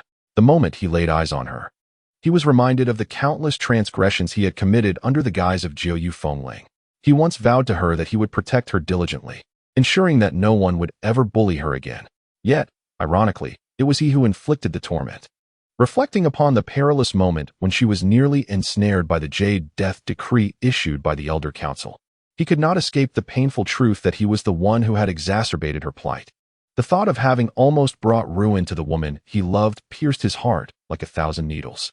The origins of this turmoil trace back 18 years to the Hall of the Spirit Realm. Where? What are you doing? Do not touch him. He vividly recalls that day amidst the crowd, when a woman's voice, steeped in terror, sliced through the air. A tender, chubby girl had suddenly dashed forward, her arms outstretched, joyfully embracing the peacefully slumbering infant in the cradle. She looked up, beaming with a smile, and declared, "Mother, I will protect him." Her childish voice was sweet and soft as cotton candy, heralding an inevitable calamity. Suddenly, Fengling felt an overwhelming longing for her, a pain in his heart as if it were being wrenched apart. He could not help but wish for their souls to intertwine, binding them together eternally. The memories of Fengling and those of Lan Ruoxue, the fateful child of the heavens, intermingled, unleashing a tumult of hatred and love that exploded within his mind. He had never wished to be her brother. He had been, he was, and he would always be. How could he have been so foolish as to push her into the arms of another, allowing her to become Xianwei's girlfriend? In the Blood Clan's castle, a long, powerful hand grasped the stem of a glass, gently swirling it. The crystal goblet held a liquid that shimmered like the finest satin, undulating in a deep, rich red hue. Under the opulent glow of the chandelier, the color radiated a tantalizing allure, reminiscent of blood. The 3-day period has elapsed, and Lan Yu has undoubtedly delivered the journal to Fengling. He took a delicate sip from his cup, a cold smirk playing at the corners of his lips. His golden irises shimmered with a chilling light that startled those who met his gaze. Xian Ziqing closed the thick tome with a weary expression. After all, it was merely a journal. At this, his eyes drifted towards the beautiful young girl on the sofa, adorned in a princess gown. Though she remained silent, the curve of his lips betrayed his pleasant mood. Was it truly an ordinary journal? Certainly not. The witch's journal harbored unfathomable power, capable of aiding Jiu Fengling in breaking the seal. A seal? Ziqing looked at him in confusion, while he took another sip of his wine, his tone unfazed. The spirit realm, though shrouded in secrecy and deception, could not alter the truth. Jiu Fengling's lineage was so pure that it surpassed even that of royal and divine bloodlines. Despite possessing such formidable spiritual power, he was confined to unleashing less than 1/10 of it. Are you suggesting that once Fengling breaks the seal, his power will exceed what it is now? No. That is impossible. Fengling is already among the most formidable figures in the entire Xian realm. If he were to unleash even less than 1/10, would that not render him capable of obliterating deities? The tome in his hand fell to the ground with a thud, and Xian Ziqing looked up in astonishment. Such a state of affairs was cruel and frigid, causing Ziqing to instinctively shrink back. Brother, why would you assist an outsider? Isn't this inviting trouble upon yourself? even if she is about to be betrothed to His Highness Fengling. The spirit realm and the blood clan are inherently incompatible. She could scarcely fathom the terrifying power that a prince of the spirit realm, endowed with such formidable spiritual energy, could wield. He could effortlessly annul the betrothal with the blood clan and even overturn the entire mystical realm. Her hand trembled slightly, her complexion turning as pale as snow. Xianwei rose and approached her, gently lifting her chin with his fingers, forcing her gaze upward. His breath, imbued with the fragrance of dragon saliva, enveloped her senses, creating an atmosphere thick with ambiguity. No, Lan Yu was his greatest vulnerability, and yet Lan Yu was already within my grasp. By a twist of fate. Had it not been for Lan Yu inadvertently stumbling into dormitory 302, giving him the chance to use the phoenix spirit to unveil the barrier surrounding her, he might have never noticed such a seemingly insignificant witch of the Blue Clan. It was truly unexpected that such an ordinary witch could receive the divine protection of the celestial demon, and not just any protection, but that of the entire spirit realm. The celestial demon, Lan Ruoxue, was evidently not dead. How could a deceased being possibly guard Lan Yu? It was at that moment he resolved to keep her, to make her a pawn in his game, a means to control the celestial demon. As long as Lan Yu remained, he could locate the celestial demon. Did the spirit realm truly believe that no one in the entire mystical realm possessed understanding?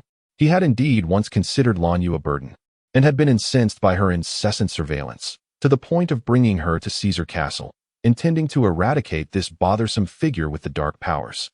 Yet, it was within the confines of Caesar Castle that he stumbled upon a staggering secret. At the moment the skeletal legion engulfed Lan Yu, the pure white spiritual energy that erupted from her was unmistakably the spiritual fluctuations of the Jiu Yu Phoenix spirit. Lan Ruoxue, Jiu Yu Phoenix spirit. Who could have anticipated that the royal family of the spirit realm would audaciously alter fate, erasing all of Lan Ruoxue's memories, allowing him to rise from the depths of obscurity to become the last scion of the royal lineage? Two utterly disparate personalities manifested within a single individual. Indeed, Tian Sha Yaozi stands as one of the most formidable figures in the Xian realm. Lan Yu? That witch? How could this be possible? Ziqing, astonished, lifted her gaze only to collide with Xianwei's frigid stare. A surge of inexplicable envy welled up within her, a sentiment she could scarcely articulate. How could such an ordinary witch capture the affections of His Highness Fengling? Xianwei, perceptive to her emotional turmoil, abruptly released his grip on her chin. His elongated, icy eyes narrowed dangerously as he scrutinized Xian Ziqing. Have you developed feelings for Jiu Yu Fengling? I have not. The words tumbled from her lips, yet they rang hollow. An unmistakable visage surfaced in her mind, that of a youth whose beauty surpassed even that of any woman. Jiu Yu Fengling, a spirit clan boy even more formidable than her brother, Xianwei. Yet, Fengling's affection seemed to lie with Lan Yu. What qualities did that seemingly unremarkable woman possess that surpassed her own? The seeds of jealousy took root in Xian Ziqing's heart, spreading through her being with astonishing rapidity. She bit her lip, feeling an unprecedented disdain towards Lan Yu. For Jiu Yu Fengling, today marked a significant occasion. This evening heralded the engagement ceremony between him and Xian Ziqing, followed by the resounding blasts of cannon fire as guests entered the hall. The grand hall was filled with distinguished nobles from the spirit realm and the prominent members of the vampire lineage, all gathered to offer their congratulations. Suddenly, he felt a surge of laughter rise within him.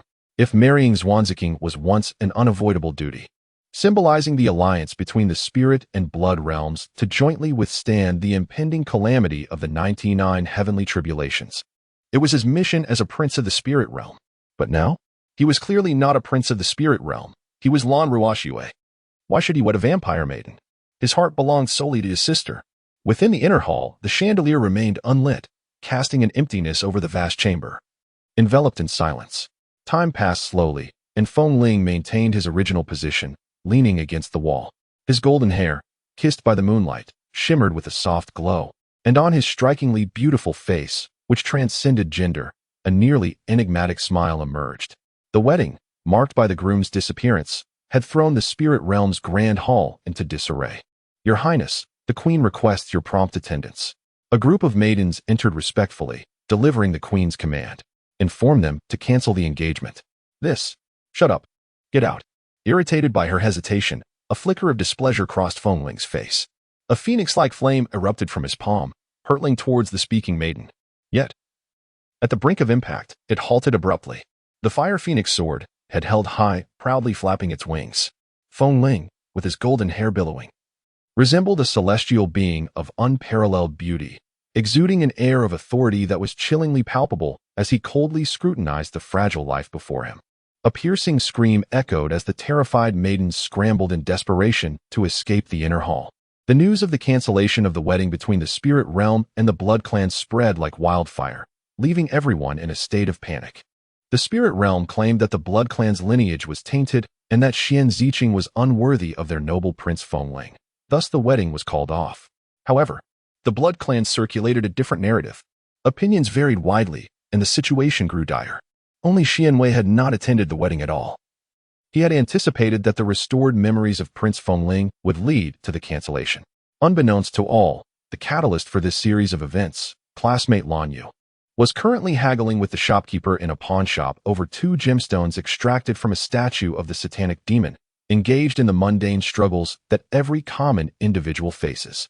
In the quaint shop, the portly proprietor examined the gems through a magnifying glass for quite some time, nodding in agreement as he formulated his thoughts. He glanced at the seemingly dazed young girl before him, perceiving her as an easy target. Behind his bottle-bottom glasses, a glint of cunning shone in his small eyes as he smacked his lips and nonchalantly extended 3 fingers. 30,000. Sir, this is pure emerald, Lan Yu exclaimed, bewildered by his offer. She clutched her precious stones tightly, shaking her head vigorously. Who mentioned 30,000? I meant 300. What emerald? This is nothing but glass. I see the craftsmanship is decent, so I offer you 300. Take it or leave it. The rotund shopkeeper crossed his arms, unfazed, his eyes glinting with calculation. Can you not reconsider the price? Absolutely not. I find 300 already too generous. The witch, shrouded in uncertainty regarding the actual value, clenched her teeth. Fine. It's a deal. With the sound of jingling coins, she stepped out of the pawn shop, a crisp red banknote nestled warmly in her pocket. And a broad smile finally graced the face of that foolish witch. She was wealthy now. At this moment, the spirit realm and the blood clan had become irreconcilable foes due to the breach of contract by Princess Feng Ling. However, Lan Yu was indifferent to such matters. For the witch, the end of the month signified the time for divination. Nothing held greater significance than foretelling the fortunes of Phoenix City. This was the sacred duty of the Lan clan. The long-neglected wooden cottage was cloaked in dust, and dappled sunlight streamed through the window screens, casting patterns upon the floor. The disarray of scattered books and a pot perpetually bubbling with a strange green concoction rendered the space chaotic, while a crystal-clear orb rested upon the table. Shameless brigands, despicable thieves.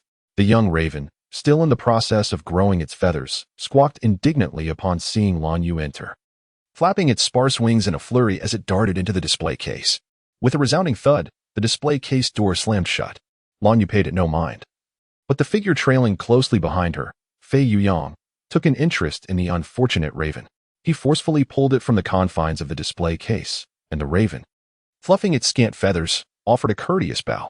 Oh, dear lady, you appear exceedingly beautiful, gentle and kind. Even noble princes would be enamored by you. How could one not see that Fei Yuyang was indeed a man? Lan Yu scoffed, a tinge of bitterness lacing her words. Not only was this shameless and nearsighted raven her own, but it had never once praised her, instead lavishing compliments upon another man. What a revolting sight. Upon encountering Lan Yu, the spirit crow's eyes instantly ignited with a fierce flame, its flapping wings emitting a sharp cry. Thief! Unprincipled thief! Return my feathers! Enraged, Lan Yu retorted. Do not forget whose territory this is. Beware of what remains of your plumage. Crow, why do you tremble before her? She is merely a witch, came the response. No sooner had the words been spoken than the sound of the spirit crow's sobs echoed from the display case. Crow? No, I am a noble spirit crow. Please do not compare me to such a lowly creature as a common crow. Lan Yu, she is no ordinary witch. She is a veritable demon. This is outrageous. I wish that you remained forever unmarried, dying alone in your chamber. Woe is me. Young master, when will you rescue me from this fiery pit? Young master?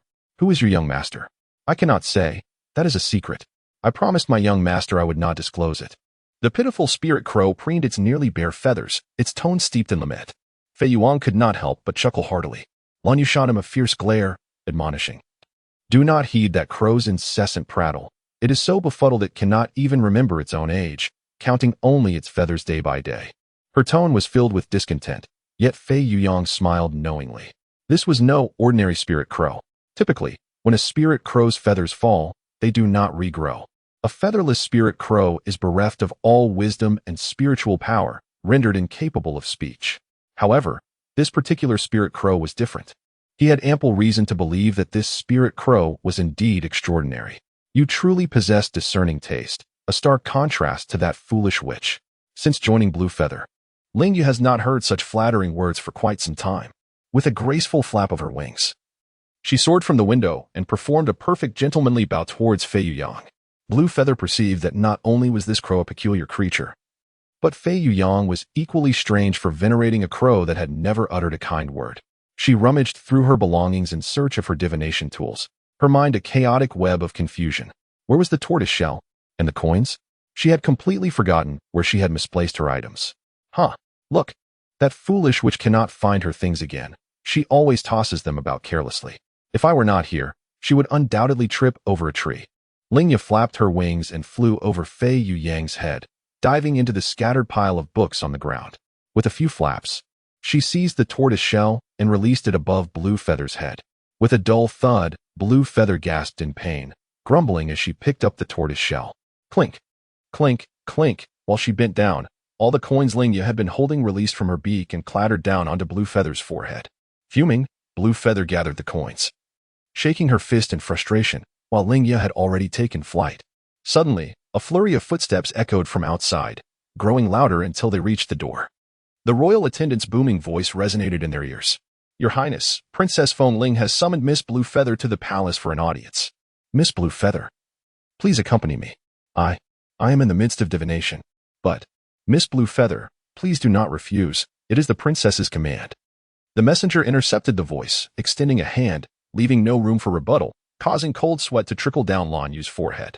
She had no personal acquaintance with the remarkably beautiful Prince Feng Ling. Why would he summon her to the palace for an audience? Could it be that something had gone awry with the witch's manuscript? Suddenly, she recalled the moment when she handed the manuscript to Feng Ling. The blinding flashes of light that ensued tightening her heart with an ominous premonition of events spiraling beyond her control. She wished to flee, but found herself ensnared in an invisible web. The messenger guided her through the grand hall, along a verdant path, leading to a picturesque locale. A splendid castle stood silently before her, and Lan Yu could scarcely restrain her drool at the sight. What a magnificent castle! Yet, this was not the grand hall of the spirit realm. The prince awaits you inside. From here, Miss Lan Yu, you may proceed on your own. This is the prince's private castle. Without an invitation, no one may enter. The messenger's cold voice drifted in a detached manner as he bowed and gracefully retreated. Lan Yu paid no heed to his words, her eyes gleaming with desire as she gazed at the opulent castle. The journey from the grass to the castle was short, yet the beauty of the scenery was breathtaking. With considerable effort, Lan Yu finally diverted her gaze from the enchanting surroundings and approached the castle. Clearly, Feng Ling's hospitality had taken her by surprise. What was this spectacle? The dining table was laden with a sumptuous feast, every flavor and aroma enticingly present. Had Prince Feng Ling summoned her to the palace merely to showcase this grand array of delicacies? Did he not realize she was engaged in divination and had no time to indulge in his culinary offerings? Lan Yu sat in a state of agitation, her gaze fixed intently ahead, her thoughts scolding Feng Ling 1,000 times over. How dare that insolent child, just because he holds the title of prince, act as he pleases and toy with her? Fire may come and water may block, and though he is but a prince of the spirit realm, he lacks any extraordinary powers, being her junior by 2 years. Why should she fear him? What? Is it not to your liking? Ling Crow. She was taken aback. How could this foul crow have the audacity to venture into the palace, accusing her of seeking trouble? Feng Ling, however, merely smiled in silence, a graceful smile blooming on her lips like pear blossoms. Anger born of embarrassment. A shameless brigand, reveal your true form. Return my feathers. The crow transformed into a sleek fighter jet, swiftly diving towards her head. Without time to ponder, she intended only to fend it off lightly but inadvertently sent the caviar on the table flying. The cunning crow altered its strategy, deftly evading the attack. Miss Blue was immediately incensed by the audacity of the shameless crow, her actions outpacing her thoughts as she retaliated with a knife and fork. Thus, the once serene palace was thrown into chaos by the scuffle between a young lady and a crow, plates and forks soaring through the air. Smoked fish and French snails scattered about, while the guards and maids screamed in a continuous crescendo of alarm. What are you all standing around for? Lan Yu has disturbed His Highness's meal. Seize her at once. A palace attendant's words faltered under Feng Ling's piercing gaze, and he slinked away, crestfallen. With a resounding thud, a snail landed atop his head, shortly followed by a cake splattering onto another maid's face. The once orderly castle was now a scene of utter disarray. This is outrageous. This is the royal palace. How can you behave in such a manner? At that moment, a commanding female voice suddenly echoed through the air. The plates and forks that were soaring above lost their gravity and floated weightlessly before crashing onto the dining table in a cacophony of clattering. The palace maids, filled with trepidation, hastily knelt upon the ground, pleading for the mercy of the Grand Elder. A chill crept into Lan Yu's heart as she thought, "It's over." Just as she was about to bow down, she inadvertently slipped on an oyster she had dropped, tumbling heavily onto Feng Ling. Misfortune seemed to rain down upon her, and she lamented her fate. As a cry of despair escaped her lips, she struggled to rise, but her body felt weak and limp, sending shivers down her spine and beads of cold sweat to her forehead, terrified that the esteemed Princess Feng Ling might take offense, leaving her oblivious to her own demise. "Lan Yu, what are you doing?" The Grand Elder's sharp voice cut through the air, ready to unleash his wrath. Feng Ling narrowed her eyes slightly, a fleeting glimmer of displeasure crossing her exquisite features. "I am in my own palace. When have I ever required the Grand Elder's concern?" This was indeed a bewitching encounter. "Jiu Yu Feng Ling, how dare you treat me this way?" The Grand Elder seethed with indignation, having never before endured such disrespect. Feng Ling held tightly to the woman she had long desired, her heart racing with uncontainable emotion.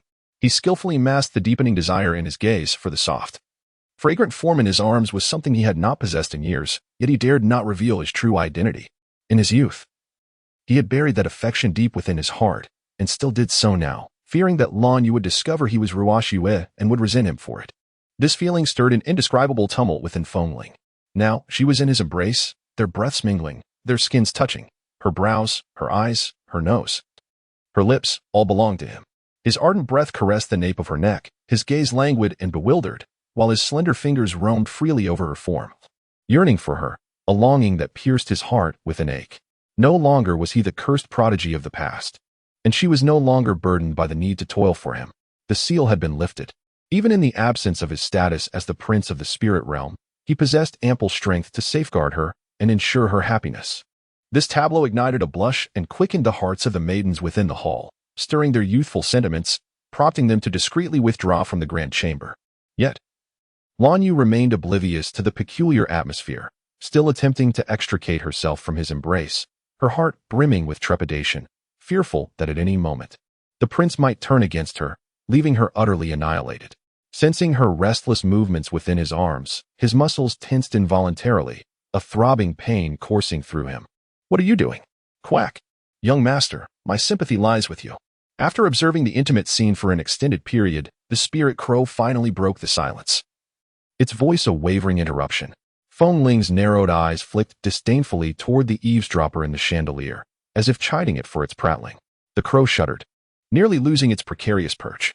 After a lengthy pause, Feng Ling let out a soft sigh, reluctantly releasing Lan Yu from his embrace. "Foolish crow, this is Prince Feng Ling, not your brother Ruoshue. Your nearsightedness is rather severe." As soon as Lan Yu leapt down, she was invigorated, greedily inhaling the liberating air, and did not hesitate to mock the blundering creature. "Idiot you! Do not dare to claim you know me. You seek your own demise." Just as Ling Yu was about to mock, a reprimand from Feng Ling resonated, evidently protective of Lan Yu. "Descend at once. After so many years apart, have you not learned to be clever and endearing? Instead, you have grown increasingly glib and discourteous. How was I to instruct you back then? Such a familiar tone. A voice long missed." Upon hearing those words, Lan Yu shuddered involuntarily, recalling a delicate boy, as pristine as fresh snow, who would scold Lingya in precisely the same manner. Regardless of whether she was right or wrong, he never reproached her during their playful banters. That ailing child was breathtakingly beautiful, remarkably obedient.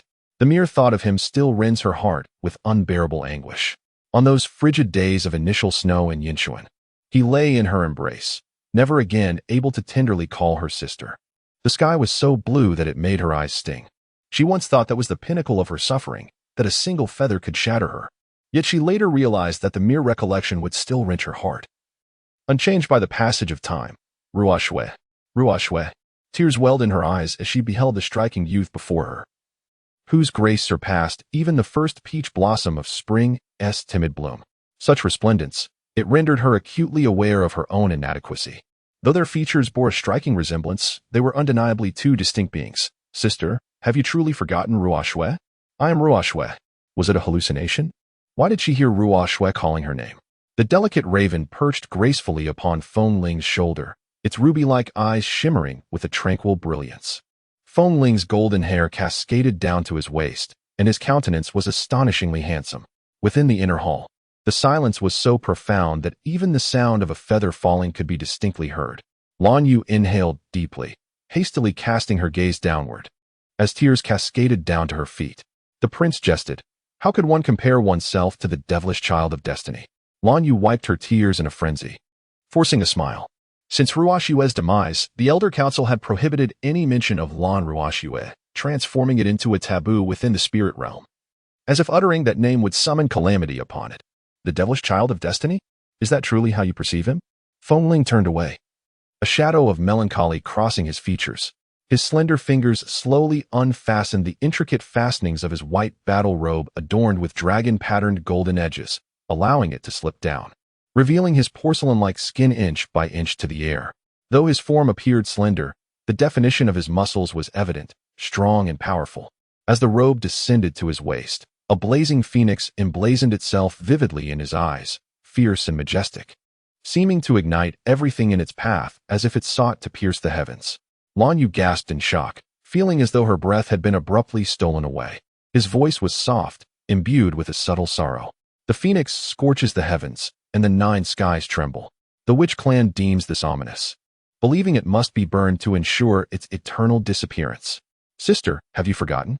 It was you who chose to protect me, thus preserving Ruo Shui. Do you no longer wish for Ruo Shui? As he spoke, a sudden tightening around his waist caught his attention, a pair of arms gently entwining him.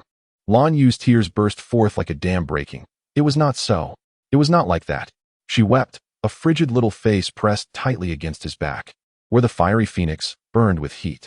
Scalding tears cascaded down his spine like molten fire, as she pecked tenderly at the phoenix on his back, comforting him as she did in her childhood. Had Ruo Shui forgotten what her sister had said? They spoke those words out of envy for your exquisite phoenix. Our Ruo Shui is the finest. Feeling her tears, a sharp pang of pain pierced his heart, and a flicker of dark annoyance crossed his elongated phoenix eyes. Lan Yu. Oh, Lan Yu, why does this stubborn little mind fail to perceive his intentions, forcing him to reveal his identity, to first dispel her fear of him, and then gradually conquer her heart? Brother? A glimmer of realization flashed in his eyes. Perhaps this would serve as a clever disguise.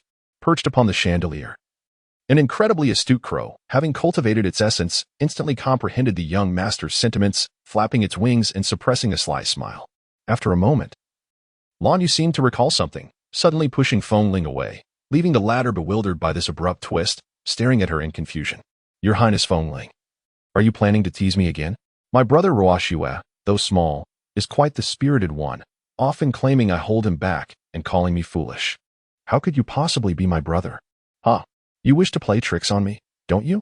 She leapt back 3 steps, looking triumphantly at Feng Ling. Indeed.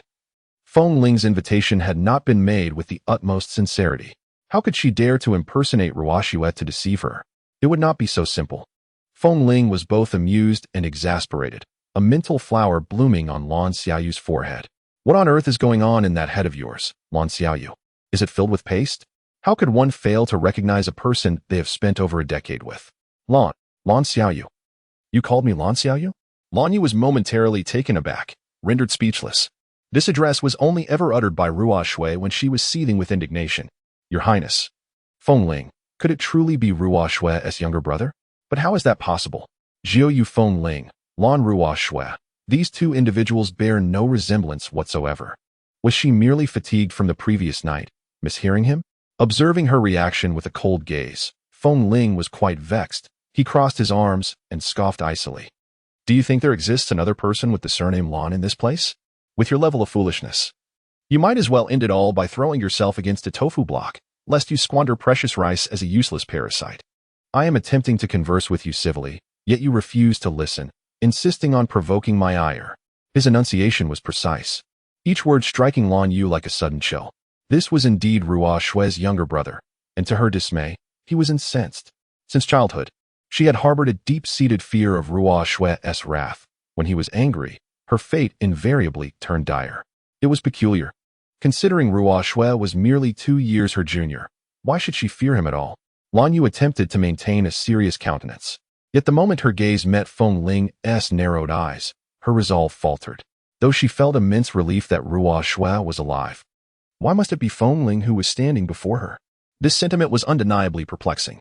The realization that her beloved Ruo Xue was, in fact, the very person she now disliked, Feng Ling, left her in turmoil. Should she harbor affection for him, or disdain? With furrowed brows and twisting her sleeves, Lan Yu was engulfed in uncertainty. Perhaps it was merely an illusion? Lan Xiaoyu, what are you pondering now? Are you not planning to acknowledge me any longer? Seeing her hesitation, his tone turned icy, and even a fool could discern that Feng Ling was quite displeased, yet Lan Yu remained oblivious. Indeed, you are Princess Feng Ling. How could I allow you to address me as sister? She foolishly nodded in acquiescence. So, do you intend to pretend not to recognize me? As if Ruo Xue has long since perished? At this moment, Lan Yu began to grasp the situation, frowning and shaking her head. Ruo Xue is very much alive. Feng Ling's expression softened slightly, but Lan Yu possessed an uncanny ability to provoke him further with a single remark. She shot Feng Ling a fierce glare, gritting her teeth. Ruo Xue is alive and well. You must not claim he is dead. It seemed she had divided herself, perceiving Ruo Xue as a separate entity. Then who am I? Feng Ling's temper flared abruptly. Lan Xiaoyu, do you truly see who I am? Consumed by jealousy, he felt on the brink of madness. It was evident that only Lan Yu could incite such a reaction from him. He clenched his fists, released them, then clenched them again several times before finally letting go. Such a handsome youth, even in sorrow, remained strikingly beautiful, evoking a sense of heartache. Lan Yu listened to him, somewhat understanding yet still perplexed, scratching her head and offering a dry laugh. Lowering her gaze, her slender eyes narrowed, the thick lashes casting a shadow. Suddenly, she felt as though she might have erred, yet she could not discern where her mistake lay, leaving her increasingly bewildered. It seemed she had done nothing wrong. Yet why did Princess Feng Ling's expression suggest she owed him 5 million? In truth, upon closer inspection, he bore a striking resemblance to Ruo Xue. When she disregarded Ruo Xue would inevitably feel a profound sadness, much like the expression on Feng Ling's face at this moment. Reflecting on this made her realize that she might indeed have erred. As Feng Ling turned to leave, she instinctively grasped the sleeve of his garment, unbeknownst to herself. Upon turning around, he found her standing behind him, looking as lost as a small beast, which made his heart involuntarily clench. With timid eyes wide open, she stubbornly clung to his sleeve, reminiscent of past mischief when he chose to ignore her. Ling Yu had been circling in the sky for a while, observing the scene, and finally couldn't resist interjecting. Foolish witch, are you not aware of your misfortune? The young master is angry, and you fail to recognize him. Truly, you are dim-witted. Silence. You foolish crow, Lan Yu retorted in anger. She hesitated briefly before tugging at Feng Ling's sleeve, feeling somewhat guilty as she murmured, it seems you truly are Ruo Xue. I no longer recognize you, for the queen has long proclaimed that you would not be Ruo Xue. Yet even Ling Yu claims you are, thus you must be. Ruo Xue, please do not be angry with your sister, she stammered, her words growing increasingly disordered. Lan Yu felt a wave of frustration rising within him as he held her close. I know you are upset, but you need not resort to such measures to torment me. I can barely breathe, she exclaimed, her innocent face contorting in distress. Feng Ling found herself both amused and exasperated, for she remained as she had always been, leaving him utterly helpless against her whims. Yet, on the other side of the light, it is worth mentioning that even the esteemed young Master Xianwei of the Blood Clan must pay a corresponding price for deliberately unveiling the secrets that the spirit realm strives to conceal. Neither Ruo Xue of the past nor Feng Ling of the present are characters willing to be manipulated. While he extends an invitation to Lan Yu, intricate schemes are already in motion. If Xianwei believes he can outmaneuver him by having Lan Yu deliver the letter before the impending marriage, thinking that he can control Jiuyue Feng Ling, he is gravely mistaken. As night falls, amidst the vibrant streets alive with the glow of neon lights and the clinking of glasses, a delicate figure leans against a wall, her eyes cast downwards. She is a young woman in her early 20s, her porcelain skin and exquisite features accentuated by a white dress adorned with tiny floral patterns. A soft, aquamarine shawl drapes gently over her shoulders, her hands clasped demurely in front of her. Occasionally, mischievous youths pass by, whistling loudly and exchanging playful glances in her direction. Suddenly, like a gust of wind, a shadow envelopes her, pulling her into a warm embrace, a coat draped over her shoulders, shielding her completely. Xuanwei's cold gaze fixates on the grinning street youths, suppressing his anger with great effort. The boys, intimidated by his stare, scurry away in fear. Guan Ziqing looks up at him, words caught in her throat, ultimately pursing her lips and remaining silent. Yet, Xianwei does not relent. Guan Ziqing, dressed so lightly. Who are you trying to attract? He questions, his tone laced with displeasure, unable to suppress the urge to defend her against the prying eyes of others. The latter lifted her head, as if having made a resolute decision. Shadows of gloom and ruthlessness flickered in her eyes, and suddenly she reached out, wrapping her arm around his neck, rising onto her toes to bestow a kiss. Ziqing. Xianwei felt as if struck by lightning. Standing there in a daze, the derision in his eyes vanishing without a trace. Ziqing, who had always held disdain for him. How could this be? Strangely, while kissing Ziqing, an innocent visage flashed through his mind. Lan Yu had once told her that within the ancient fortress of Caesar, should one discover the fabled silver cliff gem, true love would be bestowed. He clutched a sharply defined, transparent gem in his palm. Waves of immense satisfaction and joy coursing through him. Was it the allure of the silver cliff gem that finally made Ziqing accept him? Brother, what would you do if one day I betrayed you? Xian Ziqing's voice held a softness laced with an unspeakable mystery. An ominous premonition surged through Xianwei's heart. And before he could react, Xian Ziqing drew forth a silver dagger from her pale blue shawl and plunged it into him fiercely, striking several times. She forcefully pushed him away, her eyes now a landscape of frost. Just as it was now, her voice was chillingly cold. It was the first time Xianwei had witnessed such an expression on her face. Realizing that cold-bloodedness was indeed a hereditary trait of the bloodline, within them flowed the same frigid and merciless blood. As he gazed upon Xian Ziqing's fierce countenance, an overwhelming chill enveloped him. On that fateful day, the typically cold and proud Xianwei suffered an unprecedented betrayal and blow. A silver dagger inflicted grievous wounds upon his body, yet the physical pain paled in comparison to the anguish of betrayal that pierced his heart. In the desolate, shadowy streets, the night stretched endlessly, and none were aware of a grievously wounded bat languishing at the edge of a corner, its crimson blood flowing steadily from its wounds. However, who could fathom that Xian Ziqing was far from the calm facade she presented? Her hand trembled, failing to strike the fatal blow to Xianwei. Yet, she would never realize that such a minor slip would lead to immense peril for herself. What did you say? The silver dagger did not penetrate Xianwei's vital point? In the Blood Clan's chamber, a panicked, high-pitched voice abruptly broke the suffocating silence that followed. I'm sorry. Next time, I will be stronger. Damn it. What use is your head? Having missed this opportunity, do you believe you can still harm him? The long table echoed with the sound of a sharp slap as the apologetic girl choked on her sobs. Enough. Ziqing had already done her utmost. You are so formidable. Why not go and assassinate Xianwei yourself? Sending a timid child into the fray is hardly the tradition of the Blood Clan. To hell with your so-called traditions. If that brat Xianwei returns, we are all doomed. What shall we do now? The Council of Elders is a mere shadow of its former self. The prince lies in slumber. No one can safeguard us. Who are we? We are the acting elders of the Bruja family. Now, we are to fear a mere child who has not yet shed his milk teeth, should this be revealed. The 13 noble families would mock us. He is defying us. He has seized our power. The Blood Clan's imperial guards now heed only his command. He is driving us to the brink of madness. Enough. Let us calm ourselves and contemplate our course of action. This requires careful deliberation. Ziqing, are you certain your dagger struck his vital point? Yes, indeed. Blood. So much blood. Brother has bled profusely. He is laughing. He must be in agony. Yet he comforts me, saying it is of no consequence. My heart. It aches so deeply. As the scene flashes through her mind, the girl covers her face in tears. The moments following her brother's stabbing flash like lightning in her thoughts. You truly acted. My Ziqing has grown strong enough to wield a dagger in defiance. Brother, I am sorry. I am so sorry. Are these tears? Tears shed for me. Huh. Foolish one, why do you weep? At least, you have made it clear. You would rather perish than be with me. That is sufficient. Brother's fingertips, cold as ice, tenderly brush away the tears from her cheek, yet the golden depths of his eyes reveal a profound despair.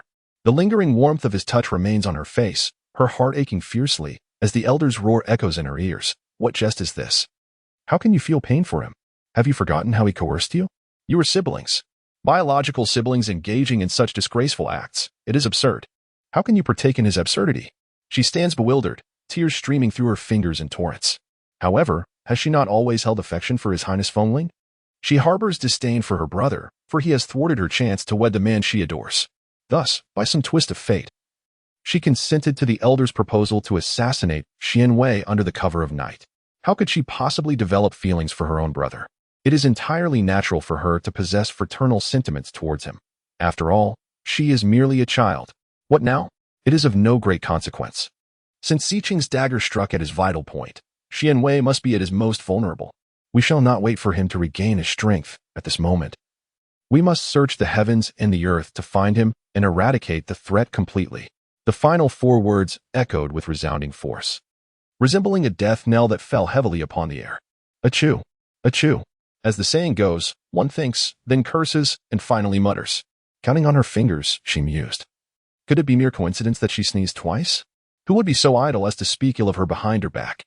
Lan Yu emerged from the ancient castle of Fengling and walked down the street, sneezing twice in quick succession. The young girl cast a suspicious glance around. It was undeniably late at night, yet she felt an ominous presence as if a storm were brewing. Earlier, a multitude of blood-sucking bats had swept past her in the bustling market. Could it be that they had emerged en masse to commence a grand feast? The mere thought sent a shiver down her spine. The adage that good omens fail while bad omens thrive rings particularly true for Lan Yu, rendering it a quintessential slogan for the year 2008. On the street corner, a faint scent of blood gradually permeated the air. Oh! A chilling scream pierced the heavens, reverberating through the desolate streets, where dust cascaded down like forgotten memories. Even from miles away, the echo lingered, successfully disturbing 2 vampires. Could it be that the elders have sent us on this quest? How foolish you are, truly. Where did that sound originate? The West Street. Aside from the witches of the spirit realm, there hasn't been a soul around for ages. The elders stated that the young master has sustained grave injuries and requires blood. We shall not be mistaken in the bustling market. The vampires diverged in their search for the young master, Xian Wei. On West Street, Lan Yu stumbled back in shock, her eyes wide as she beheld the gravely injured bloodstriped, golden-edged vampire bat at the corner. My heavens, what has she witnessed? It is a vampire so severely wounded that it can no longer maintain its human form. To save or not to save? If she saves it, who will bear the cost of her meal? The Elder Council would certainly not reimburse her for aiding an enemy. Could she simply pretend she did not see and turn away? Yet, is it not one of a witch's duties to save the dying and heal the wounded? Unbeknownst to her, she had already chosen the latter. She stepped forward, intending to lift the wounded bat, only to hear the vampire's feeble yet forceful voice. If you wish to live, stay away from me. My goodness. The bat spoke human language. With a startled scream, the witch gasped, her hands trembling, causing the bat to be flung far away. The bat tumbled to the ground, stirring up a cloud of dust that startled her, causing her to instinctively retreat a step, her 2 claws flying to cover her eyes, murmuring incessantly, "Heavenly spirits, earthly spirits, it has nothing to do with me." Shit. A low groan escaped from a certain vampire, who wished nothing more than to tear the blue-feathered creature to shreds on the spot. Pain coursed through him like a raging fire, and an extended silence enveloped the desolate street. The moonlight bathed the empty thoroughfare in a gentle silver glow. Seeing that the bat had fallen still, Lan Yu anxiously craned her neck, glancing around. Could it possibly be dead? If it were to perish by her hand, would she not be considered a murderer? Oh no! A vampire murderer! Would slaying a vampire be against the law? As these thoughts swirled in her mind, she unwittingly cast aside the vampire's warnings and cautiously advanced. His sharp fangs slowly emerged, every cell within him clamoring for blood. Fresh blood. Warm, red blood. The girl before him, seemingly slender, radiated an undeniable vitality. The pristine white skin of her neck struck vividly against the vampire's narrowed golden gaze, igniting every one of his senses. 5 steps, 4 steps, 3 steps. She drew closer, the madness of thirst enveloping his golden irises. Just a bit closer, and he could tear into her carotid artery, draining her of every last drop of blood, along with all her life force, into his own body. All the remaining strength within him coalesced for one final strike. waiting for the oblivious prey to draw near. Just 3 steps away from the bat, the witch suddenly halted, her bright eyes igniting with flickers of flame. Alas, he is a vampire. Why should I save him? After all, isn't it said that every vampire lost is a gain? By rescuing him, wouldn't the citizens of Phoenix City merely become his prey? Such a self-defeating endeavor is not one that I, Lan Yu, would undertake. Her words shattered the silence, extinguishing the last remnants of longing within the now frenzied vampire. The silver dagger inflicted immense wounds upon him, and with only a fleeting thought sustaining his existence. Xianwei could no longer withstand the ravages of excessive blood loss, plunging into an abyss of darkness. Thoughts swirled chaotically, uncertain and unfocused, particularly regarding Lan Yu's decision, which seemed boundless. Before her eyes appeared the cheerful and friendly visages of Zhang Wuhan and his band of vampires, prompting Lan Yu to make a bold choice. Save him. The dwelling was dilapidated, the furniture equally in disarray. As the saying goes, the most dangerous places can often be the safest. This location, close to the palace of the spirit realm, was her first venture into aiding an enemy, leaving her feeling rather insecure. This shabby abode had cost her 100 yuan for the monthly management fee. As the matron at the door had assured her that this was Phoenix City's most secretive place, where not even a fly could intrude. Considering the matron's overly earnest demeanor, Lan Yu gritted her teeth and accepted the dwelling. However, upon parting with her money, regret washed over her. With her empty pockets and the fainting bat in her arms, Lan Yu felt the world spin, shrouded in darkness, with a future that appeared increasingly dim. Upon entering the room, her once luminous future was once again besieged by a tempest of turmoil and despair. As the ancient saying goes, a mouth without hair is unreliable in action. Overwhelmed with grief and indignation, she lamented, "What is this? All of it is a deception." Initially, it was the unsightly hair on the elderly woman's lip that led her to believe in the woman's reliability. Little did she know, this place was indeed a hidden sanctuary, so secluded that not even a fly could intrude, where the spirits of the ethereal realm scurried about. When she opened the door, the fleeing spirits were momentarily taken aback. With immense effort and eloquence, she managed to persuade the lurking phantoms to depart, even parting with the meager coins in her pocket, which she had originally intended for her injured comrades. Her heart bled for their plight. The serpent's blood she had prepared for the forbidden incantation finally found its purpose. She cast the vampire, transformed into a bat, into the blood pool, where the venom of the 9 nether blue serpent nourished the wounds inflicted by silver. The vampire began to heal at an astonishing pace. By the following night, as Blue Feather lay in the depths of slumber, Xianwei awakened. The crescent moon hung low, and the cold wind suddenly swept through the dilapidated window, causing the pale curtains to flutter. With a clatter, an object fell to the ground, startling the girl within the room, who merely turned over and continued her sleep. A pair of icy golden eyes slowly opened, and with wings edged in blood and gold unfurled, the nearby bat instantaneously transformed into a strikingly handsome and stern young man. He rose, a delicate handkerchief slipping from his grasp and falling to the floor, revealing his bare, statuesque form, muscular and powerful. His skin was pure and fair, shimmering under the moonlight, ethereal and dreamlike, imbued with an air of deep seduction and allure. In the dilapidated room, moonlight cascaded through the curtains. The young girl remained in a deep slumber when a slender, dark shadow suddenly descended with a slow yet powerful embrace.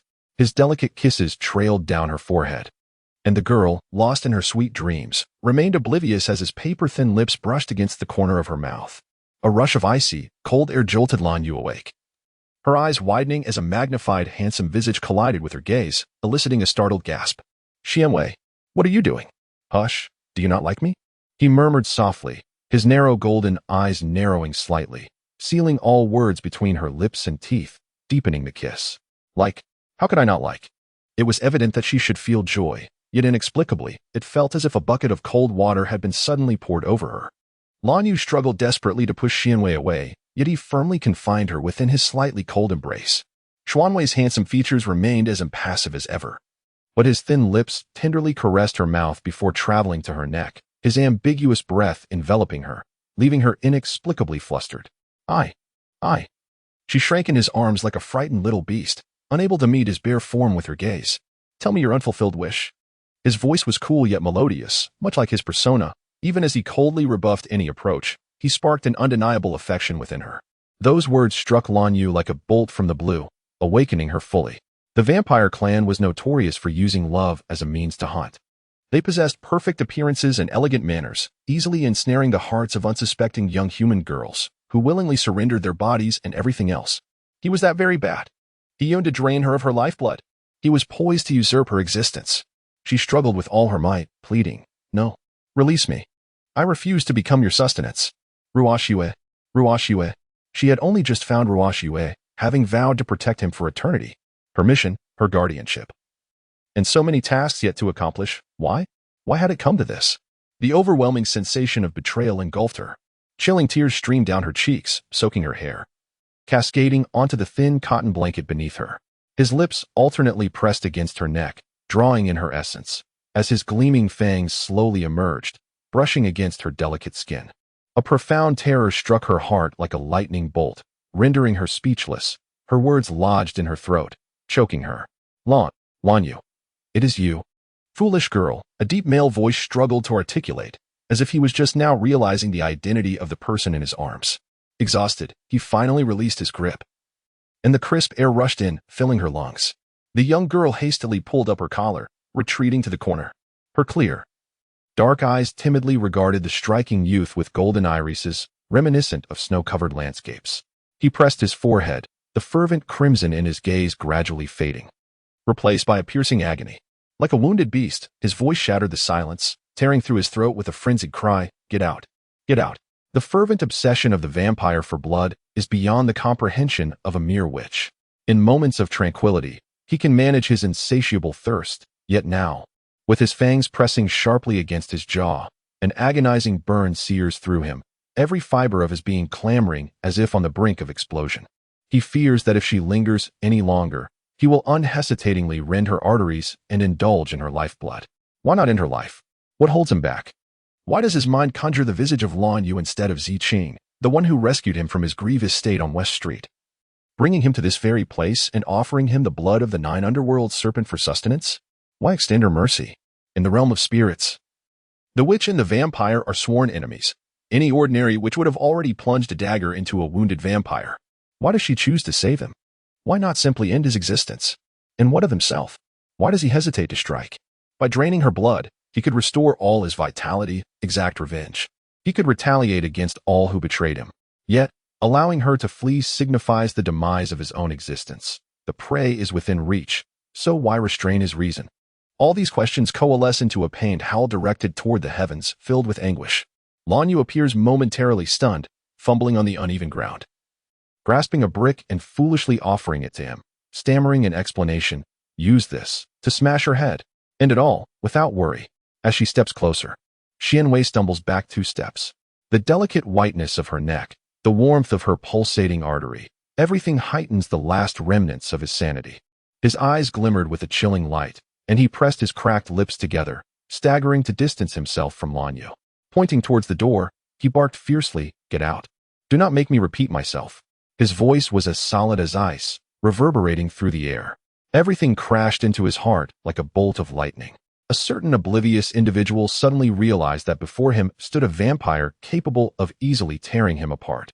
If she did not leave, her every belief and resentment would culminate in this very night. Yet, the man before her was the first person she had ever cherished. If she truly walked away, what would become of them? She had perused the accounts of vampires in the witch's grimoire, learning that a severely injured vampire must consume fresh human blood to regain strength. Otherwise, at dawn on the 3rd day, they would be reduced to ashes by the first rays of sunlight. Counting the days, today marked the 3rd. Tears unwittingly streamed down her cheeks. Without a moment's hesitation, she grasped a sharp stone from the ground and viciously sliced open the vein in her wrist. Crimson blood flowed slowly, and she lunged forward, tightly embracing Xianwei's bare body. The metallic scent of blood ignited all his senses, feeling the soft form behind him. He instinctively pressed her wrist to his cracked lips, only to push her away forcefully, his gaze a tumultuous blend of primal instinct and rationality. "You are insane." He rejected the temptation of her blood, struggling against the allure. "I am not insane. I simply love you." For the first time in her life, she confessed earnestly. Unlike the playful banter and coincidences in dormitory 302, she genuinely and solemnly uttered the words, "I love you," fully aware that the object of affection does not reciprocate. Yet still uttering those 3 words, a profound sorrow suddenly surged within, akin to the fallen leaves of autumn or the icy snows of winter, desolate and chilling. This melancholic sadness gradually seeped into the corners of her lips, a bitter pang of heartache. That dream seemed to stretch indefinitely, a sorrowful reverie entangled with nightmares, leaving her mind in a fog and her body aching as if it were falling apart. She tapped her head and sat up, just as Xianwei entered the room from outside. Upon noticing her wakefulness, he tossed her a small porcelain vial. His lips pressed together in silence as he turned to leave. Ah, Xianwei, what is this? How could you? Did she inadvertently provoke this harbinger of misfortune? Awakening from slumber, Lan Yu often found her mind a blank slate, momentarily unable to grasp his words. Then it struck her, he must have killed others. She hastily tumbled from the bed and rushed towards him, only to see that his wounds had vanished without a trace. A chill of dread coursed through her spine, prompting her to instinctively retreat a few steps. You've killed someone? Xianwei, noticing her withdrawal, felt a sharp pang in his heart, but maintained his indifference. And what of it? Upon hearing his reply, a single thought crystallized in her mind amidst the icy aftermath. She was alive, yet he had taken others' lives. The vampire before her, capricious and unpredictable, though fully restored now, still posed a potential threat to her existence. Are you frightened or regretting that you saved me? His mocking voice pierced the silence, cold and biting. She instinctively shook her head, and he let out a cold laugh, his arms crossed over his chest. A sharp glimmer of cold light flashed in his golden, narrow eyes, and a faint scent of dragon's saliva suddenly surged towards Lan Yu's nose as he leaned down, his crisp breath brushing against her ear. His deep, masculine voice was indifferent and distant, each word delivered with a heavy finality. Give up. I will never be grateful to you. I will never love you. When Zwanziking plunged a metaphorical knife into his heart, he felt a chilling detachment. The efforts of the past now seemed utterly ludicrous. On the rooftop of T University, he had, under the guise of a relationship, pressed a kiss to her forehead while simultaneously casting a spell on her heart, binding her to love him unconditionally. The pawn he once viewed her as had, ironically, become his savior. A wave of unexplainable absurdity washed over him. If this were the case, then let it all come to an end. The final words he spoke dripped with disdain and indifference, piercing Lan Yu's heart like a sharp blade. Knowing the truth, why did the sound of his confession still inflict such a stinging pain? A sharp ache surged through her entire being, leaving her complexion as pale as paper. I never intended for you to be grateful to me, she murmured, her intentions purely aimed at saving him. Enough. There is no need for explanations. Xianwei interrupted her harshly, a cold snort escaping him, his gaze flickering with a painful yet bloodthirsty light. He declared that he had heard enough. Even the closest of individuals could betray, and no one was worthy of trust. Only power could represent everything. The betrayals he had endured and the wounds he had suffered would surely be repaid tenfold, 100-fold. Love can render a person vulnerable. He desires nothing that may inflict harm upon him. Traversing the vast river of time, within the protracted existence of a vampire, he has encountered experiences that far exceed the imagination of the young girl before him. In his memories, when he was but a child, he and Ziqing were inseparable. The tender whispers of yesteryears, once steadfast and unwavering, have now dissipated into the absurdity of a fleeting dream.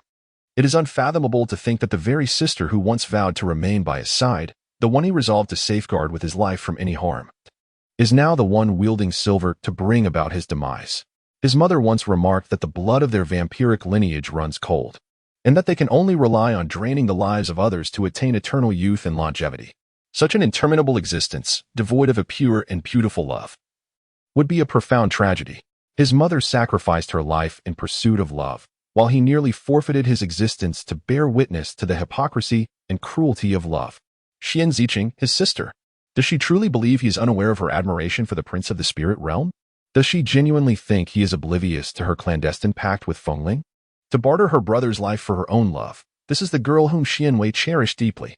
This is his sister. When she drew forth the dagger, he once believed she would not strike. He gambled on her mercy, yet he was utterly mistaken. Had he not evaded in time, with the force she wielded, he would have already been reduced to a mere wisp of morning sunlight. The thought of her gaze, her resoluteness at that moment, sends waves of anguish through his heart. Ziqing, the girl he had protected since childhood, the one with whom he shared a deep bond. What had she done? He squinted, lost in thought, his heart aching. Lan Yu trembled with fury. Damn bat, foul bat. Do not presume yourself to be invincible, the greatest in the universe. You're nothing but a bat. Anger welled within her, suffocating her spirit as memories of his torment and bullying surged like a relentless tide, intertwining with her current anguish. Overwhelmed by rage, Lan Yu acted without thought. She hurled the delicate white porcelain vial she had just grasped towards the vampire boy's pristine forehead, casting a stone curse with all her might. "I would only fall for a ghost," she shouted, unleashing all her pent-up resentment. Lan Yu fled the small room, running far into the distance. The morning air was brisk, sending shivers through her body. The sky was dimly lit, the streets deserted, with shops just beginning to open their iron gates, the sound echoing as they prepared for business. The greenery along the roadside was alive with the melodious chirping of birds. Suddenly, she looked up in astonishment, noticing the curtain of a carriage stir. A slender, flawless finger, akin to jade, emerged, evoking envy with its perfection. As the curtain lifted, it revealed a visage so exquisitely ethereal. It was impossible to discern whether it belonged to a male or female. It transcended earthly beauty, astonishing in its magnificence. In an instant, a thunderous explosion resonated in Lan Yu's mind, as if a myriad of fireworks were erupting in succession, leaving her dizzy and utterly disoriented, lost to the reality of her surroundings. Upon witnessing her reaction, the beautiful maiden smiled enchantingly. "Blue Feather, do you not recognize me?" The melodious male voice, akin to heavenly music, bore an oddly familiar tone, and in an instant, a thunderous echo resonated in Blue Feather's mind, shattering all her beautiful musings into mere afternoon soap bubbles. "Rua Shui, oh no, you are Fei Yuan." Overwhelmed with shock, she gasped, her surroundings causing her head to spin and feel devoid of oxygen. Could it be? Had he not yet had his fill of mischief? His appearance at this moment bore an uncanny resemblance to Feng Ling, sending chills down her spine. "Hush, I understand you have many questions. Come, allow me to escort you to an unexpected realm." The enchanting figure gracefully fanned himself, his obsidian-like eyes shimmering with captivating allure. With a mere gesture, the coachman respectfully opened the carriage door, and before Blue Feather could comprehend, she found herself gently guided inside, her senses clouded. The carriage wheels turned, altering their course as it rumbled away from the outskirts, the scenery outside adorned with verdant willows and rosy blossoms, a sight of exquisite beauty. Blue Feather's mind felt like a muddled mess. Instinctively, she anticipated he would unveil some revelation. Yet observing his composed demeanor as he leisurely admired the view with a smile on his lips, her suspicions began to wane. The languidly charming figure before her appeared no more than 20 years of age, with features exquisitely beautiful, reflecting on the portly, affluent old man she once knew during her studies in the civil engineering department. Blue Feather stifled a laugh, her finger unconsciously reaching out to poke his flawless cheek, only to have her gesture intercepted by his smiling hand, which he clasped over his chest. "I thought your rejection by Xian Wei would leave you heartbroken. Yet judging by your demeanor, you seem even more at ease than I." He lazily lifted his enchanting phoenix eyes, his gaze sweeping with an alluring charm. Fei Yuyang pondered for a moment, holding a silk fan that partially concealed her exquisite visage, and suddenly smiled at her. "Do you not think I am naturally beautiful? More handsome than him? I find you quite amusing," she replied, her delight evident. Observing her joy, Fei Yuyang blinked her lustrous, bright phoenix eyes, waiting for her laughter to subside. As the carriage rolled further away, Lan Yu had laughed enough. She noticed the curtain had been fully raised and loosely tied with a red cord. The sky outside was clear and distant, surrounding them with an ethereal emptiness that felt dreamlike. Suddenly, an odd thought crept into her mind, sending an icy chill racing up her spine. "Where is this place?" Fei Yuyang asked, parting the curtain and gazing into the distance. "Have you heard of the Grave Current? I recall my sister once mentioning that it is a sacred place, where both the spirit realm and the bloodline take pride in being near the Grave Current. Perhaps the legends of the spirit realm are best left unheard." Lan Zhenyi, however, is quite astute. It is surprising that she has not mentioned the Grave Current to you. Fei Yuyang let out a cold snort, striking Lan Yu's head lightly with her fan. "You truly are utterly foolish. I cannot comprehend how the Lan clan could produce a descendant like you." She yelped in pain, unable to suppress a grimace as she muttered under her breath. "There are so many descendants of the Lan clan, and not all of them are wise." The coachman, perhaps having overheard, let out a low chuckle. Fei Yuyang raised an eyebrow, tapping the carriage shaft lightly with her fan, and the laughter ahead promptly ceased. With an air of indifference, she remarked, "In that case, there is no need to concern ourselves with Phoenix City." As soon as the words fell, Lan Yu suddenly leapt up, her petite face flushed a deep crimson, hastily shaking her head. "No way. It's not like we lack someone who understands." She lightly waved her fan, her tone indifferent. "And the reason? The family tree states it. Do I need any further justification? Just do as instructed. She appeared quite unfazed. While Fei Youyang's expression stiffened momentarily, a tingling sensation in her palm, as the fan came down heavily upon her forehead. Ouch! Why do you keep hitting me? The mentor reprimands the student without needing a reason. He shot her a sidelong glance. Seeing his calm demeanor, Lanyu hesitated for a moment before finally grasping the situation. Do you have something to tell me? He glanced at her. What do you think? With a subtle movement of his fingers, an aged parchment unfurled in his long, jade-like hand. If this parchment contains a spirit contract, signing it would grant you the knowledge you seek and the power to alter events that have transpired. Would you sign it? In that instant, an unsettling silence enveloped the carriage. Fei Yuang leisurely waved his fan, a smile playing on his lips as he observed the silent girl before him, a glimmer of certainty flickering in his languid phoenix eyes. The allure of the spirit contract lay before her. To sign the pact of soul exchange would mean that all her desires would be fulfilled. Whether it be the Phoenix City or anything else she could envision, the spirit contract would realize her wishes, including, of course, her most cherished desire, Xianwei. Haha. Are you jesting with me? After a moment of silence, Lanyu erupted into laughter, delivering a hearty slap on Fei Youyang's shoulder. She laughed so heartily that she nearly doubled over. The demon spirit contract? Unless one is utterly desperate, on the brink of death, possessing immense willpower to summon it. It remains but a nebulous shadow. You are not the fabled Grim Reaper. How could you possibly have a demon spirit contract? I am not on the verge of death. How could I ever encounter such a contract? Thus was born the most absurd joke of the century, had she not witnessed it.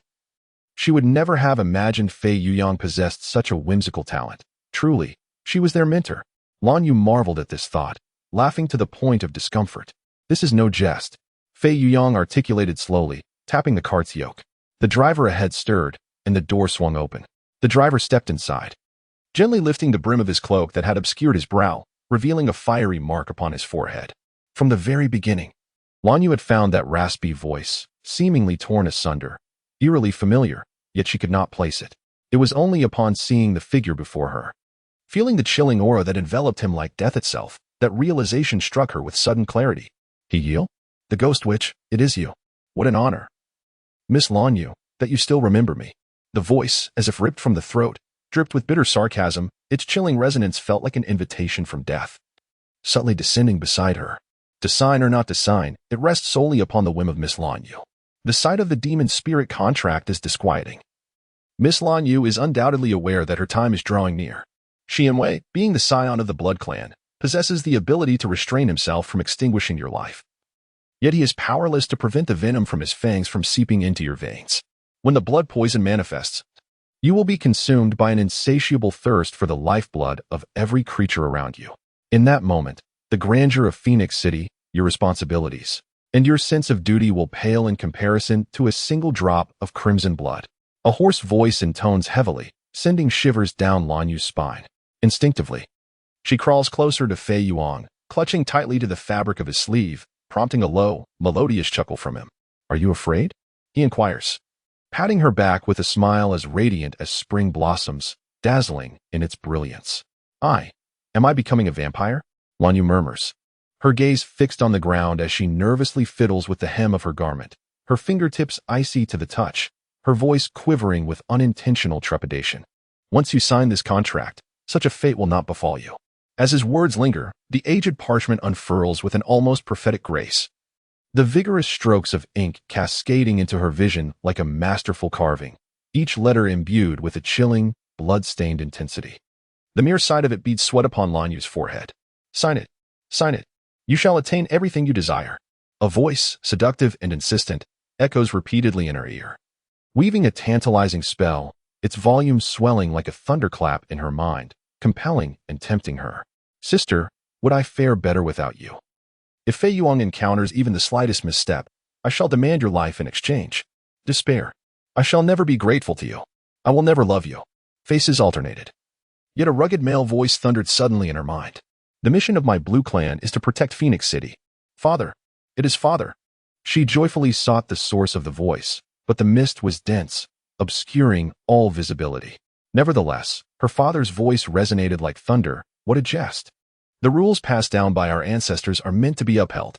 Even if it means clinging to a single breath, we must guard Phoenix City, relying on external forces. What does that signify for the worthy offspring of the Blue Clan? The voice dispelled the fog, seeming to occur in an instant.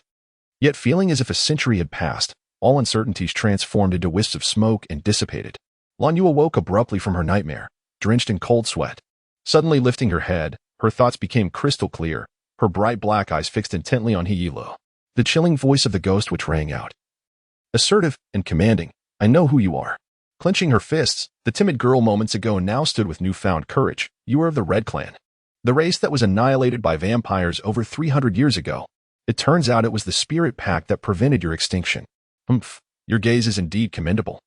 The ghost witch scoffed, his icy blood-red eyes resembling a hawk, emanating a sinister cruelty. Unlike the inherent coldness and resolve of Xian Wei, his frigid demeanor was forged from 3 centuries of accumulated hatred, slithering and chilling like a serpent. A slight misstep could plunge one into an abyss without end. And you are not Fei Yuyang at all. She cautiously distanced herself from Fei Yuyang, her eyes filled with both wariness and detachment. The ethereal and versatile Fei Yuyang possesses a profound understanding of all things. Although the enchanting lady before him carries the same cadence and speech and evokes the essence of Fei Yuyang, she is unequivocally not her gentle and composed manner. Fei Yuyang would never compel her to sign a spirit contract, nor would he associate with the clan of the Red Tribe. Who then is he? How does he know her? Why is he privy to so many secrets? And what compels him to entice her into signing the spirit contract? Dear Lan Yu, I never claimed to be Fei Yuyang. If you perceive me as such, the blame for your deception lies not with me. The beauty laughs effortlessly, gracefully concealing her mouth and nose with a fan, while the delicate arch of her brow, artfully positioned, exudes the vibrant allure of spring blossoms, captivating the soul. Although Fei Yuyang boasts formidable spiritual power, his character is timid and conflict-averse. He dares not reveal his true self, ultimately becoming a target for relentless pursuit. How could my lord be such a trifling figure? The wind howls as it sweeps through the window, chilling her face and causing her to shiver unexpectedly, even against her will. Feng Ling took deliberate measures to seal away portions of her memory with an amnesia spell upon her departure from the He Yilu family's castle. Now, standing once more before the ghostly shaman of He Yilu, she feels the cold aura emanating from him, causing the spell to falter. Memories from that fateful day surge back like a tidal wave. Lan Yu feels an icy tremor coursing through her, stumbling backward as she recalls that night when she inadvertently stumbled upon a harrowing scene in one of the castle's vast chambers. Blood flowed from the necks of young men and women, a sorrowful hue of flame, engulfing everything in a scorching blaze that seared her eyes. The attendants exhibited a cold demeanor, their hands swiftly severing heads, blood splattering in a gruesome display. Yet, the maidens, cradling golden goblets, managed to filter through the first splashes of blood, collecting only 3 precious drops. Just then, a pair of large hands suddenly covered her mouth and nose, startling Lan Yu into a shuddering panic as she fought desperately and screamed, I don't want to die. Let me go. Let go. Her cries were muffled, and a chilling sensation crept up her spine. Her mind became a haze, and her body grew increasingly cold. The figure behind her, tall and imposing, dragged her silently towards the corridor, firmly sealing her mouth and nose. Overwhelmed with desperation, she bit down hard on his hand. A muffled grunt escaped him. Damn it. Can't you be quiet? Feng Ling. It's His Highness Feng Ling. A mix of joy and shock surged through Lan Yu, her heart nearly leaping from her chest as she nodded fervently, prompting Feng Ling to release his grip. A subtle sternness flickered across his handsome brow. What are you doing here? Your Highness, they are killing people. But there are no buts.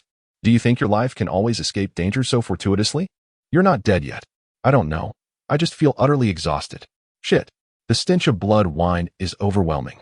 With no time to elaborate, Feng Ling suddenly cupped her face, pressing a deep, lingering kiss upon her lips. His breath carried the crisp fragrance reminiscent of snow lotus, and as their lips intertwined, his voice, though indistinct, held a chilling edge, uttered in a tone meant solely for her ears. Don't think I kissed you because I like you. In the current predicament, Lan Yu finds herself perplexed. As a prince of the spirit realm, Feng Ling is acutely aware of the myriad dangers lurking within the castle of He Yilu. The lady in red harbors a significant degree of wariness towards him, tempered by a measure of respect, which ensures that he is not in immediate peril. However, Lan Yu's situation is markedly different. A single misstep could jeopardize her very life. The spiritual energy he has summoned should dispel the lingering scent of alcohol, allowing Lan Yu to regain her clarity momentarily. Lan Yu's mind is engulfed in a haze, the metallic scent of blood invading her senses, causing her stomach to churn violently. That odor belongs to the innocent youth of Phoenix City. She muses vaguely, suddenly struck by Feng Ling's crisp aura, irresistibly drawing him closer as she fervently claims his lips. Feng Ling, taken aback by her boldness, feels a jolt coursing through him, as if delicate currents of electricity are dancing across his skin. This girl, neither particularly clever nor strikingly beautiful, is merely one among many witches. Countless maidens surpass her in allure. Yet, to his bewilderment, as he kisses her, an unexpected wave of joy and sorrow surges within him. It seems as though they share an unbreakable bond forged long ago. Be it through sternness or ambiguity, his sole desire is to protect her, to remain by her side for eternity. At this moment, He Lu, the ghostly witch, stands before her, while a man of extraordinary elegance, bearing a striking resemblance to Feng Ling, remains unknown to her. I am Fei Su, he declares, the twin brother of Fei Yuyang. Wan Yu, my dear, there is no need for you to fear me. Unbeknownst to her, the enchanting beauty, like a ghostly apparition, drifted closer to Lan Yu, her fan swaying gently as she lightly tilted his chin. With a smile as tender as flowing water, she teased, the spirit contract lies before you. Do you not possess the courage to sign it? A chilling breeze swept through, causing the air to grow increasingly frigid. Despite it being May, the temperature felt scarcely better than the depths of winter. Lan Yu shivered, crossing her arms over her chest, a peculiar thought flickering through her mind. Suddenly confronted by the beauty's gentle smile, enlightenment washed over her. She recognized his mischief and found herself overwhelmed with a sense of injustice. I've encountered tyranny before, but never one as relentless as yours. There are countless souls on the brink of death. Why do you not compel them to sign the spirit contract? She retorted defiantly. I refuse to sign. I shall leave this matter to the lady in red. She has her ways of dealing with such things. How ruthless. To gift such a delightful treasure to the lady in red. What hope remains for survival? As she spoke, the beauty's fan continued to caress Lan Yu's chin, her enchanting eyes appraising her from top to bottom, shaking her head in dismay. What a stunning young lady, such a pity, since death is imminent. What difference does it make whether it comes sooner or later? Who is dying? Pa, you ravenous tongue. Lan Yu shot a furtive glare at Yi Lu, the ghostly shaman. Under ordinary circumstances, a compliment regarding her beauty would have sent Lan Yu into a dizzying delight, yet in this moment, she found no amusement whatsoever. Having witnessed the cold-bloodedness of the Hai family, the indifferent cruelty of Xianwei, and the treachery concealed within the smiles of His Highness Feng Ling, she now found herself in a position where, given the choice, she would prefer to be swiftly dispatched by the lady in red, drained of her blood by Xianwei, or exploited to the fullest by Feng Ling, rather than endure another moment beside this man who called himself Fei Xiu. If not for the shock that rendered her incapable of thought, Lan Yu would have realized that the man before her bore not only a striking resemblance to the familiar Feng Ling, but also shared a similar disposition, both exuding warmth and ambiguity. Shrouded in enigma, the distinction lay in the fact that while Feng Ling would utilize her, leading her into perilous situations, he had never truly wished her harm. In contrast, Fei Xiu had insidiously lured her into his carriage from the very start, gradually coercing her to sign the contract with the demon spirit. Why was he so intent on forcing her, amidst the many dying witches? When their eyes met, Lan Yu felt a jolt in her heart and hurriedly replied, Your command is my duty. In an instant, the ghostly figure vanished before them, and before Lan Yu could react, a deafening crash echoed. The once vanished Hai? The ghostly witch had been struck down by a single blow, crashing into the carriage before collapsing to the ground, blood spurting forth as he paled in shock. In a frantic attempt to rise, he implored, I am incompetent, unable to stop him. Could it truly be as you said, that Lan Yu's salvation is irrevocable? Even with the resurgence of the demon spirit contract. Suddenly, a chilling voice rang out from outside, seething with rage, Fei Xiu. How dare you? You dare to lay hands on my people? The long-awaited confrontation had finally arrived. With a flick of her fan, the floating tufts of cotton seemed to bite down in frustration. In a moment, a pale blue magic circle appeared amidst the remnants of a shattered carriage, ensnaring the gravely injured ghost sorcerer, and the two swiftly vanished from Blue Feather's sight. Someone, gasping for breath and still struggling to escape, felt a surge of joy as the malevolent feudal tyrant disappeared. However, in a twist of fate, she unexpectedly tumbled out of the carriage window, emitting a piercing scream. The unfortunate witch, startled, hastily shut her eyes and fervently cursed the primordial goddess for her neglect. Cursed be this ill fortune that haunts me daily. Even as I teeter on the brink of demise, where is the glimmer of good luck? Who could possibly be so perpetually unfortunate? How detestable! In my next life, I shall never again become a witch. As she screamed her lament, Feng Ling had just arrived and witnessed her plummeting from the carriage. His heart tightened in alarm, and he rushed beneath the carriage to catch her. Upon hearing her words, he paused in bewilderment. So what do you intend to become? The trees and grass at the cliff's edge would at least spare one from a fatal fall. Oblivious to her safety, she continued the banter, while above her. A low, muffled chuckle resonated, softly promising, that would be fine. I could be the stone by your side, guarding you forever. He left the latter part unspoken. But the brightness radiating from Wu Ling's eyes brought forth the beauty of dawn, and he smiled, his charm captivating. At last, Blue Feather sensed something amiss. Upon opening her eyes, she was met with the enchanting visage of the exquisite Guf Feng Ling, a sight that was both radiant and reassuring. Though she was often careless, she was not so foolish as to be completely unaware. Among the myriad legends of the spirit realm, there exists one tale, now lost to time, passed down through the oral traditions of an aged elder. In Eastern philosophy, the phoenix symbolizes peace and tranquility, while the forgotten story of the spirit realm speaks of the resplendent phoenix clan, adorned with brilliant azure feathers. The manner of their disappearance from history remains shrouded in mystery. As if in an ephemeral moment, their former glory, once radiant, swiftly faded into obscurity, vanishing from all that written records could capture. Lan Yu, often careless, dismissed the elders' storytelling as mere fanciful tales, harboring skepticism towards their veracity. However, upon encountering the drifting cotton-like tufts, the ancestral mission of the Blue Clan surged within her heart. Igniting a spark of realization, the Phoenix Clan. It is said that the Phoenix Clan was favored by the heavens. In her tender years, her father had mentioned the clan in passing. At the time, she had paid little heed, but now, reflecting upon his words, clarity dawned upon her. Her father had spoken of the clan's demise, wrought by the calamity of the 19 heavens, heralded by the emergence of the celestial demon child, indicating an irreversible fate. The Phoenix Clan was fated for destruction. Thus, when in the sacred halls of the Spirit Clan, the seer revealed that Ruoh Shui bore the identity of the celestial demon child, there was an urgency to eliminate him. Legend has it that the celestial demon child belonged to the Phoenix Clan. As these thoughts swirled in her mind, Feng Ling approached her, gently wrapping an arm around her waist, a bright smile gracing his lips as he softly inquired, "Sister, where have you been of late? Not even the crystal ball could unveil your whereabouts." She desired a brother, and thus he assumed the guise of a brother, leaving her utterly unguarded, which illuminated his heart with a warmth akin to sunlight. The young girl was indeed easily swayed. Upon hearing his words, she immediately thought of Xian Wei and exclaimed repeatedly, "Xian Wei. He.S. in trouble." Once again, it was Xian Wei. That damned vampire was still alive.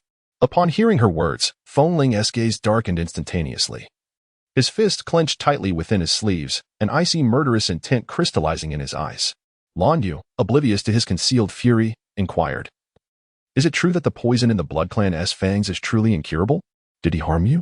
Feng Ling felt a sharp pang in his heart as he suddenly recalled his covert machinations that had incited discord within the Blood Clan. Utilizing Xian Ziqing to eliminate Xian Wei, he did not need to ponder the affairs of the Blood Clan.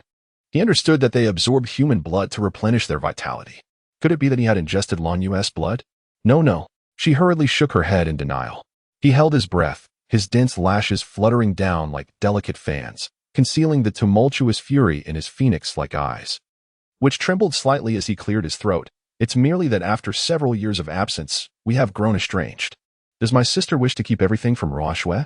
That accursed Xian Wei would bear the brunt of this." He irresponsibly shifted all blame onto Xian Wei, his expression increasingly mournful, yet this fairy demeanor appeared enchanting like a rose glistening after the rain, breathtakingly beautiful to the point of causing one to gasp for breath.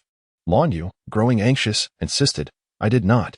Ruoh Shui merely cares for her sister. It was I who voluntarily rescued Xian Wei. He did not harm me.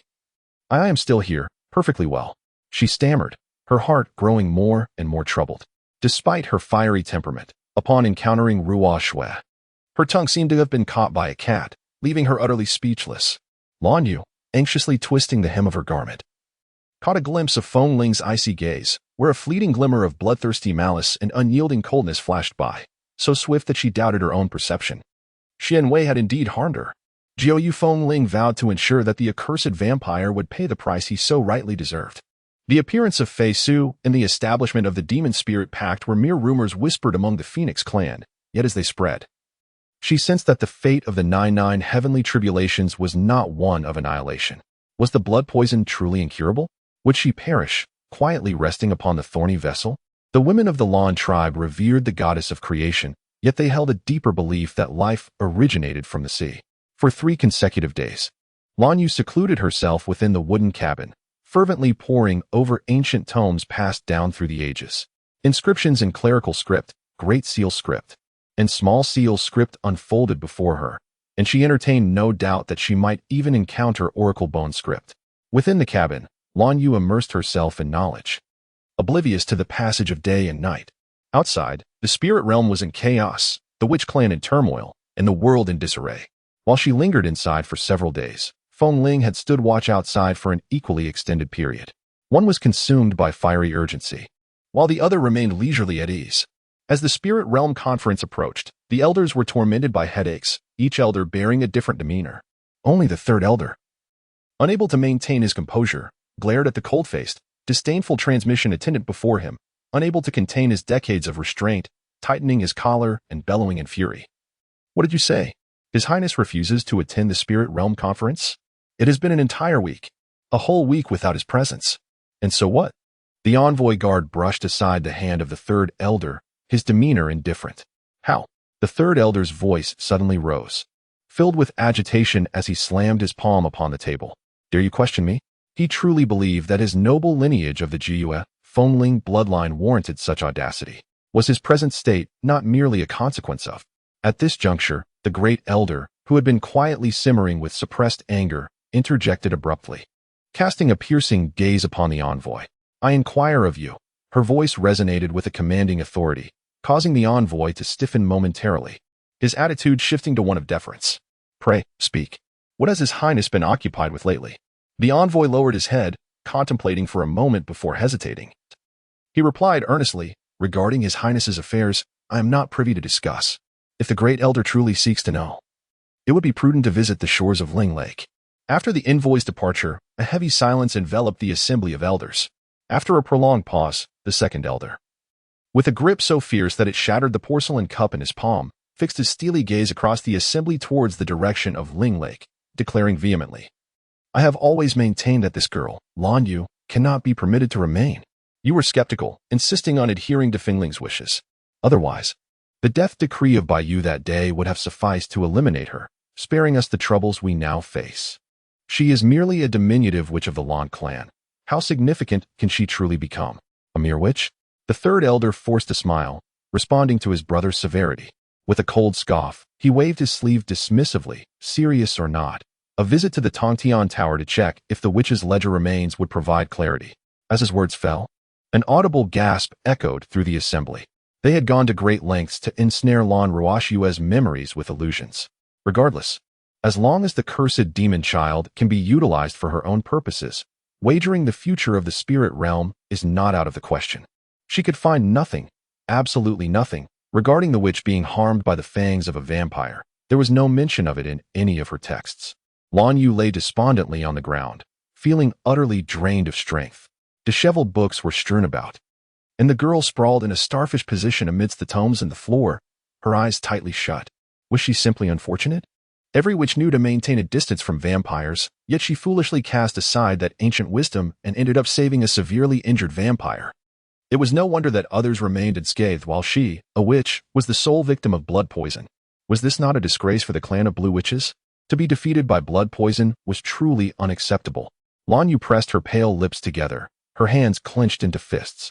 Suddenly, she opened her eyes wide. The wooden patterns on the ceiling seemed to stretch indefinitely, the grain dancing vibrantly before her gaze. It depicted the rings of a millennia-old tree, ultimately chosen to be the dwelling of witches. How legendary! She pouted, about to close her eyes again when a sudden spark of inspiration ignited in her mind. Speaking of legends, what could be more legendary than the witch's manuscript? How could she have been so dull as to forget about it in her moment of chaos? This was a legendary work within the witching community. Unlike any other records found elsewhere, the witch's manuscript was unique. It was said that the book possessed a remarkable autonomy. For those with sincere intentions are destined to find it. Merely holding the book would lead to the revelation of any confusion. Although she had been instructed by Xian Wei to retrieve the witch's manuscript for Feng Ling, she had never actually read it herself. Suddenly, she recalled how Feng Ling had come to know that her true identity was Ruoxue. ever since she had presented him with the book. It had not taken long for him to uncover her origins. Thus, it seemed that the witch's journal had unveiled the entire truth to him. She wondered what insights she might glean from reading this book herself. The more Lanyu pondered, the more exhilarated she became. And without a moment's hesitation or consideration of the consequences, she hastily wiped her face, flung open the door to the wooden cabin, and made her way towards the Tower of Heaven. At that moment, Feng Ling was engrossed in scribbling on a piece of parchment when he suddenly heard the creak of the door. A slender figure stumbled out, rushing past him towards the west. Lanyu, Feng Ling called out, lifting his gaze, his smile as radiant as a peach blossom in early spring, breathtakingly beautiful. Ruoxue? What are you doing here? Lanyu replied, somewhat bewildered, gazing at him in confusion. Feng Ling raised the parchment in his hand, his smile incandescent. I have come to assist you. You wish to uncover the secrets of the Castle of Death, do you not? Allow me to enlighten you. You know why the Castle of Death has appeared in Phoenix City? His tone was casual, yet Lanyu felt a surge of dread as she calculated the implications. Her expression abruptly shifted. Jiuyu Feng Ling, why didn't you mention this sooner? The number of souls. The recent disappearances in Phoenix City add up to precisely that figure. For the first time, Lanyu felt an uncontrollable rage boiling within her. What good does it do to say anything? Can you truly prevent it? Feng Ling, somewhat vexed, raised an eyebrow and crossed his arms. Speaking with solemnity, the alliance between the Blood Clan and the Spirit Clan aims to amalgamate their powers to thwart this impending calamity. Alas, it is too late. The tribulation will descend at midnight tonight.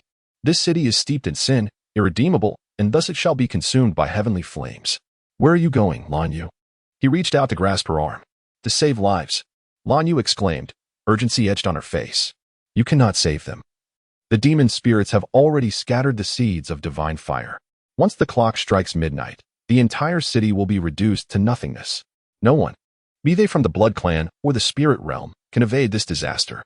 Do not leave. Stay by my side, and I shall protect you. Just remain within the wooden cabin. Even if the world outside collapses, I shall shield you. Lanyu followed his gaze to the heavens, where amidst the cerulean sky, ominous, dark clouds loomed in the distance, bearing an indescribable ferocity, as if intent on engulfing all. Both the Spirit Realm and the Blood Clan sensed the approach of the tribulation. Have you not noticed the streets? Even in daylight, the blood-sucking bats are still searching. They seek a haven from the impending doom, as do the elders of the Spirit Realm. At this juncture, a deeper mockery flickered in Feng Ling's eyes. What elder council? They merely wish to exploit my spiritual power to escape the tribulation. It is no wonder that so many anomalies have arisen lately, large bats emerging. Flying phantoms urging her to sign a demon spirit contract, and the red-clad demons, thought lost for centuries, resurfacing. All of it is a consequence of the approaching tribulation. Is this how it all ends? All her efforts, risking her life and striving to uncover the secrets of the Castle of Death, were so easily unraveled by Feng Ling.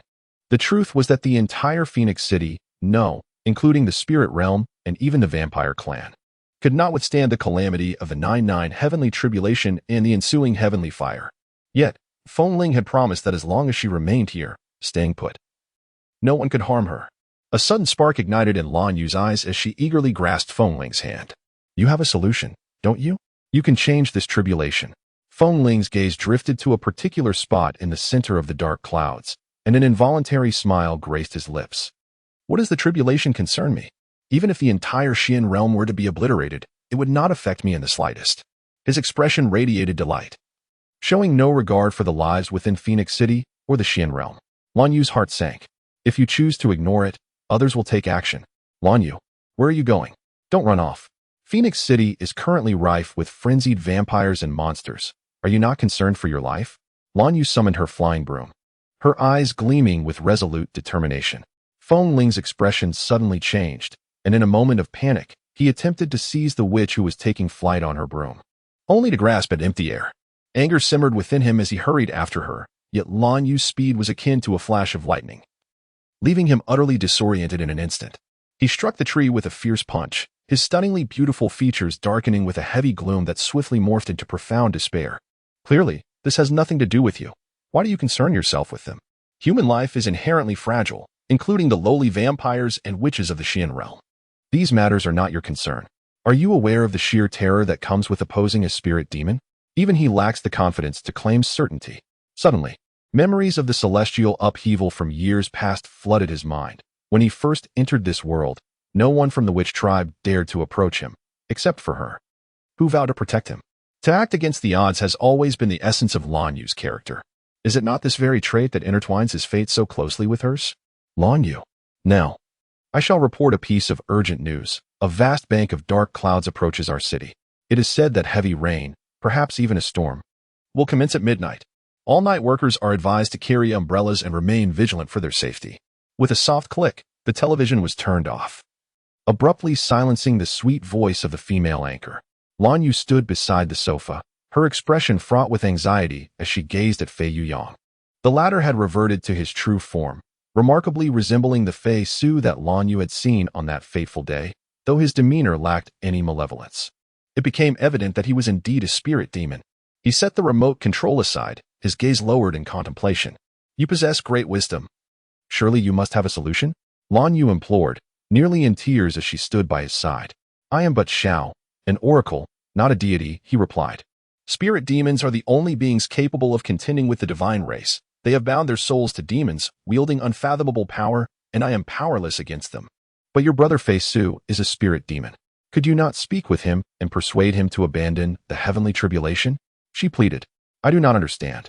Why would he seek the destruction of the Phoenix City in the mystical realm when all seems well? Fei Shui has already forged a contract with the spirit, thus ceasing to be a member of the Chun clan, nor my brother. Are you not aware that the actions of spirits are inherently enigmatic? Moreover, should the heavenly tribulation successfully commence, it would gather countless souls to enhance its own power, ultimately aiming to dominate the entire world. Fei Yuyang's voice was laden with gravity. The ominous clouds described by the television broadcaster are, in fact, the vengeful spirits generated during the heavenly tribulation. When that vast expanse of dark clouds looms over the ancient city of Phoenix, this city will vanish into an abyss of silence. That is the most terrifying prospect. Are you suggesting that this situation is beyond redemption? Lan Yu's face turned ashen, her eyes wide with horror as she gazed at Fei Yuyang, who lifted her gaze, her probing eyes sweeping over Lan Yu before releasing a soft sigh. Lan Yu, have you forgotten the prophecy I laid forth? The salvation of Lan Yu, change, whether attainable or not, does not rest solely in my hands, but rather in yours. Me? How could that be possible? I am merely an ordinary witch. She had always led such a mundane life. How could she possibly alter the course of the heavenly tribulation? Not to mention the immensely powerful spirit. Even a mere lowly vampire could easily crush her. Was Fei Yuyang jesting with her? Yet this just was far from amusing. Amidst her growing anxiety, Fei Yuyang's voice seemed to carry an indescribable reassurance, gently resonating in her ears. You must believe in your capabilities. She caressed Lan Yu's head, speaking earnestly. Sometimes sheer force is not the sole means to alter one's circumstances. In this world, there are myriad elements far more significant than brute strength. I do not comprehend. Rather than flailing about like a headless fly, it would be more prudent to take a moment to reflect on what you have yet to accomplish. The mission of the Blue Clan has rested heavily upon your shoulders for so long. Have you truly fulfilled it? Sometimes, mere appearances of action do not equate to actual deeds. Have you lived for yourself? Indeed, to live for oneself.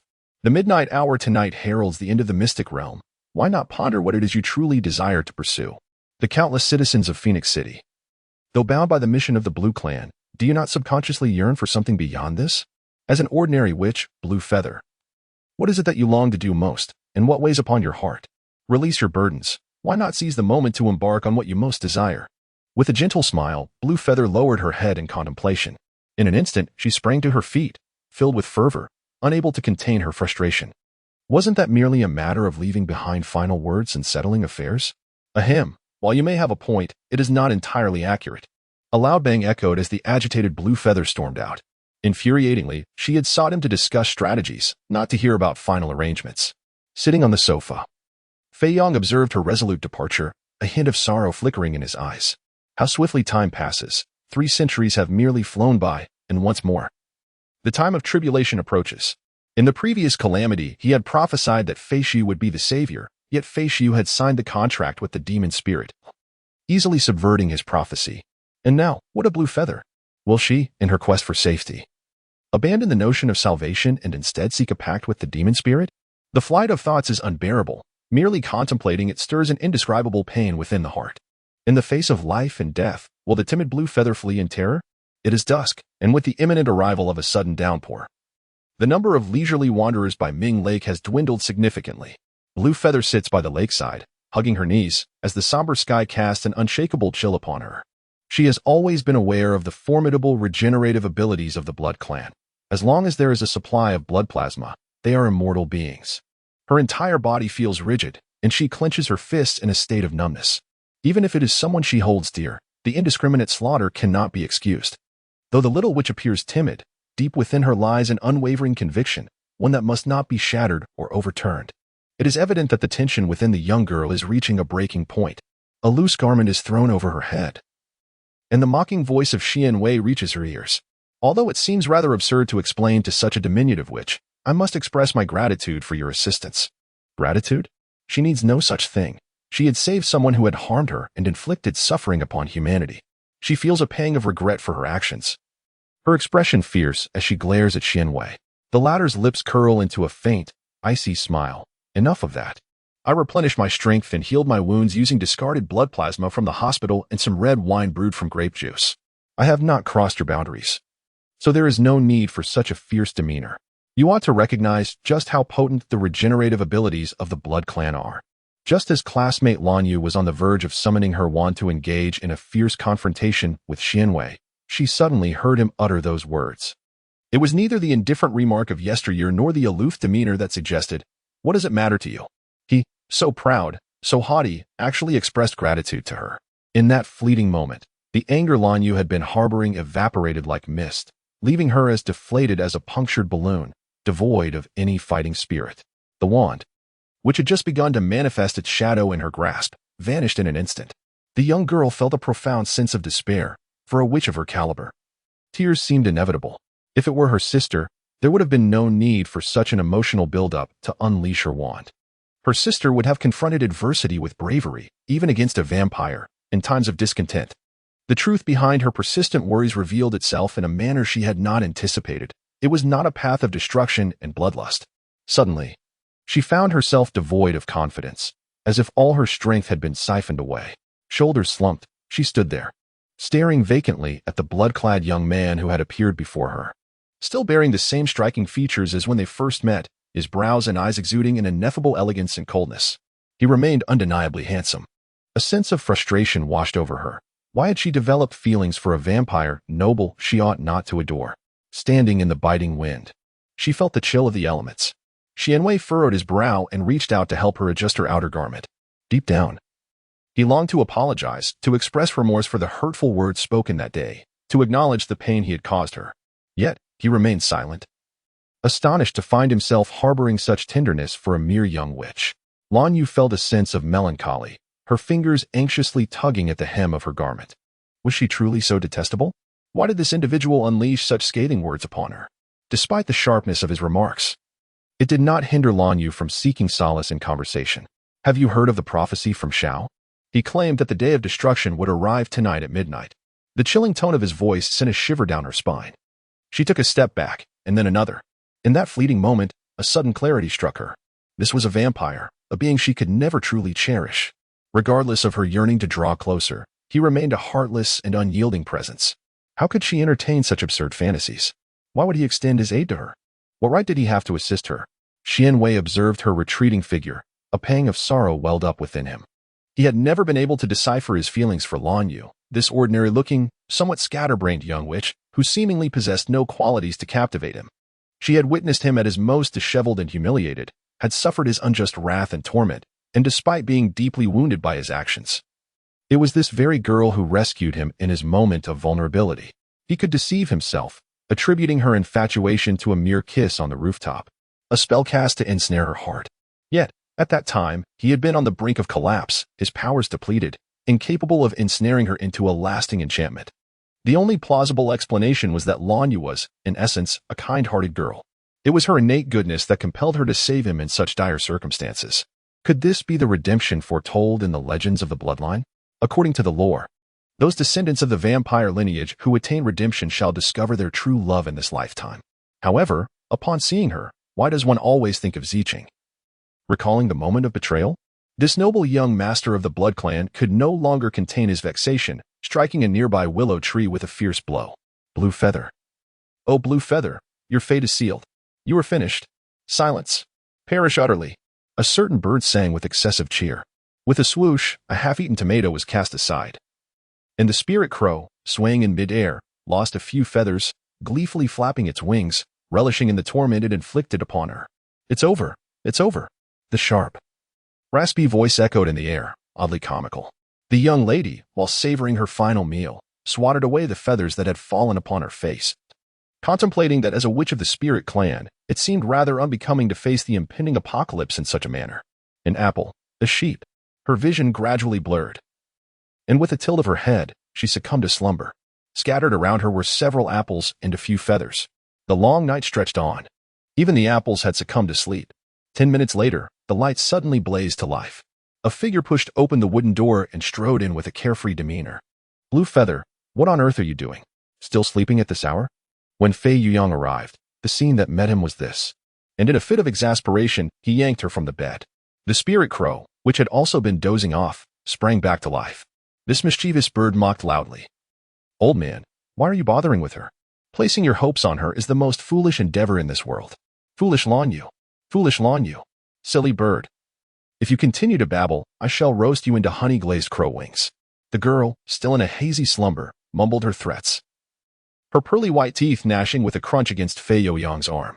Outside the window, a handsome visage flashed by, accompanied by a light chuckle from a man. His heartstrings relaxed, and the pain in his hand slowly registered in his mind. A piercing scream suddenly pierced the sky. Lawn you little pup. Hiss, hiss, hiss. It hurt him terribly. Poor Fei Yuyang cradled her hand, gazing furiously at the girl Lawn Yu, who was rubbing her eyes and sleepily greeting her. Oh, dear tutor. You've come to wander in paradise too. It's quite lovely here. Isn't it? Goodness gracious, what a big-headed fool you are. What time do you think it is? And you're still asleep? Fei Yuyang, clutching her wound, was nearly driven to madness. Just moments ago, someone was in such a rush, and now. After only a brief interval, she had the audacity to sleep so soundly. The girl stifled a yawn and earnestly countered, Tutor, what else can one do if not sleep? She was unaware of her own capabilities. Was she to flounder about like a headless fly? It was far better to take a nap. Trusting that when the boat reached the bridge, it would naturally align. Ah, if heaven had tasked her with saving the world. She couldn't possibly perish without having made an effort first. She exhibited such an optimistic spirit, yet upon hearing this, Fei Youyang's expression darkened. How have I taught you? What can you do? Of course, you must identify problems and then resolve them. Oh heavens, is this truly the person destined to save the world? If given the chance. Fei Yuyang truly wishes to weep uncontrollably, gazing sorrowfully yet brightly at the heavens from a 45-degree angle. With a soft whoosh, a shimmering mirror-like image of water suddenly appeared before the two. Fei Yuyang, feeling exasperated, exclaimed, Do you see clearly? This is the broken sky mirror. Broken sky mirror. Lawn Yu gasped in astonishment. The broken sky mirror is a reflection that only the most powerful oracle can conjure. Through this reflection, one can vaguely glimpse the future. Such oracles are few and far between in this world. And the broken sky mirror requires a level of spiritual power so high that only a select few can cultivate it, rendering it a mythical entity. To her surprise, the mentor had concealed such a treasure, revealing it only now. Truly, one cannot underestimate the cunning of the elderly. It is shameless, indeed. The young girl, with a dismissive air, stared intently at Fei Yuyang, who felt somewhat guilty under her gaze. With a effade of bravado, she retorted, What are you staring at? Look at the mirror. This is the first and last time. If we miss this, we will never understand how the cataclysm of 19 days came to be or how it vanished. How will you save the world then? Umph. The girl waved her hand nonchalantly, appearing unconcerned. Yet, this truly is an extraordinary artifact. She gazed greedily at it, but the more she looked, the more alarmed she became. The once crescent-shaped curve of her brows suddenly widened. Her brow furrowed tightly, her eyes fixed unblinkingly on the image. Within the vision, messages from the Castle of Death flickered, spreading silently like a dark virus. The people of Phoenix City embarked on a quest to find the Castle of Death, yet one after another. They vanished within its ominous walls. Everyone believed that the missing individuals had vanished within the ancient fortress of Caesar, including her, who had been deceived into the castle by the enigmatic force. Yet she distinctly observed these individuals entering the ancestral stronghold of the Healer family, which was originally intended for a union with the Blood Clan. In her mind, the vivid image from that day emerged, one that Feng Ling had deliberately obscured. Blood was spattered everywhere. This detail had inexplicably slipped her mind. What were they plotting? Was the true purpose of the alliance between the Blood Clan and the Spirit Clan merely to confront this impending calamity? Feng Ling, a remarkably astute individual, was acutely aware of their initiation of forbidden spells, yet chose to suppress this matter in silence. It was evident that she had been cognizant of the healer family's conspiracy from the outset, thus exuding confidence. However, why did they feign friendliness? Engaging in pretentious negotiations and drafting contracts? Something within her mind was leaping, striving to break free from the confines of her thoughts, unveiling all conspiracies to the world. Yet, she could not grasp it. Nothing came to her. The young girl felt her breath catch in her throat, suddenly realizing one crucial point. They were employing forbidden spells, clearly intent on obliterating this city.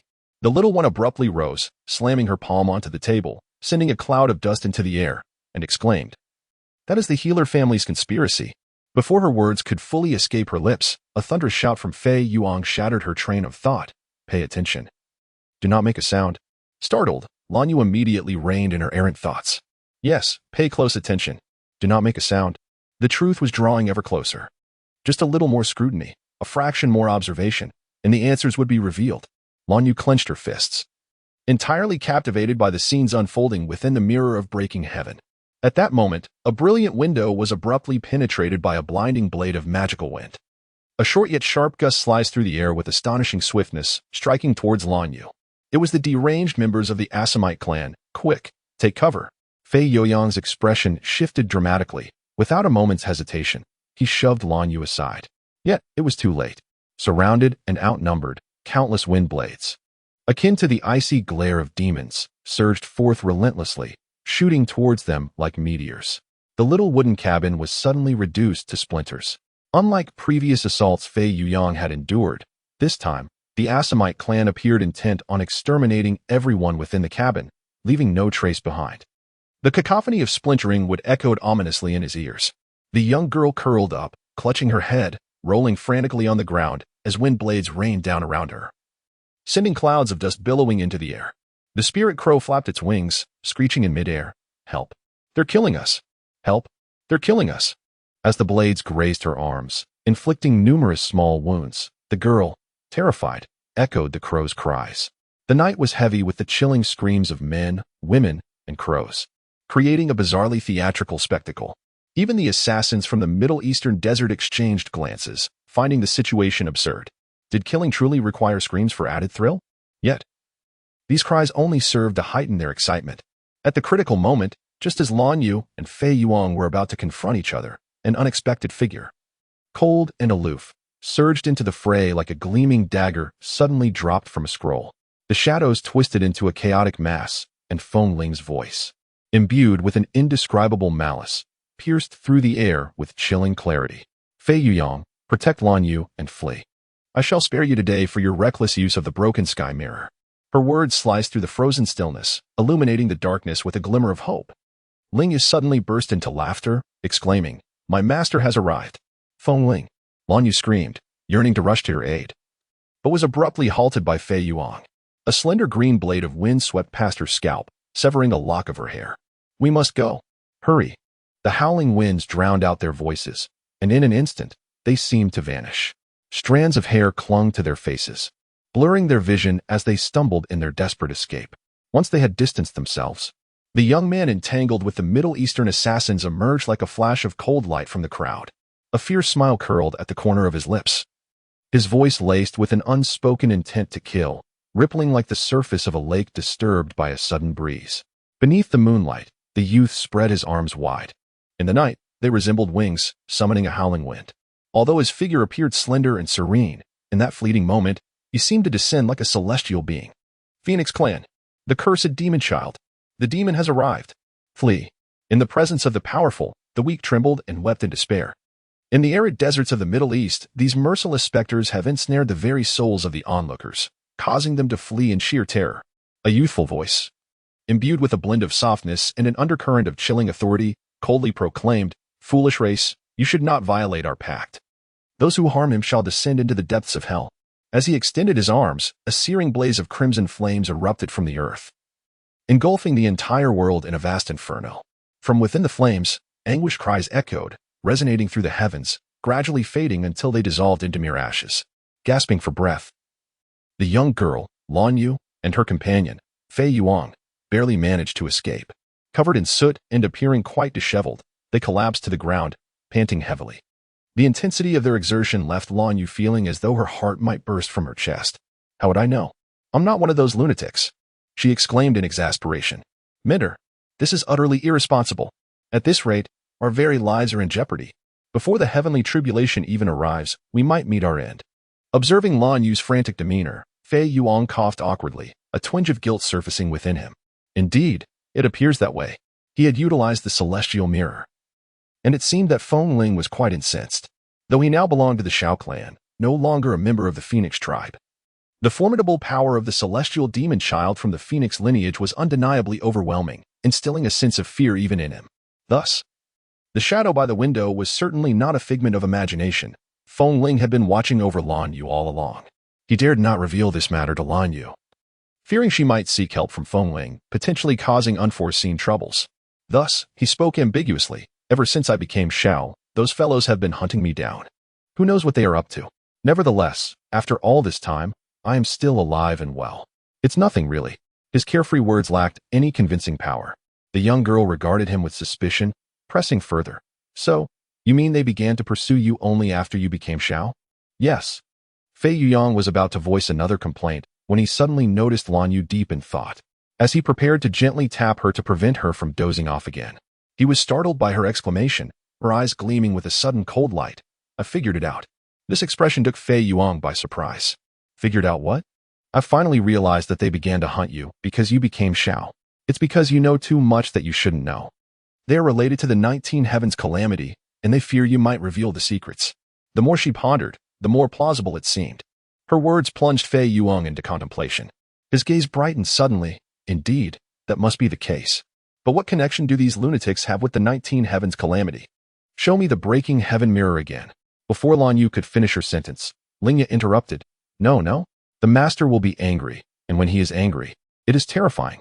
The breaking heaven mirror is something that should not exist within the realms of fairness.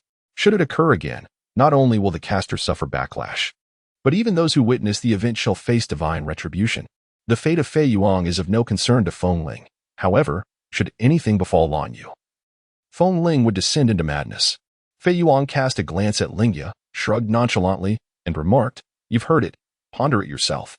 Just now, I have shown you nearly everything. The girl's ethereal voice gradually resonated as two blood-red shards of jade annihilated the city and resurrected a woman. Who was that woman? I do not know. Xian Wei? Upon seeing the newcomer, Lan Yu gasped in astonishment. Even though she was acutely aware that this was not a moment for sentimental musings, she could not help but feel a pang of sorrow. The one she cherished was so close, yet his joy was not for her. His heart belonged to his sister, Xian Ziqing. Even in his dreams, his thoughts were consumed by Xian Ziqing. Despite her resolve to forget, she found herself ensnared in turmoil. Lan Yu's fist clenched tightly, her nails digging into her palm. As if only through this sharp pain could she stave off tears. She lowered her gaze, unwilling to behold the visage that brought her such sorrow. Yet, Xian Wei's melodious voice continued to drift into her ears. Only the Helen which could compel a demon spirit to go to such lengths, risking everything to resurrect her. She is the author of the witch's manuscript, proficient not only in magic but also in potions. She has conjured many enigmatic spells and healed countless ailments, making her the most legendary figure among witches. Surely, the demon spirit and the witch have no connection. Why then would they seek to revive her? Disturbing the repose of the deceased is strictly forbidden. Observing the little girl's agitation, Fei Yuang remarked, I comprehend the source of your indignation. It stems from your past experience in the witch's magical class, where you nearly resurrected the dead using forbidden spells and were sentenced to a year of toilet cleaning. Such an embarrassing episode was now laid bare under the sun, causing the girl's face to flush crimson to the very roots of her ears. Xian Wei's lips curled into a subtle smile, casting a fleeting glance at Lan Yu. How could it be unrelated? The demonic spirits dwell in darkness, cursed by the divine. They seek to harness the magnificent magic of the Helen Witch to save themselves. The resurrected witch will become a dark sorceress, forsaking her guardianship of humanity. How do you know all this? This is a grand scheme involving not only the Heller family, but also our bloodline and your spirit clan. Ostensibly, Our purpose is to visit the ancient castle of the Heller family to discuss the marriage alliance between our two clans. However, it is also because we are both intrigued by how far those demonic spirits are willing to go, having sacrificed so many lives. Lan Yu's heart tightened gradually. Yet how can you remain so detached? The cataclysm of 19 days is a calamity that brings untold suffering to living beings. This calamity has historically obliterated entire races. Now, it is humanity facing annihilation. Since it does not concern the bloodline or the spirit clan, why should we intervene? His demeanor was so composed. A string within Lan Yu's mind suddenly snapped. The truth is indeed this way.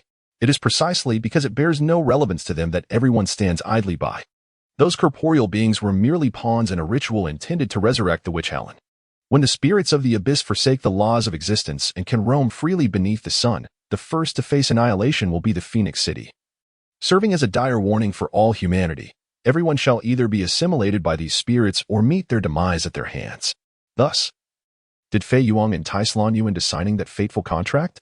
By binding herself, the witch ceases to be the guardian of humankind. Henceforth, in a world ruled by malevolent spirits, there shall be no light, no love, and none of the exquisite emotions that grace our mortal existence. Humanity will vanish entirely from this realm. Lan Yu's heart raced, pounding painfully within her chest. Xian Wei smirked coldly, remarking, in truth, humanity is doomed. And this has nothing to do with the Blood Clan. Yet again, that same refrain, as Lan Yu and Fei Yuang exchanged fierce glares, both on high alert. He fixed his bright gaze upon her and stated earnestly, however, you saved my life. The Blood Clan prides itself on being gentlemanly and will not allow the maiden who redeemed them to recklessly face danger. Therefore, if this is your desire, I shall assist you in thwarting this calamity. Once uttered, his words seemed to set the gears of fate in motion, turning slowly yet inexorably. Time slips away, and we must act swiftly. To be precise, we have less than 5 hours remaining. A map materialized before Lan Yu and Fei Yuang. Based on the shattered jade she glimpsed, if I am not mistaken, it should be the Blood Clan's Bat Blood Jade, as well as the skeletal magic blood jade from the castle of the red-cloaked witch. These two jade pieces were once used by the Helen Witch to suppress the vampire clan and the spirit tribe, serving as soul-stabilizing pendants. However, they were shattered and scattered across these two locations. Xian Wei, clad in a silver-white battle garment, delicately pointed his slender, pale fingers at the map, causing a faint glow to emanate. These clandestine legends were known only to him, a young master of the vampire lineage. Even Fei Yuang could not articulate them. The exquisite map left Lan Yu astounded. If it were her, she would struggle to recall even a complete incantation, let alone conjure such a hastily drawn map of Phoenix City from thin air. The young girl was utterly captivated, but she could only listen as Xian Wei calmly stated, you must seize the soul-stabilizing pendant before the spirit tribe acts. Their contract is not merely to assimilate you, it serves to buy time. The red-clad witch has already signed a contract with the spirit tribe, and the skeleton demon blood jade should be in their possession. As for the bat blood jade, even if they seek it, it will not be an easy task. Fei Yuang was momentarily bewildered by his lengthy discourse and instinctively blurted out, what should we do now? Xian Wei coldly glanced at her, his voice chilling. What do you think? Poor Fei Yuang was left feeling disheartened. Lan Yu cast a sympathetic glance at her, brimming with vitality and confidence, declaring, it is you who must decide. You and Xian Wei stay here while I retrieve the bat blood jade. You are not alone in this. Xian Wei's golden eyes, in the darkness of the night, appeared almost as black as the void, profound and distant. As he spoke, he suddenly swept Lan Yu into his arms. As her slender fingers brushed against his chest, she could almost detect the distinct and pleasant scent of dragon's saliva emanating from him. As the young girl stood in shock, a soft voice brushed against her ear. I will accompany you to retrieve the bat's blood jade. In that instant, despite the inopportune nature of the moment, Lan Yu felt her heart swell as if a vast expanse of violet blossoms had erupted within her, their blooming resonating like a symphony, filling her with an intoxicating joy. The silvery battle attire shimmered in the pitch-black night like a fleeting ray of light. Lan Yu clung tightly to the strikingly handsome youth beside her, the wind howling past her ears. Time seemed to lose its meaning until she landed gently on solid ground. Xian Wei released her, his expression suddenly grave. Lan Yu was taken aback by the seriousness etched on his face and timidly inquired, what's wrong? It is likely that the demon spirits have already sent someone here. The air is thick with the scent of the Blood Clan. A fierce battle must have occurred moments ago. As he spoke, Xian Wei's demeanor shifted sharply. He swiftly pulled Lan Yu aside. A thunderous explosion echoed as a large hole materialized where she had just stood, smoke still rising from the ground. From above, a strange noise erupted, and countless black bats flapped their wings, rushing towards the two. In the blink of an eye, they were surrounded. At that moment, a radiant crimson glow enveloped Lanyu, and wherever the light touched, the swarm of bats screeched in terror and scattered, dispersing in mere moments. Young Master Xianwei, you have betrayed the Blood Clan. A sinner of the Blood Clan has actually bestowed the first embrace upon a girl of the Spirit Clan. In a moment of desperation, the bats, though silent, emanated a torrent of curses through their mental energy. The cacophony of voices rose and fell, each imbued with fury, envy, or derision, all conveying a shared sense of horror. The swarm of bats circled menacingly, hesitant to approach the petite sorceress with delicate features who stood beside Xianwei. Lanyu gazed at the wand in her hand, which radiated a brilliant red light, her expression one of bewilderment. When had her wand acquired such formidable power? As she pondered this, a group of vampires, appearing in the guise of youthful humans, suddenly emerged from the high ground. Sensing danger, both Xianwei and Lanyu braced themselves. Among the vampires, the leader's icy demeanor transformed into a radiant smile upon spotting Xianwei. Lanyu recognized him as Zhan Wuhan, the elite guardian of the vampire clan. Zhan Wuhan's voice rang out with authority. All guards, stand down. Do you not see? It is young Master Xianwei. A whisper rippled through the crowd. The elder has commanded that anyone who encounters the young master must kill without mercy. In a flash, Zhan Wuhan swept his sleeve, and the traitorous vampire was instantly transformed into a crystal of ice. An impetuous youth, he scratched his head in fury, exclaiming, "You dare betray the young master? Our mission as guardians is to protect him. It was already a grave error that we failed to arrive in time during the elder's ambush. How can you utter such treasonous words?" Xianwei narrowed his eyes, coldly regarding them, utterly distrustful of their claims, his grip tightening around the gleaming, cold blade of his sword. Only Zhan Wuhan stood tall and full of vitality, executing a standard military salute with a resounding voice. "What does the young master require of the guard? We would sacrifice our very lives to fulfill it." The dim light of the heavens bore a hue of crimson peril. Xuanwei's handsome visage, within the vast castle, radiated an unwavering resolve akin to steel. All awaited his command. Perhaps a fleeting moment, or an eternity akin to a century, yet he uttered not a single word. The youth, elevated upon that pinnacle, knelt partially, his eyes glimmering with unwavering loyalty and trust, poised for any directive from their young master. Even Lanyu, filled with impatience, gently tugged at Xuanwei's sleeve. The latter, with a flicker of a smile at the corner of his mouth, delivered a chilling remark that fell like glacial ice. "I do not trust you." The ranks of the guard, including all the youthful warriors gathered, who had just fervently welcomed their young master, were struck by disbelief at such a proclamation. The countenances of the youths turned ashen, as if doused with a cascade of icy water. Zhan Wuhan lowered his head, the earlier exuberance abruptly replaced by an ineffable sorrow. He felt a profound sense of helplessness and confusion, his voice faltering like a once blazing flame extinguished in an instant, murmuring, I am deeply sorry, my lord. I have caused you distress. I shall take my leave." In that moment, the once vibrant black robes of the guard transformed into a somber shade of melancholy. Lanyu was suddenly reminded of the time spent in the castle of the Blood Clan, where these youths had once laughed with radiant joy, caring for him as if he were their own brother. They found joy in countless trivial matters, and in turn, she too was touched by their happiness. Their sorrow over Xuanwei's distrust resonated with her, as she seemed to grasp their grief. Among this group of youths whose emotions were transparently etched upon their faces, she firmly believed they had never betrayed Xianwei. They did not deserve such punishment. In a moment of impulsiveness, she could not help but grasp Xuanwei's hand, softly declaring, "I trust them." At the sound of her words, a faint glimmer reignited in the youth's eyes, dispelling the pall of despair that had enveloped them. Zhan Wuhan, the commander of the guards, immediately regained his composure and proclaimed, "Thank you, my lady. Even the gods of the Blood Clan would bless such a kind-hearted girl as you. Regardless of whether the young master still trusts us, we shall steadfastly remain by his side, safeguarding his safety. Whether or not you believe, we are the most loyal of guards. Once, we were mere descendants of the Blood Clan devoid of faith. Had it not been for you, who lifted us from the mire of self-pity, we would still be floundering in the muck. You have bestowed upon us a new lease on life, and we shall achieve everything for you with our blood, without a hint of regret." As they spoke, the young guards vanished like a wisp of smoke from the vantage point. This spirited band of charming guards demonstrated their loyalty through their actions. Shortly thereafter, a series of low, muffled grunts echoed. In the direction from which the smoke had dissipated, dark-gloved hands tightened around silver weapons, infiltrating the lurking vampires sent by the elders. Poised to strike, Zhang Wuhan was acutely aware of the young master's desire for the Blood Clan's Bat Blood Gem.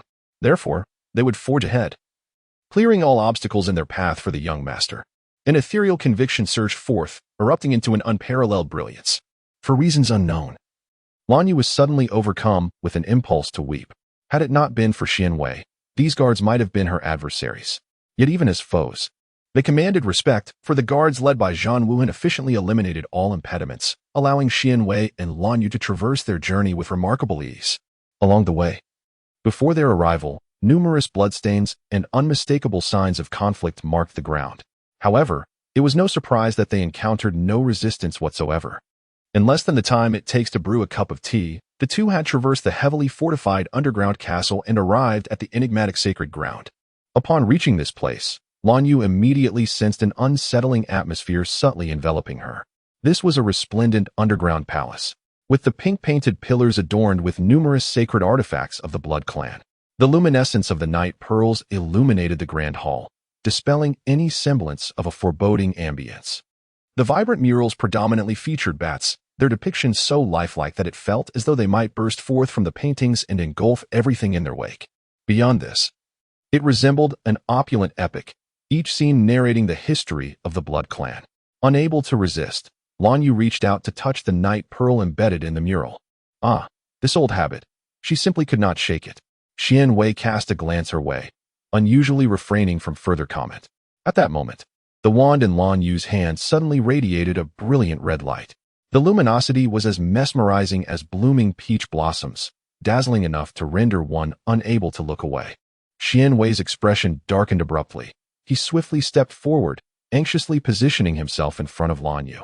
Yet, before he could advance, the luminous pearl that Lan Yu had touched emitted a captivating glow. Lan Yu was entirely enveloped by it, her stunningly beautiful visage flickering in the air like a mirage. A sudden jolt coursed through her, akin to being struck by lightning, leaving her feeling unwell, as if she had swallowed a fly. The adversary, seemingly in good spirits, gazed at her with glistening, watery eyes that sparkled with a seductive charm, holding a golden letter in hand, and said with a melodic laugh, "My dear witch, it is a pleasure to see you again."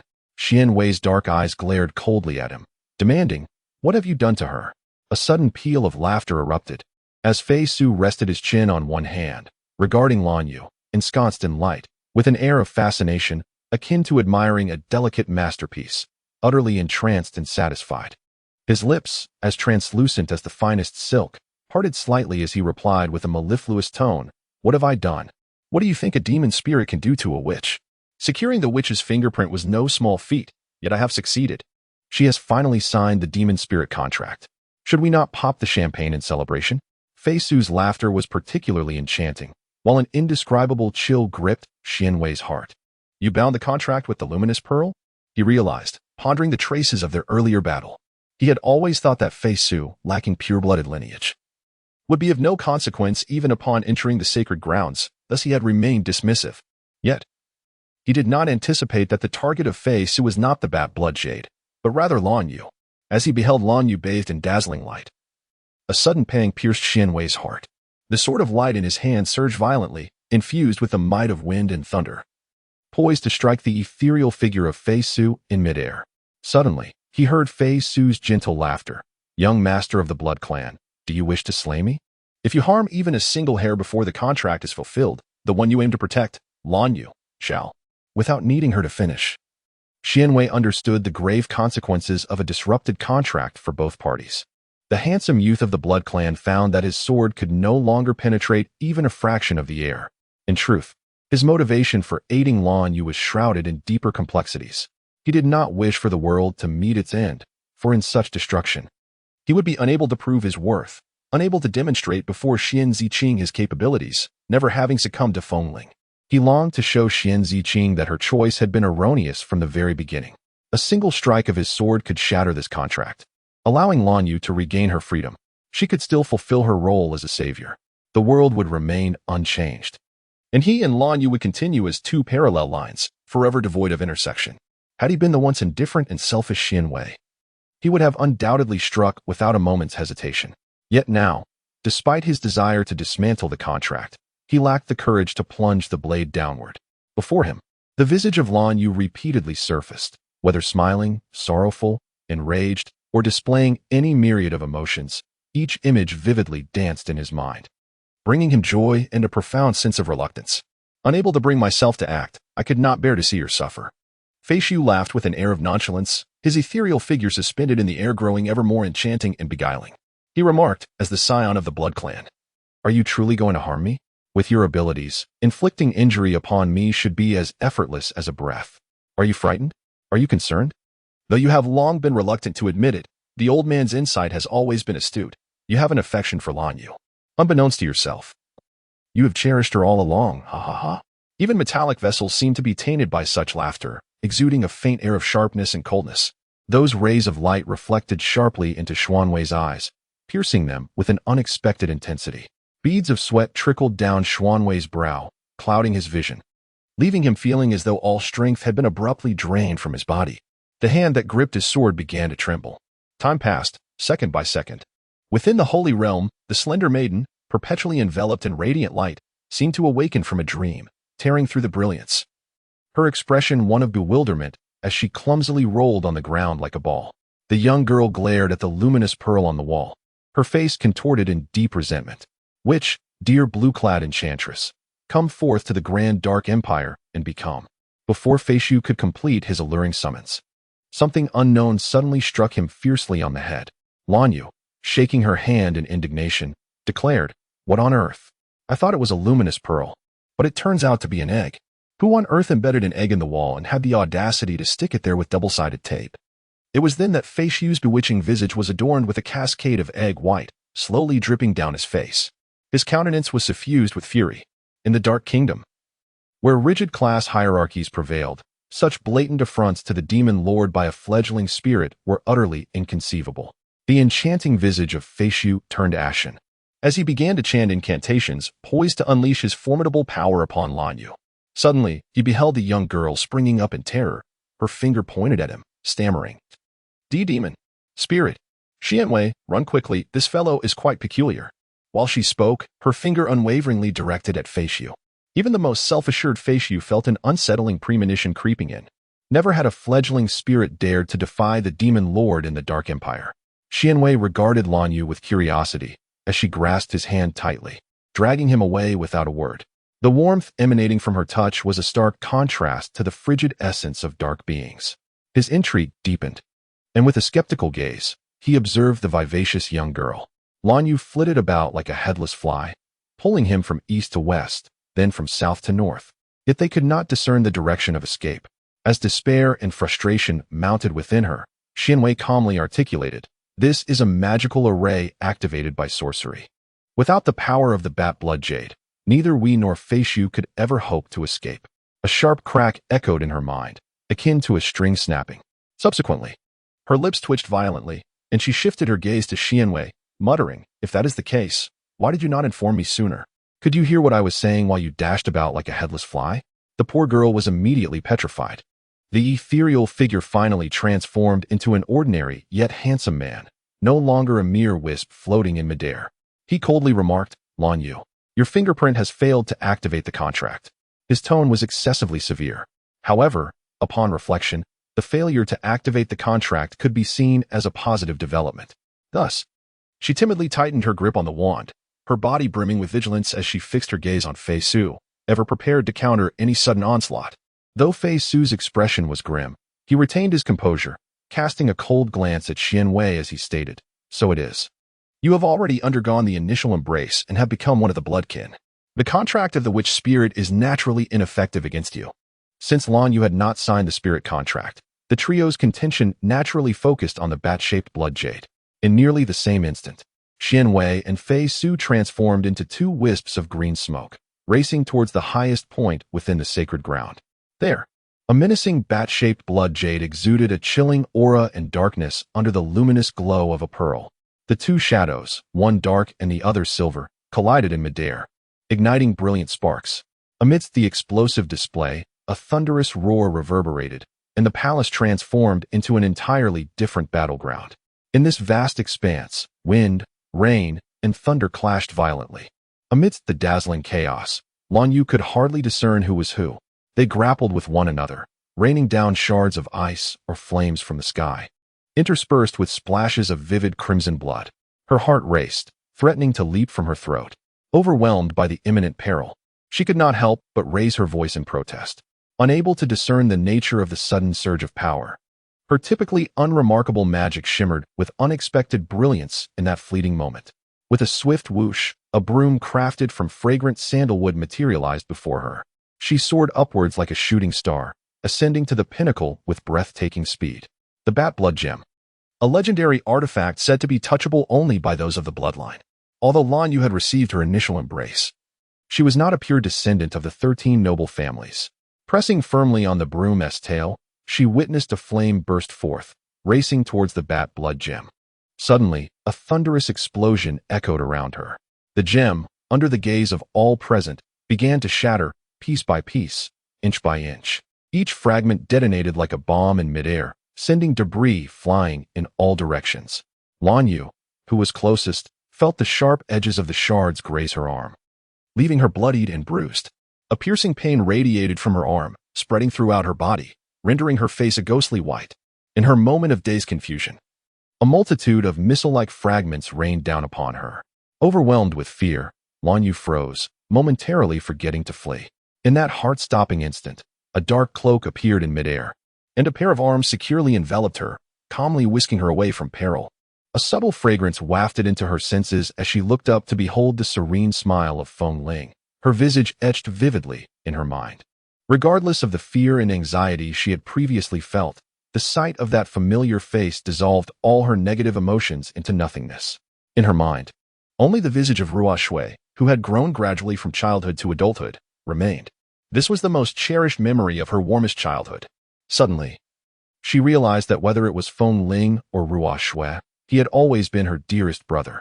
Feng Ling, clad in a black cloak, unfurled his mantle with a flourish, causing fragments to explode into countless sparks, producing a terrifying sound, yet not harming either of them in the slightest.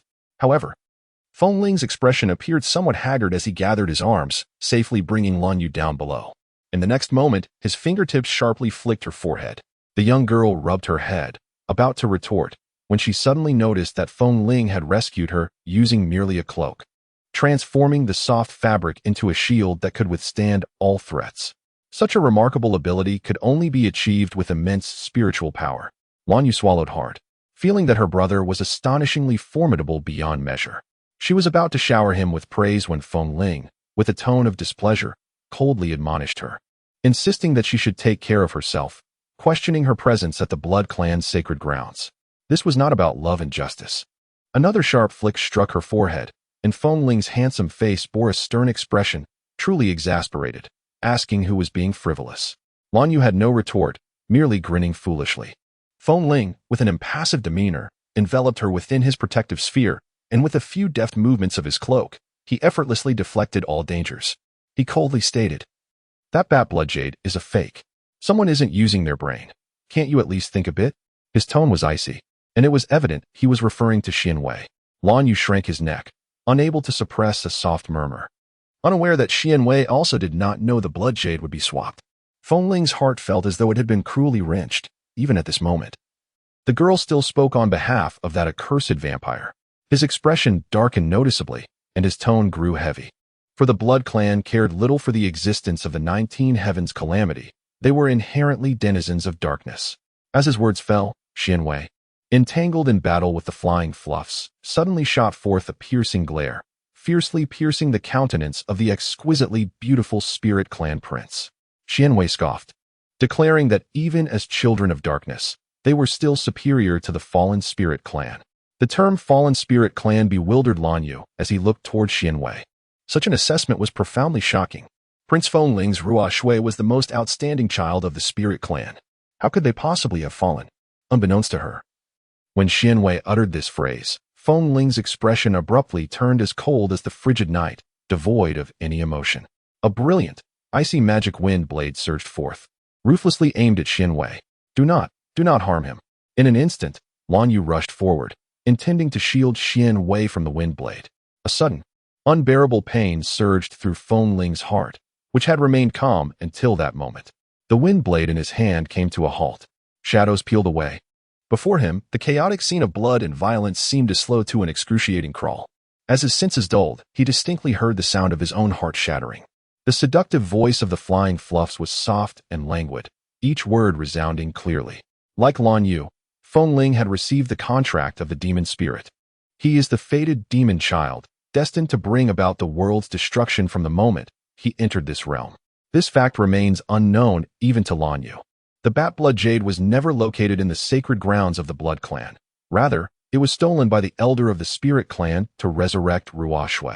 Although he is the fated demon child, he is undeniably the most powerful individual of the Spirit Clan. Losing him would mean the Spirit Clan forfeits its capacity to contend against the Blood Clan. Thus, the Spirit Clan has been so meticulously plotting to revive Ruo Shui. Consequently, the sacred grounds have been left with a counterfeit Blood Jade, while the true one lies embedded in the very marrow of Feng Ling's forehead. For the sake of Lan Yu, he is reluctant to sever ties with the Spirit Clan. However, if even the last remaining individual were to abandon him, he would be at a loss regarding his significance within the Spirit Clan. Xin Wei refers to him as a fallen member of the Spirit Clan. Indeed, his identity is that of a fallen child. Is such an identity loathed? Has he finally been rejected by the one he cherishes the most?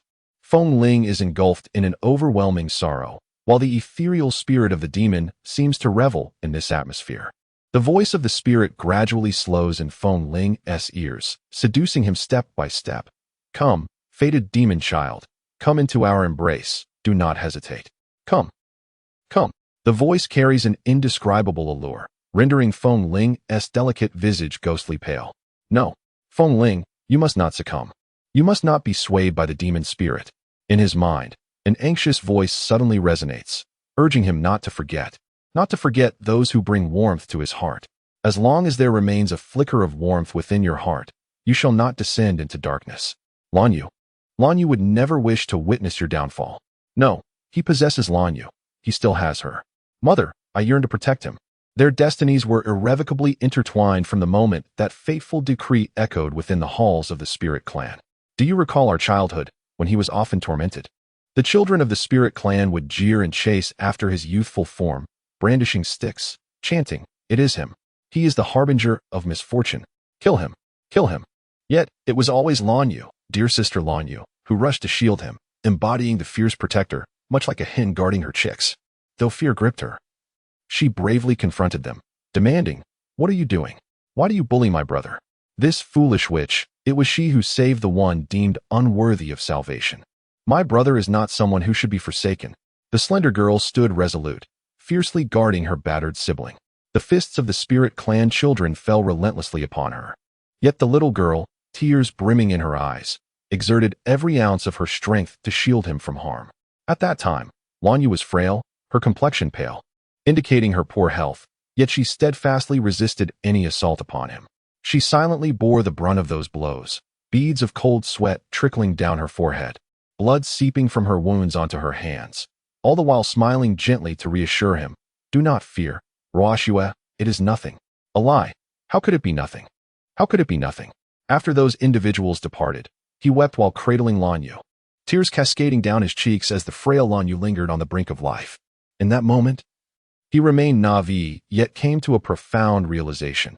In this world, aside from his sister, no one else cared for him. "Sister, one day, those who hurt you shall find themselves consigned to the depths of hell by my own hand." He sobbed, his face drenched in tears. Yet his eyes sparkled with a cruelty that belied his tender years. Unconscious from pain, Lan Yu remained oblivious to the curse uttered. "Sister, one day, those who harm you shall be sent to hell by me." Feng Ling's fists clenched tighter with each passing moment, his form gradually becoming indistinct. The sluggish Lan Yu finally perceived his distress and grasped his hand tightly, urgently calling out, "Feng Ling, what is wrong? Please, do not fall silent, do not ignore me. What has happened to you?" Overwhelmed with excitement, he could not suppress his raucous laughter. "Ha ha ha, shout all you wish, even if your voice breaks. It will be of no consequence. Your Prince Feng Ling has succumbed entirely to darkness, and soon, This world shall face utter ruin.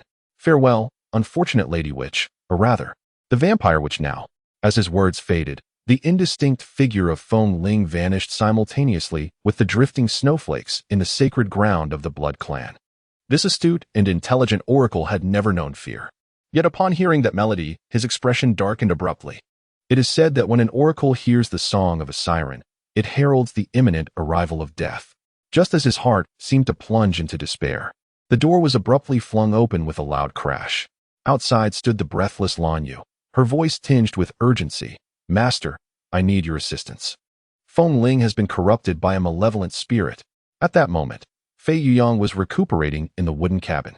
Upon hearing such shocking news from Lan Yu, the cup in his hand clattered to the ground, rolling twice before drenching his robe in water.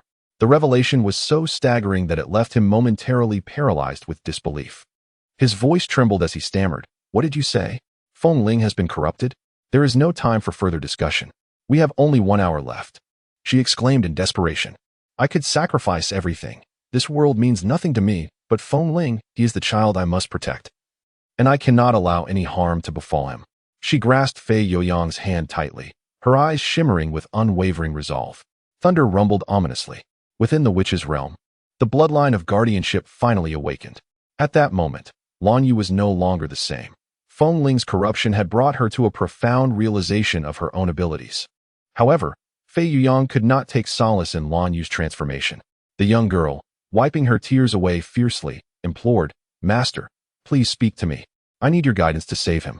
Heavy rain lashed against her cheeks, each drop flowing down to nearly obscure her vision, yet within her eyes, a fierce flame continued to burn brightly. "Mentor, I require your assistance. Mentor, I require your assistance. Mentor, I require your assistance." His fists clenched tightly, nails digging into his palms. He parted his lips, struggling to speak, yet ultimately exhaling a deep sigh of resignation. "I am sorry." "What did you say?" "You said I am sorry. What does that mean?" Lan Yu stood momentarily stunned, unable to believe her ears, gripping his hand tightly as she endeavored to muster a smile, desperately seeking to uncover that her mentor was not powerless. He must have a solution. Surely there was a way. Phoenix City, shrouded in an impenetrable fog, was engulfed in surging dark clouds, swiftly obscuring the entire sky. The black mist roared and howled, its sound growing louder and more piercing. Beneath the earth, it felt as if countless demons were entwined, on the verge of bursting forth from the ground. Was it truly over? Had everything come to an end? A single tear fell, splashing onto her feet. Tears flowed abundantly, pouring forth as she could no longer contain herself, cradling her head and weeping uncontrollably. Once, there was a child who called her sister. In her darkest, most helpless moments, he was her only companion. She had lost him once. Must she endure the agony of losing him again? And in such a wretched manner? The young girl raised her tear-filled eyes and, to her astonishment, beheld Xian Wei, bloodied and battered, advancing through the storm. He held a sword in one hand and gently placed the other upon Lan Yu's shoulder, silently offering solace for her pain and sorrow. In a gentle voice, he said, "Do not weep. I have already helped you obliterate that skull blood jade belonging to the High family. As long as you shatter the bat blood jade on him, everything will return to normal." The young girl sobbed, "Is there still time? Can I stop him?" "If you wish, everything is indeed possible." "Xian Wei." She gazed at him through her tear-streaked eyes, seeing her own sorrow reflected in his. She had never once relinquished hope for Feng Ling. With an encouraging smile, Xian Wei urged her, "Go forth and do what you must." The crystal magic array burst forth, blooming like a crimson lotus, while Lan Yu's shadow within it grew fainter and fainter. In that fleeting moment, Xian Wei longed to embrace her tightly. Yet, the shouts of the demon spirits, clamoring for battle, echoed in his ears. As he watched the girl's silhouette in the crystal magic array fade away, he finally gripped his sword, a melancholic smile gracing his face. "If I hold you close, I cannot protect you. If I wield my sword, I cannot embrace you. Lan Yu, take care. I will strive to survive until the day we meet again." With a thunderous roar, he unleashed a cry that reverberated through the heavens, intimidating the swarm of demon spirits from the High family. From his shoulders, black wings unfurled, and the sword light pierced the night, capable of shattering all darkness. The wind raged and danced. Lan Yu ran and ran, oblivious to where she was being cast, her sole focus being to save Feng Ling. Such an innocent child. She could not bear for him to be tainted by any bloodshed. If given the choice, she would prefer to be his sister, residing eternally in the witch's wooden cottage. Free from wounds and pain, living a life of tranquility. Tears cascaded down her cheeks uncontrollably. Rushiwe, do not fear, your sister will rescue you, liberating you from such a dark abyss. The grave flowed, and the sky grew dim. The demons stirred, their wails resonating like a tempest, echoing for miles. When Lan Yu arrived, she beheld Feng Ling's piercing, elongated eyes, devoid of emotion, gazing upon her with a fierce and indifferent wrath. The savior witch, you have finally arrived. Feng Ling. They claimed that she could not bear to harm her. How could it be? Just a mere little witch. At that moment, Feng Ling had transformed into someone utterly unrecognizable to Lan Yu. Wiping away her tears, Lan Yu felt no anger at the rebuff. She attempted to grasp Feng Ling's hand, but the latter stepped back, parting her lips to utter two words, "Demon arise." The demons beneath the ground seemed to awaken, emerging one by one, their fragmented voices amplifying gradually until they crescendoed into a cataclysmic roar, sweeping across everything, as if a nightmare had been resurrected, with skeletal remains surging forth from the depths. Beware! Just as the skeletal army was about to engulf Lan Yu, a partially feathered crow rushed forward, having faithfully followed her, providing unwavering protection. In that moment, its charge averted Lan Yu from being torn apart by the skeletal warriors. A troublesome entity. Feng Lingen's voice dripped with a chilling curse, her gaze as frigid as ice. With a swift gesture, the crow before her was instantly engulfed in flames. The spirit crow. Lan Yu recognized the creature that Ruoxue had bestowed upon her. And just as she was about to rush forward, she heard the anguished cry of the flaming spirit crow, warning her to stay away. Lan Yu, my master. This is phoenix fire. To touch it would mean certain immolation. You must not come near me. If you do, you too shall perish. Lan Yu's heart felt as though it had been ruthlessly crushed. Memories of her time spent with the spirit crow flooded her mind. Why had it saved her? Why? At this critical moment, did it refuse her touch? Tears streamed down her face uncontrollably. She cried out, desperate to extinguish the flames engulfing the crow with water. Yet the featherless creature fought with all its might to keep her at bay. The blood that flowed from its wounds began to ignite, and in a comical yet heartbreaking manner, it flapped its wings in vain, its voice a choked whisper. Lan Yu, my master, why are you so stubborn? Do not touch me, you will be harmed. If you are hurt, it will sadden you as well. The pitiful crow staggered, awkwardly evading Lan Yu's reach. How could this pet, which would normally bicker upon seeing her, confront death with such tranquility? Was it not the most fearful of pain, the most terrified of solitude? Her heart ached, struggling to breathe. She recalled its words, Ruoxue has abandoned me, Lan Yu. If you abandon me too, I will be very angry. She remembered it saying, Lan Yu, you are so foolish, truly a fool to the end. She had once plucked its feathers, had harbored such dissatisfaction towards it. Spirit crow. Her tears flowed uncontrollably. How vexing it is, even in death, one cannot find solace. You foolish blue feather. What? Most of the body has already been reduced to ashes, and it finally left the last words unspoken. A sense of inexplicable dread gripped Blue Feather's heart as she helplessly watched the flames within the ashes gradually extinguish. Her voice suddenly vanished, and she could not suppress a sob, a single tear cascading down her cheek. She stumbled forward, her pale, delicate hand brushing against the dust.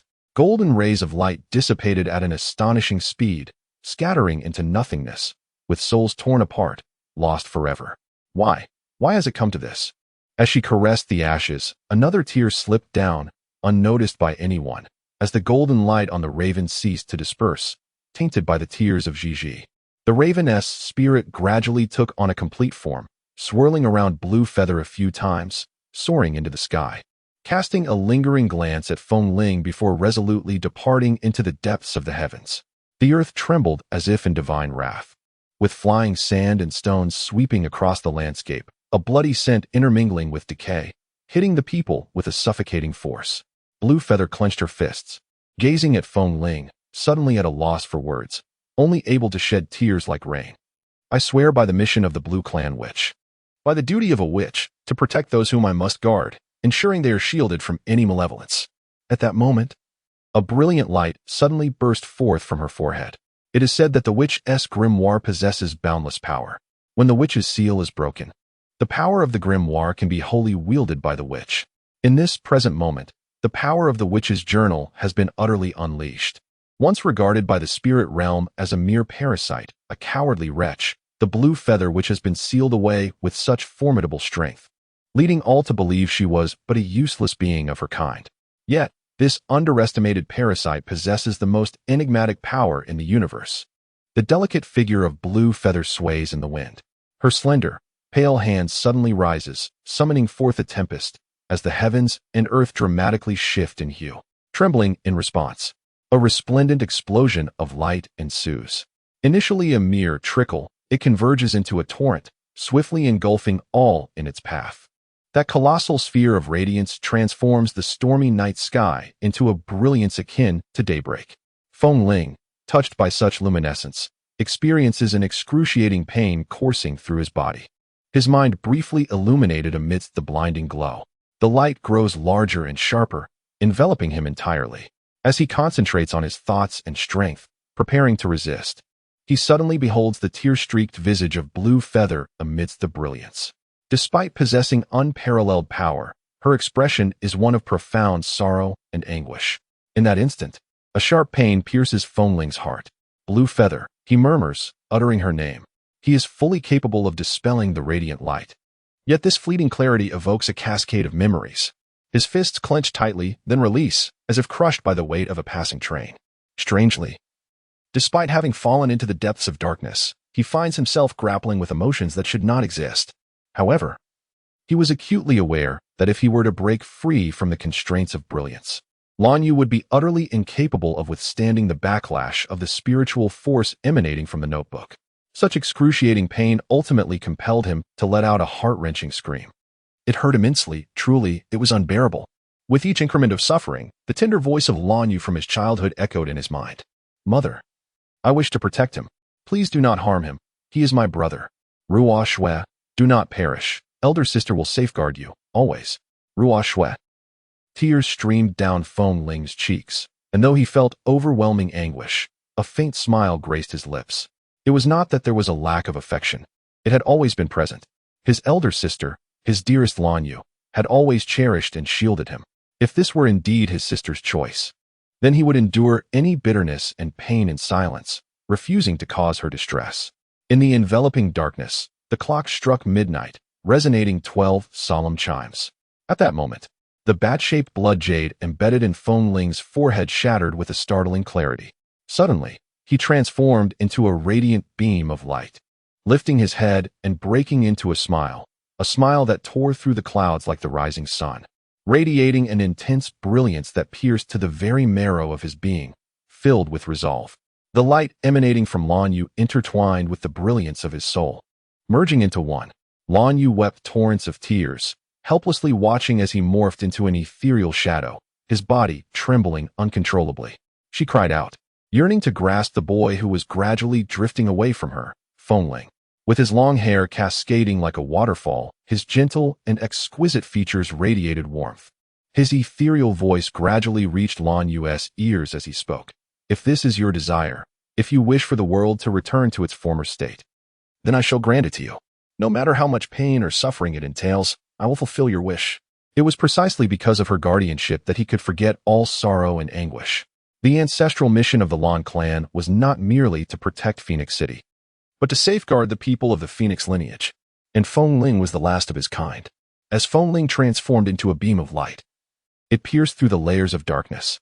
The radiance grew ever brighter, imbued with the powers of kindness, resilience, and love, banishing all shadows and gloom. An inexplicable force surged within every individual in Phoenix City, as if she had suddenly awakened countless beliefs and strengths, thoroughly suppressing the dissipating malevolent fog. It broke free from all constraints, a brilliant light piercing through the clouds and soaring into the heavens. From the depths of darkness came a wretched wail of agony. Oh no! All dark creatures, illuminated by this beam of light, turned to ashes. The entire world seemed to be engulfed in a magnificent conflagration. The power of the Phoenix represents rebirth through fire. This world, due to Lan Yu's protection of Feng Ling and Feng Ling's love for Lan Yu, was completely cleansed of all darkness. Everything came to an end. The black mist dispersed across the night sky, and Phoenix City returned to its former tranquility. Lan Yu, utterly exhausted, collapsed to the ground. Feng Ling, brother. She murmured softly, lying on the ground in a sprawling position, allowing her tears to cascade down drop by drop. Initially, her cries were silent, but in a fleeting moment, she suddenly sat up, unable to contain her grief. Covering her face as she wept aloud, her sorrow unrestrained and ceaseless. The wind was gentle and the moonlight clear. All had come to an end. After enduring a fierce battle, narrowly escaping death, Xianwei's first instinct was to rush to the place where Lan Yu was. He stood in the shadows, observing the weeping Lan Yu, his handsome features devoid of any visible emotion. Yet, the tightly clenched fists betrayed his inner turmoil. It dawned upon him that his love for Lan Yu transcended the anger and resentment he felt towards Xian Ziqing. For as long as Lan Yu cried, he remained steadfastly by her side. The night dew settled upon him, even gracing his brows with droplets. It was not until dawn, when Lan Yu fell into a deep slumber, that he slowly emerged from the darkness to drape a coat over her.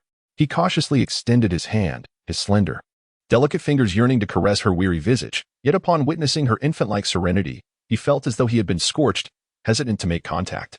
Once, he believed that everything he desired would be his.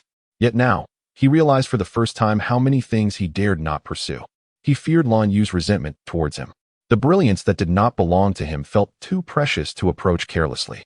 He gazed deeply at Lan Yu and ultimately resolved to depart, his footsteps heavy, the silver-white uniform he wore appearing so solitary and desolate in the morning light. Everything had come to an end. Lan Yu, I love you. I am sorry, yet I cannot utter these words. The epilogue, another day begins. As the sun ascended from the horizon, he rose from his skateboard coffin as scheduled. Clad in a suit of shimmering silver, his robust physique was enveloped in elegance, while his strikingly handsome visage, illuminated by the radiant sunlight, revealed a flawless profile. As a vampire, it was unheard of for one to venture into the light of day. The pale countenance and graceful demeanor that thrived in the darkness, brandishing fangs at unsuspecting prey, formed the entirety of humanity's perception of vampires. Yet, the quintessential traits of a vampire gradually faded within Xianwei. He was an extraordinarily breathtaking vampire, tempered by the passage of time, which subdued his once cold and violent temperament. He cherished the moments at dawn when he would ascend the mountains to bask in the sun's glory, for the girl he once loved was a witch. In the sacred texts of her kind, witches were ethereal guardians of the world. That girl delighted in the gentle rays of the morning sun cascading upon her. While many believed vampires to be formidable and fearsome, few realized that they too could be timid. In the face of true love, he lacked even the courage to fight for it. As the sun broke free from the mountains, the exquisite hues of soft crimson intertwined to paint a new day's palette, bursting forth with vibrant life. A subtle sorrow flickered in his gaze as Xianwei clenched his fists, suppressing the overwhelming emotions that threatened to consume him. Some people and moments, once missed, are lost forever. Regret comes too late for those who fail to notice. Suddenly, a gust carrying a faint metallic scent swept into his nostrils. The bloodkin possess an innate intuition for the scent of blood. A mere trace of this essence would likely be disregarded by humans or other races. Yet for the bloodkin, it is far from trivial. Since the calamity of the 99 heavens, Phoenix City has once again embraced a state of harmonious tranquility. The spirit kin, blood kin, and human kin reside in their respective realms, each following their own trajectories with methodical grace. This scent must be the remnant of blood left behind by a vampire from the blood kin after a night of feasting. With a slight furrow of his dark brow, Xianwei chose not to dwell on it further. A flash of silvery cold light darted from the mountain peak to the valley in the blink of an eye. The swiftness of the blood kin is indeed formidable. Moreover, as the former young master of the blood kin, Xianwei's power has reached unimaginable heights. Since the calamity, the names of Fengling, Xianwei, and Lan Yu have become legendary. Both the blood kin and spirit kin regard these figures, who have rewritten the fate of the heavens, with sincere admiration. Who is this wild girl? Can't you see they are on a date? A petulant voice rose in anger. Fool, can't you tell this is a vampire?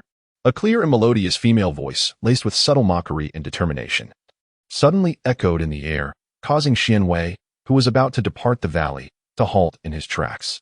It was as if he had heard something that left him astonished. His handsome features revealed a look of surprise, and his right fist clenched repeatedly, veins pulsing with a greenish hue. Lan Yu, is it truly her? Beneath the gentle radiance of the morning sun, a short-haired maiden clad in deer-hide boots stood, her eyes shimmering with brilliance. Delicate fingers gripped an ice-blue longbow, the tips poised with a sharp, glistening arrow aimed directly at a pale-haired youth. If only life could remain as it was at first sight. The girl who once trembled in fear of vampires and could not wield her witchly powers had, in a mere 5 years, blossomed into a formidable demon-slaying maiden. Though fully aware she ought to retreat, he found himself rooted to the spot, utterly enchanted by her clarity. Akin to the dawn itself, all his painstaking efforts to evade her had shattered in an instant. "You troublesome girl, you've finally been caught acting alone," declared the leader, knowing full well she would no longer venture out alone at night, but would surely brave the day by herself. "Let us settle this today." The girl, held captive, elegantly swept aside her cascading waves of hair, a charming smile gracing her lips as she spoke with resolute authority. In the blink of an eye, countless vampires cloaked in black capes materialized around her, baring their bloodthirsty fangs and glaring coldly at Lan Yu. Heavens, how can there be so many vampires all at once? Lan Yu's lips twitched violently, cold sweat breaking out on her palms that clutched the demon-slaying bow. One-on-one, she could be audacious, but against 30, could she possibly escape? "Do you not feel that bullying a solitary little witch tarnishes the reputation of the Blood Clan?" came a voice, cool and detached, echoing from above. Although no one was visible, the strict adherence to hierarchy among the Blood Clan rendered over 30 vampires utterly devoid of resistance, causing them to collapse to their knees. Their foreheads pressed firmly against the ground, trembling uncontrollably. Why have these vampires knelt before her? Lan Yu retracted her enchanted bow, scratching her head in confusion as she gazed at the prostrated vampires, an array of questions bubbling in her mind. Could it be that some seal has been broken, allowing even vampires to feel her pressure? Or perhaps her allure is so profound that it compels even the undead to submit. Yet, wasn't her sister's assertion that her seal occasionally breaks and sometimes reinstates itself? To fully dismantle it, she must continuously hone her abilities. Puzzled, she crouched down, curiously reaching out to touch the foreheads of the kneeling vampires. How could she forget? These beings have no warmth. She could not detect a fever. She chuckled awkwardly. Meanwhile, the vampires kneeling before her glared with fiery eyes, their rage palpable. Were it not for the coercive pressure from the higher echelons compelling them to remain motionless, they would have relished the opportunity to eliminate this insolent girl who dared to disregard the dignity of their kind. "Foolish girl, why do you not depart?"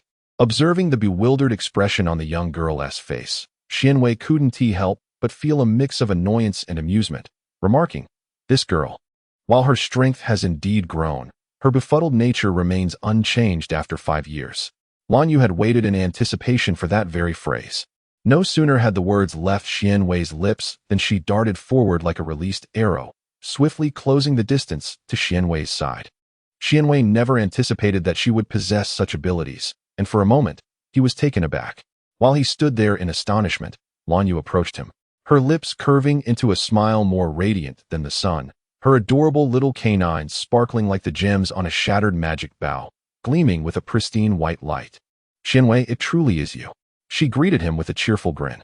Behind her, a voice filled with pride echoed, "After hiding for so many years, do you still wish to evade me? I still owe you a word. Do you not resent me for causing your brother's demise? Has Ruoxue truly perished?" "No, she hasn't." Lan Yu scratched her head in confusion, only to suddenly realize, "Oh right, initially, I too believed Ruoxue was dead. But I forgot that this fellow is a phoenix. A phoenix rises from the ashes, eternally undying. Capturing you here was his scheme." Not far away, a golden-haired youth emerged from the dense branches.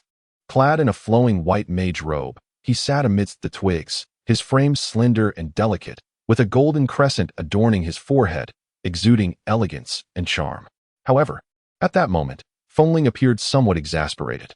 "Xianwei, do not think that because I assisted this foolish girl in locating you, I have come to accept her affection for you. She is still young. Once she matures, she will discern who her true love is."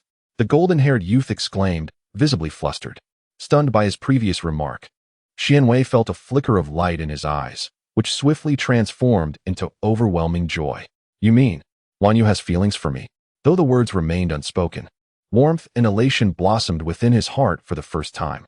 The dawn enveloped the valley in a delicate veil of morning light. With a gentle gaze, the cold and unyielding young master of the Blood Clan, Blue Feather, finally experienced the warmth of happiness in his life. It is said that one who possesses the silver-edged gem shall discover true love. Upon his wrist, that tiny glimmer sparkled as if smiling in the sunlight. The end.